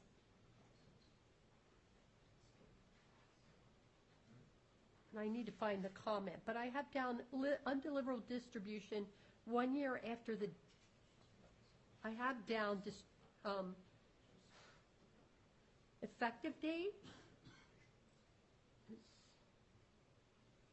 Is that accurate? I can't find it. I'm sorry.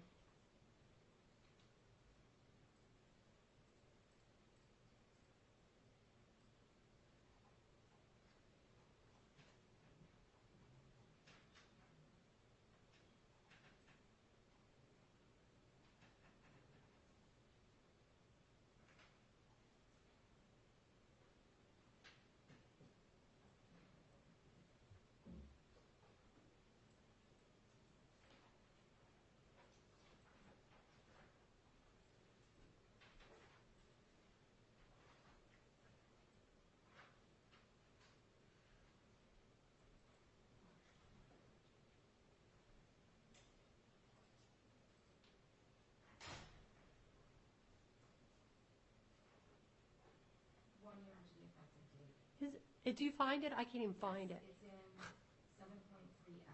Oh, 3. Okay, so my question is, should that be after the effective date or distribution date? It should be distribution date. Okay. We're happy to clarify that. Okay. Your Honor, it's Tristan Axelrod for the committee. Could we go back for just a moment to the indemnity paragraph? I just wanted to clarify on the record, so no misunderstanding, and maybe I did misunderstand something, but the wind down debtor is these two corporate entities that do continue. Right. And, they're permitted under Delaware law to indemnify their operating directors. The plan administrator is the sole officer and director. So we didn't see any issue with providing for indemnification of that individual through the plan. Oh, you do have separate authority for it, is what you're saying. You don't need the bankruptcy court authority for it. as long as the plan doesn't forbid any kind of indemnification, I'm sure we can be on board. Maybe you should clarify that I'm not trying to limit any right you have, otherwise have. Okay. So, but this court doesn't prospectively indemnify. So maybe you all should collectively tweak that language. We will. Thank you, Your Honor. The concern is only a conflict between the order and the corporate documents sued. Right. It cannot be a conflict. Exactly. That's exactly what you want to do, Mr. Stark. Exactly. I did appreciate that the corporate, that you had the agreement, and that makes perfect sense to me, and just to avoid any conflict. Yeah.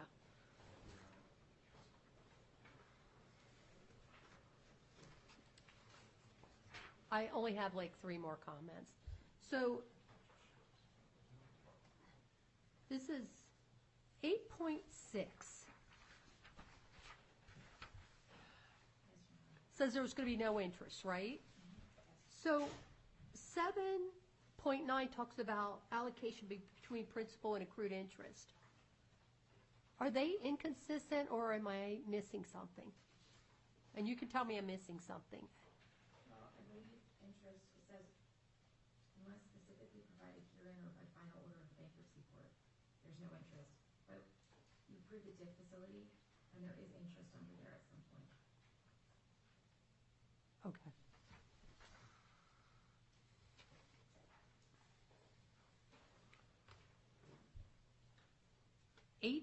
.8, disallowance of claims.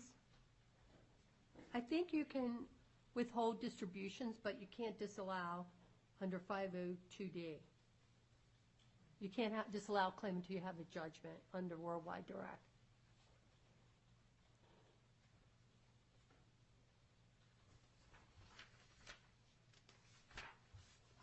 We'll have to have an order.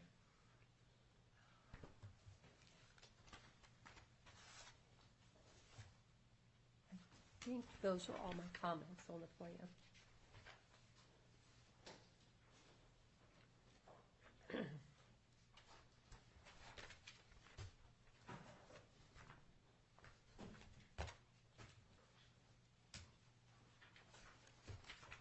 Did your comments in order? Were those it? I have to find my order.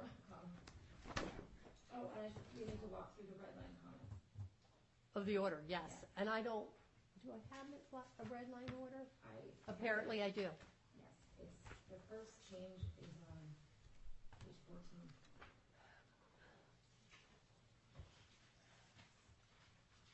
14. Bear with me, because I'm going to go through mine simultaneously. Oh, do you want to, okay. So I'm going to turn page 2 of them at the same time. If you have something before page 14, you know.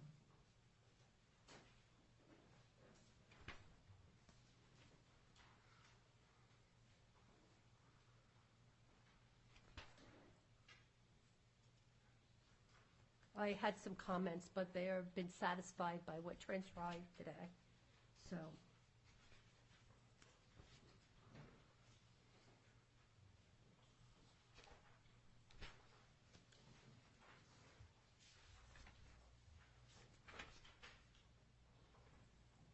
Okay. I'm on 14. Consistent with what I understand, Your Honor's preference is we remove 3C, the empty class, from the voting paragraphs. Okay. I had it underlined, so. So, and we did it in, I guess this is An AA. Y and AA. Yep. I see it. Thank you. And CC, we added, I believe this change was from Mr. Tria, the U.S. trustee. Okay. My next change is not till page 19.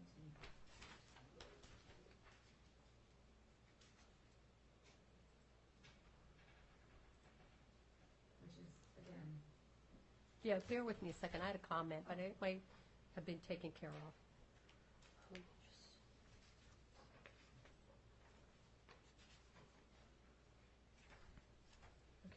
I'm sorry, what was your next one? Oh, it's, paragraph 6, and this was again to just clarify that 3C is not a tabulated class, that it's a vacant class, it was eliminated for voting purposes. Okay. Closing the loop.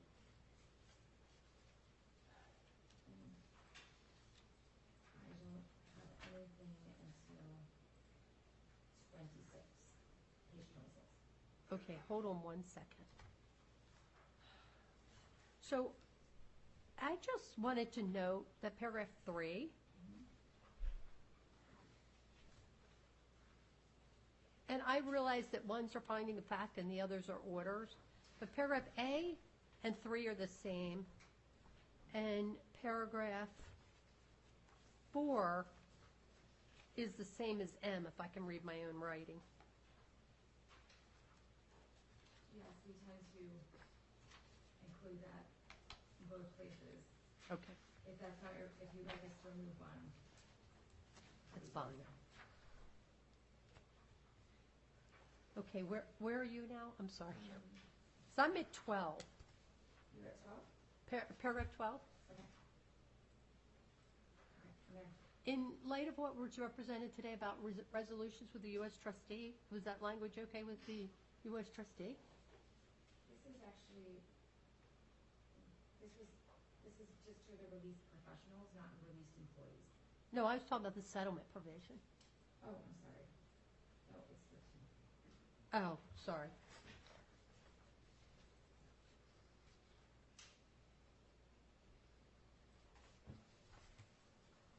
Yes, Your Honor, we typically object to when there's a provision in the plan or the confirmation order that has plans as a settlement overall. To the extent there are any 9019 settlements that are contained within it, we're Okay. fine with the paragraph. It may be Okay. extraneous. All right. Thank you.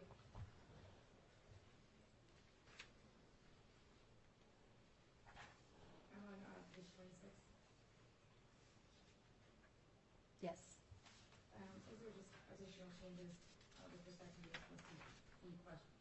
provisions that Mr. Cuddy, I wanted to just clarify, which we were happy to do. And then I don't have anything until page 31.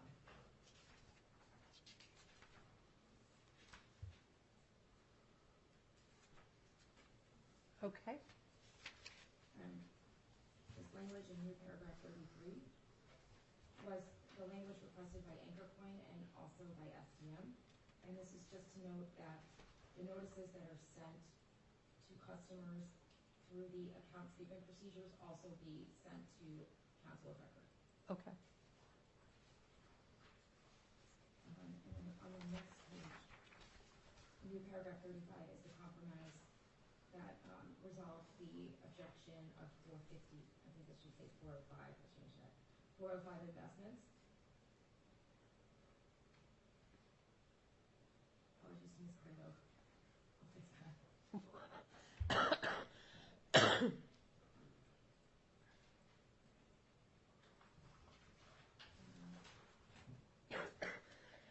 And the only other change is to the notice of effective date, which is attached to the order.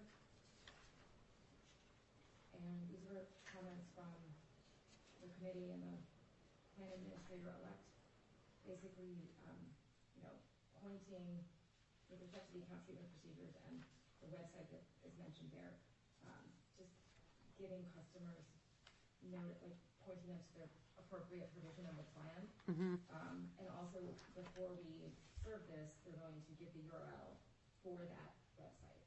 So it's out, to everybody with the effective date notice. Okay, so post-effective date, there'll be a website?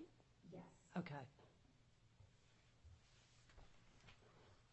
And those are all the changes I had. Okay, let me ask, does anybody wish to be heard with respect to the form of the confirmation order? Okay, I'll enter the confirmation order when it's filed under certification with the modifications we addressed, the clean and a black line, and a representation that the parties who participated here today have signed off on it, including Mr. Cuddy. Of course. Always. And let me just say to the parties, it is really important that you all work well together, and it is apparent to the court here that the parties have spent a lot of time working together to get to this point today. So it's not lost on me how much effort this has taken. Thank you, Your Honor. So is there anything else for today? No. Okay, well, we're going to conclude this, but I'd ask the debtors to stay a second. I don't know what was done with what we were supposed to do at 4 o'clock.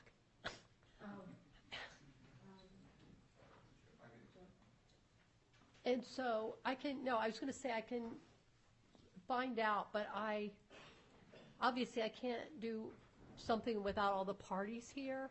But I may have to, I suspect you guys are done for the day. I certainly am. So, Your Honor, I think we were just going to reach out to them to see if we could essentially come up with a schedule. would you do that? And if you guys want, we'll just get on Zoom. But because we're getting into holidays,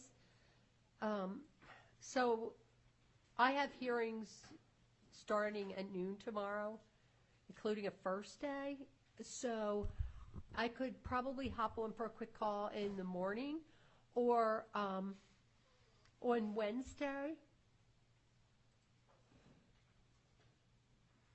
I could get on at 10. Or, I'm sorry, am I messed up? Tomorrow's Wednesday. Oh, okay, tomorrow is Wednesday. My only question for Your Honor, did you want to have the status conference because you thought you were needed to help us with scheduling? I don't have that much ego. I'm not that needed. Because I think we can try to just work it out with Trust Token in terms of scheduling, but if you want to have the conference, that's fine. Up to you. Well, you know what? I don't know if the parties want to be heard, because I know that you filed pleadings and then I just entered an order. So maybe you could talk about scheduling. Maybe we could then schedule a status conference, or we could get on to talk about it. But a meet and confer preliminarily would be very helpful. We can do that. And then, so Thursday, I could do 10 a.m. and